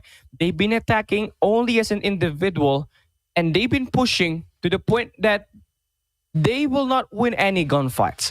They will also not try to get those exchanged. And at the end of the day, Blacklist just got the best out of them. Agreed. And then when it comes to the Domination side, I feel like Blacklist, they they put up a great fight. They put up a great fight. Not not to put on even more pressure to the side of the team of Huntsmen, but Blacklist, they're just an all-rounder players. All of them just doing well, taking out a great, well done job, winning those gunfights. It's just hard on the Huntsmen. I mean, I wanted to give those buff to them. You know, the Fasha buff is already gone already. The fact that they did a well done job when it comes to fighting with the WARLORD eSport DESTRA, but here on out Blacklist, I think they're waiting to close tonight with a 3-0 full on straight because they might not want to have a little slight sleeps or a scar on their own gameplay, because the only one who's able to get away with the full wins of 18 maps is by the team of Almighty, and Blacklist does not want any scars to their own name as well. So I hope Huntsman knows what they're putting up with, because putting here at the Domination at the firing range is not gonna be easy, Callie. Yeah, it's not going to be easy. Again, Huntsmen, they put us in a map where it's going to be one of the best maps against for Blacklist Ultimate here this time for Domination. Aside from Summit, this is where they are effective at the most. But let's see, what will Huntsmen be able to put inside this game? All right, as we move into this first half, seems like Huntsmen will be having the favorable spawn. Meanwhile, Blacklist is going to find themselves trapped in that top side of the minimap, but they're trying to create that break as well. Aris Appy wins one gunfight, takes the second as well. Huge gunfight right there. Huge influence on that B flag. And they step on it to get those early 2 flags in just 40 seconds. And not only that, they're looking to extend. This is just so much right now for Huntsmen as they're trying to get a triple capture against the Kings. Is this even possible? Let's come and find out. 2 players at the A flag. Arisafi lucky takes down up the firing range map. This guy's just lighting up all the shot. Huntsmen triple capturing Blacklist Ultimate. This is how he started the game, and they're looking on to be paid on winning this game.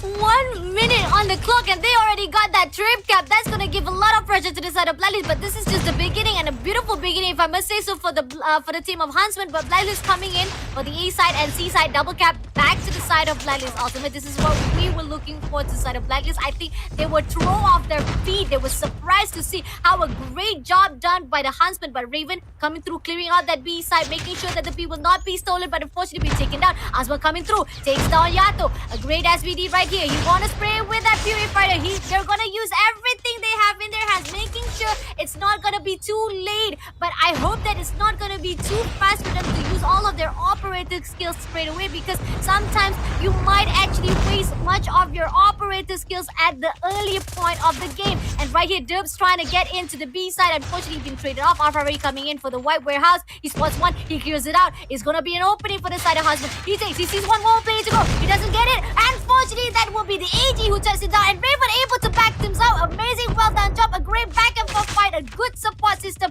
from the side of Husband. Oh, goodness. Look at this amendment there by Blacklist Ultimate. About to get their own triple capture as well. Yobab's getting shot down. Yada now swings onto the tunnels. He finds one. Reloads. Gets the second lined up as well. Smoking every player he sees. Gets the triple capture for Blacklist Ultimate. Giving Huntsmen their own dose of medicine. This is just back-to-back plays. Blacklist, they have made themselves back in the game. 50-48. Now the question is, how long will they be able to hold this triple capture against Huntsmen, as we are going to see the spawns go crazy. Split spawn right now for Huntsmen, and Yato 17 kills already. Make that 19 as he's going to just run up everything for Blacklist Ultimate. When this guy is involved, truly the team is going to have success.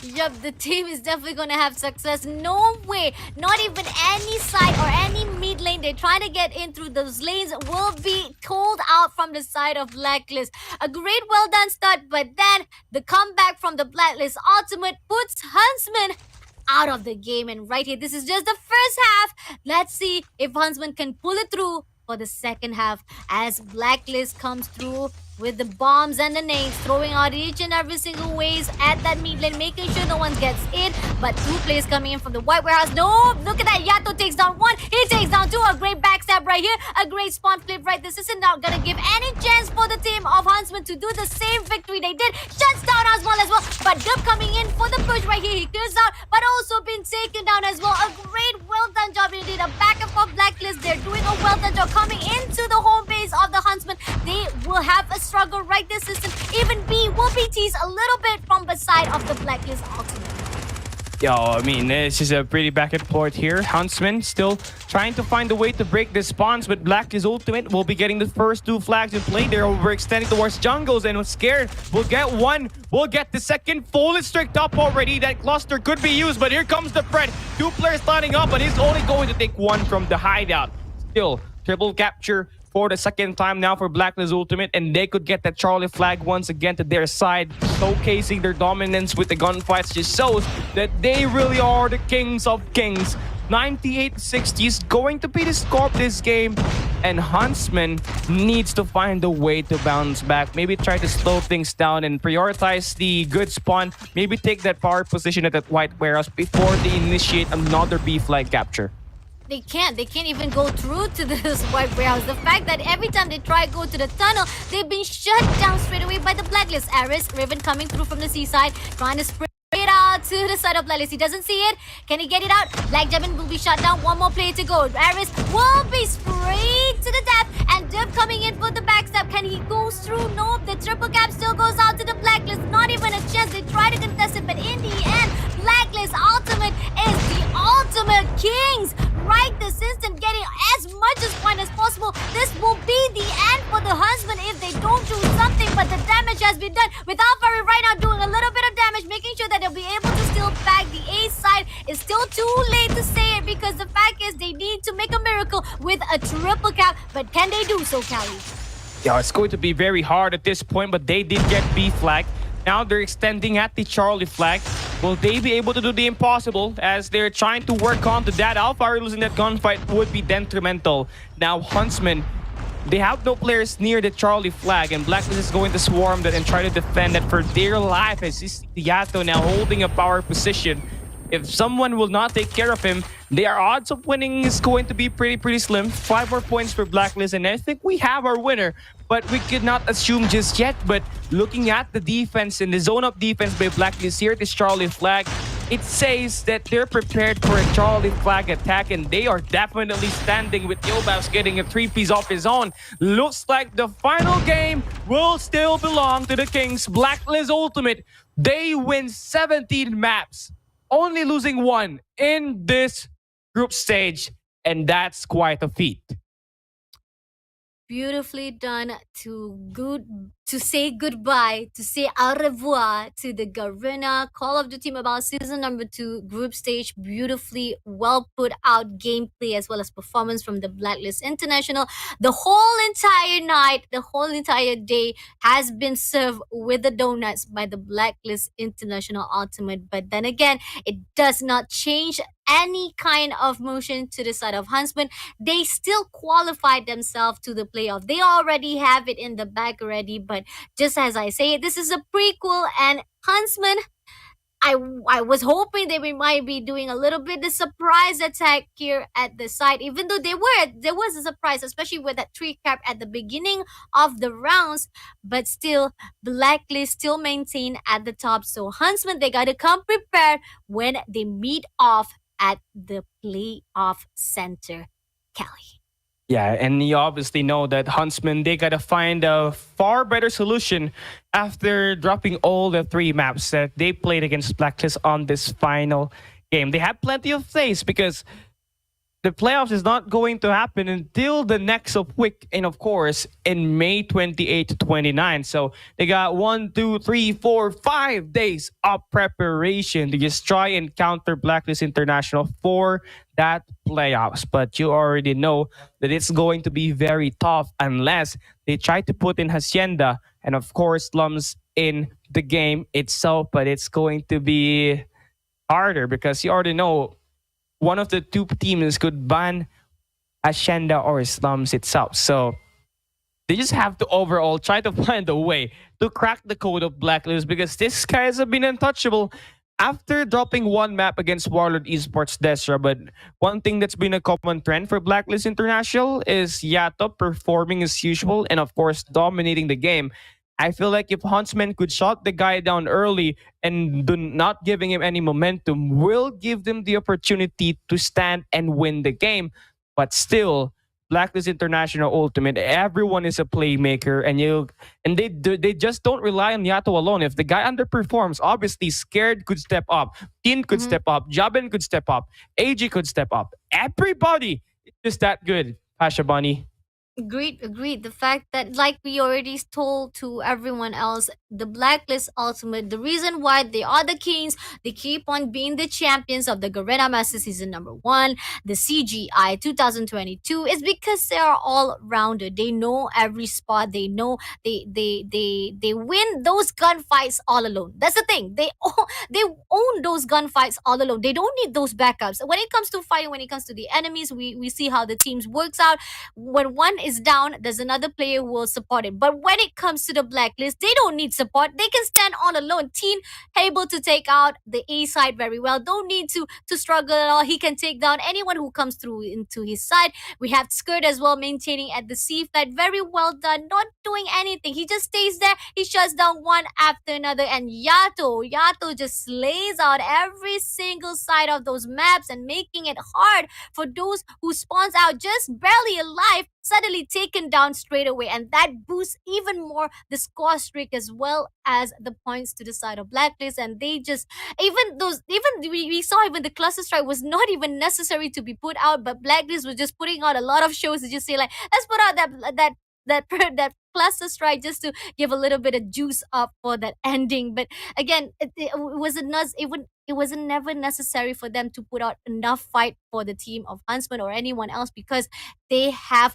a great composure when it comes to winning those gunfights. So this is something, when pushing towards the side of the playoff, everyone inside the group A, B, C, and D got to pull through. This is the Blacklist we're talking about, but their numbers still does not equate to the Almighty, who got a very clean record with 19 maps win over their side. So AMT, they might be saying, we're coming to get your title, Blacklist. This is a warning from the side of Almighty Count. Almighty is definitely in their best performance, in their best condition, so they really have a chance to stand against Blacklist International. But with the playoffs, it's just so different. And for the past two major competition, they seem to underperform in the first stage, where they have to drop to the lower bracket and win every sort of series that they had there to just advance to the grand finals, where they meet Blacklist International there, and they have to beat them twice. So, like, it's really, really tough to beat these guys in a twice to beat situation. So either Blacklist International Ultimate has to drop to the lower bracket for them, for any team to actually stand against Blacklist. They definitely have the chance to win it. But then again, Almighty, they just have to make sure that they are consistent for that playoffs. But then let's take a look at the highlights here in this game. I mean, Blacklist International Ultimate and Huntsman, they picked this map, and we did have a pretty great showcase of how to prioritize the early rotation from Blacklist International Ultimate. But we did see great break attempts from Huntsman every time they get to have the late rotations. And it was just the moral story, but that's the moral of the story here. For this hardpoint slums, Blacklist Ultimate definitely showed how to play the early rotations, but Huntsmen, they did show how to break, and we did see that back and forth until the very end, Fasha Bunny. Yep, agreed. I mean, I was surprised during that hardpoint match. That spawn flip was just, sheesh. I mean, it could have been either way, but Huntsman was just too slow at that spawn flip. The moment that Blacklist spawn flipped that side for that P3 flag, it was over. It was over, but we still wanted that gunfight. We still wanted to see more from the side of Huntsman. But in the end, Blacklist was just too overpowering. They come back and get that few more seconds on 1 149 just to get one more point for themselves. It was just too close. And then to the search and destroy right this instant, I feel like it's just so hard to figure out how to fight off with the team of Blacklist, because whatever they do, Blacklist is 3 step ahead, 100 step ahead. And even though they were trying to make sure to contain at that mid map, the team of Blacklist still goes in for the rush. They take down one after the other. And this is it. This is the most important point of all, that we thought that the team of Huntsmen was already tapping into their potential. They're already doing a epic comeback. Suddenly, like, oh, this is who they are right now. But no, that trip cap was just few seconds, few minutes. They were able to hold out, and Blacklist comes through and say they're able to do a comeback. And then the second half was already been done to the side of Blacklist, Kelly. Yeah, one thing that set Blacklist Ultimate apart from just good teams and overall the big four of Garena is how resilient they are when they face adversity. You can always see them if they are trailing the game. They have the composure to just back it up with gunfights to win and come back and bounce back. The resilience of Blacklist truly is their main personality. They know when to respond. They know when to attack. Everything's just perfect for Blacklist. I don't know what is fed to this squad, what is fed to these players, but it's working, and they've been able to deliver a clinic here at this best of 3 series. And Huntsmen did try to put up a fight at the end of the game, but with Blacklist Yato holding down the Charlie flag, holding his lane, he gets to deliver another MVP. Blacklist Ultimate Yato been so good so far today as he ends today's schedule with an MVP, 23.67 average skill, 12.67 average dead, and a 1.87 KDA. This man been through a lot, and he's been so successful, and he's been giving his team a really great edge against their enemy. Agreed. Yeah, definitely agree on that. And the fact that Yato never get a negative. And I know that I keep on redundantly saying the same thing and over and again, but you guys have to see what was up with Yato when they fought off with WARLORD Esports, because he got the KD of 2.63. That was a phenomenal stage performance from Yato. Nobody can surpass that. No, I don't even see anyone who got that KDA when it compares to Yato when they were fighting off with the WARLORD Esports. But this is the lineup. Congratulations to Blacklist Ultimate. We never doubt you. Definitely you will be the one who goes to the playoff. AG, Jaben, Skirt, Team Yato, and Yobats. And this is the Kings of Garena. Haven't been touched just yet as they advance to the playoffs. Joining them along for the journey is the lineup of Huntsmen who find a bounce back. Alfari, Aris Afi, Asmal, Durf, Raven, and Speed. This team has come a long way. Remix after remix. Roster changes after roster changes. Rebrands after rebrands. Now, they've been able to find the perfect formula with Durf and Asmal leading the team in that search and destroy. Aris, Afi, Alfari, and of course, these two players, they make sure that this team will have a far better edge on those close range engagements. And team lineup of Huntsmen, they really will be a threat for that playoffs. And we have our two teams, LF Org and of course WARLORD Esports DESTRA. They were able to put up a great fight in this group stage, but they will be outlasted by Huntsmen at the end of the day. Now, to go for a quick recap for the Day 8 standings, for Group A, it's going to be Smart Omega, Tyrant Esports being the top 1 and top 2 respectively. Smart Omega having 16 wins and 2 losses.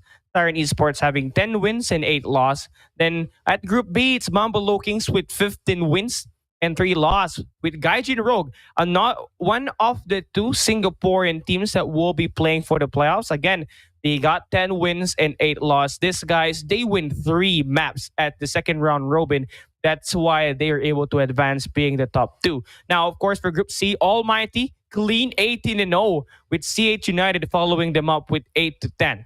Now, for Group D, recently announced and renounced Group D, Blacklist International Ultimate. Of course, 17 wins, 1 loss, and the Huntsmen will be outlasting DESTRA and LF organization to qualify for the top 2 spot. 7 wins and 11 loss. And we are about to see the qualified team playoffs. But I'd love to know your thoughts here, Fasha Bonnie.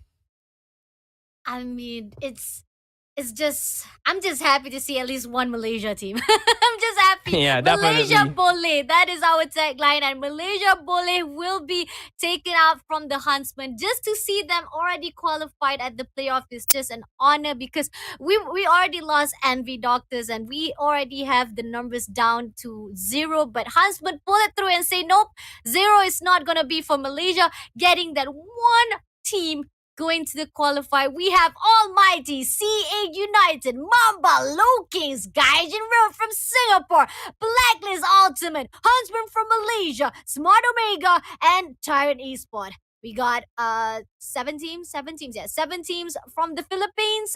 Sorry, my bad. 7 teams? Oh, Five. 5 teams, my bad. I have bad with math, my friend. I am bad with math. It's such a wonder that I can do a statistic. But 5 teams from Philippines, 2 teams from Singapore, and 1 team from Malaysia, Kelly.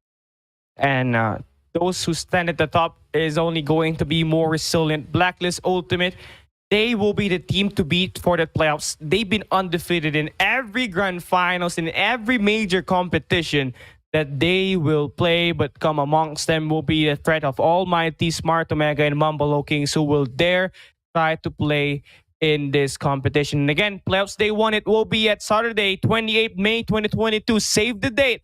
Make sure you get your popcorns ready because everything will be pretty competitive here for the playoffs day 1. Once again, Almighty, C8 United, Gaijin Rogue, Low Kings, Tyrant Esports, Smart Omega, Huntsmen, and Blacklist. We don't have this specific schedule yet, but you already know this is a treat.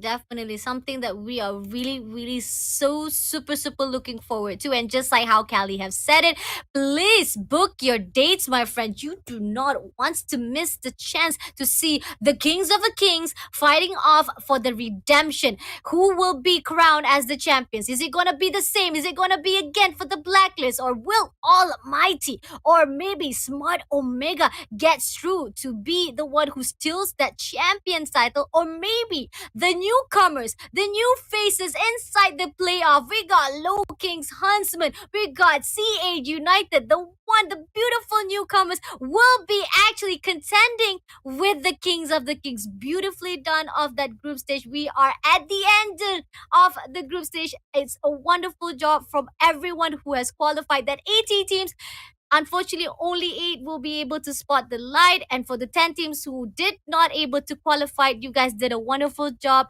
Great journey. Hopefully, you will continue to pursue and make the best out of this experience and be better for the next time. Kelly, what are your thoughts and what will be the ending for tonight? Yo, I can't wait for that playoffs to start. Honestly, for me, Fasha Bunny, from 256 teams, we drop it down to 16 teams for that group stage. And now we've able to reduce it even more. Divide it by 2, you got 8 teams left. And at the end of the 2-day competition for the playoffs, we only have 1 champion. Will Blacklist International Ultimate be able to continue their win streak for every major competition?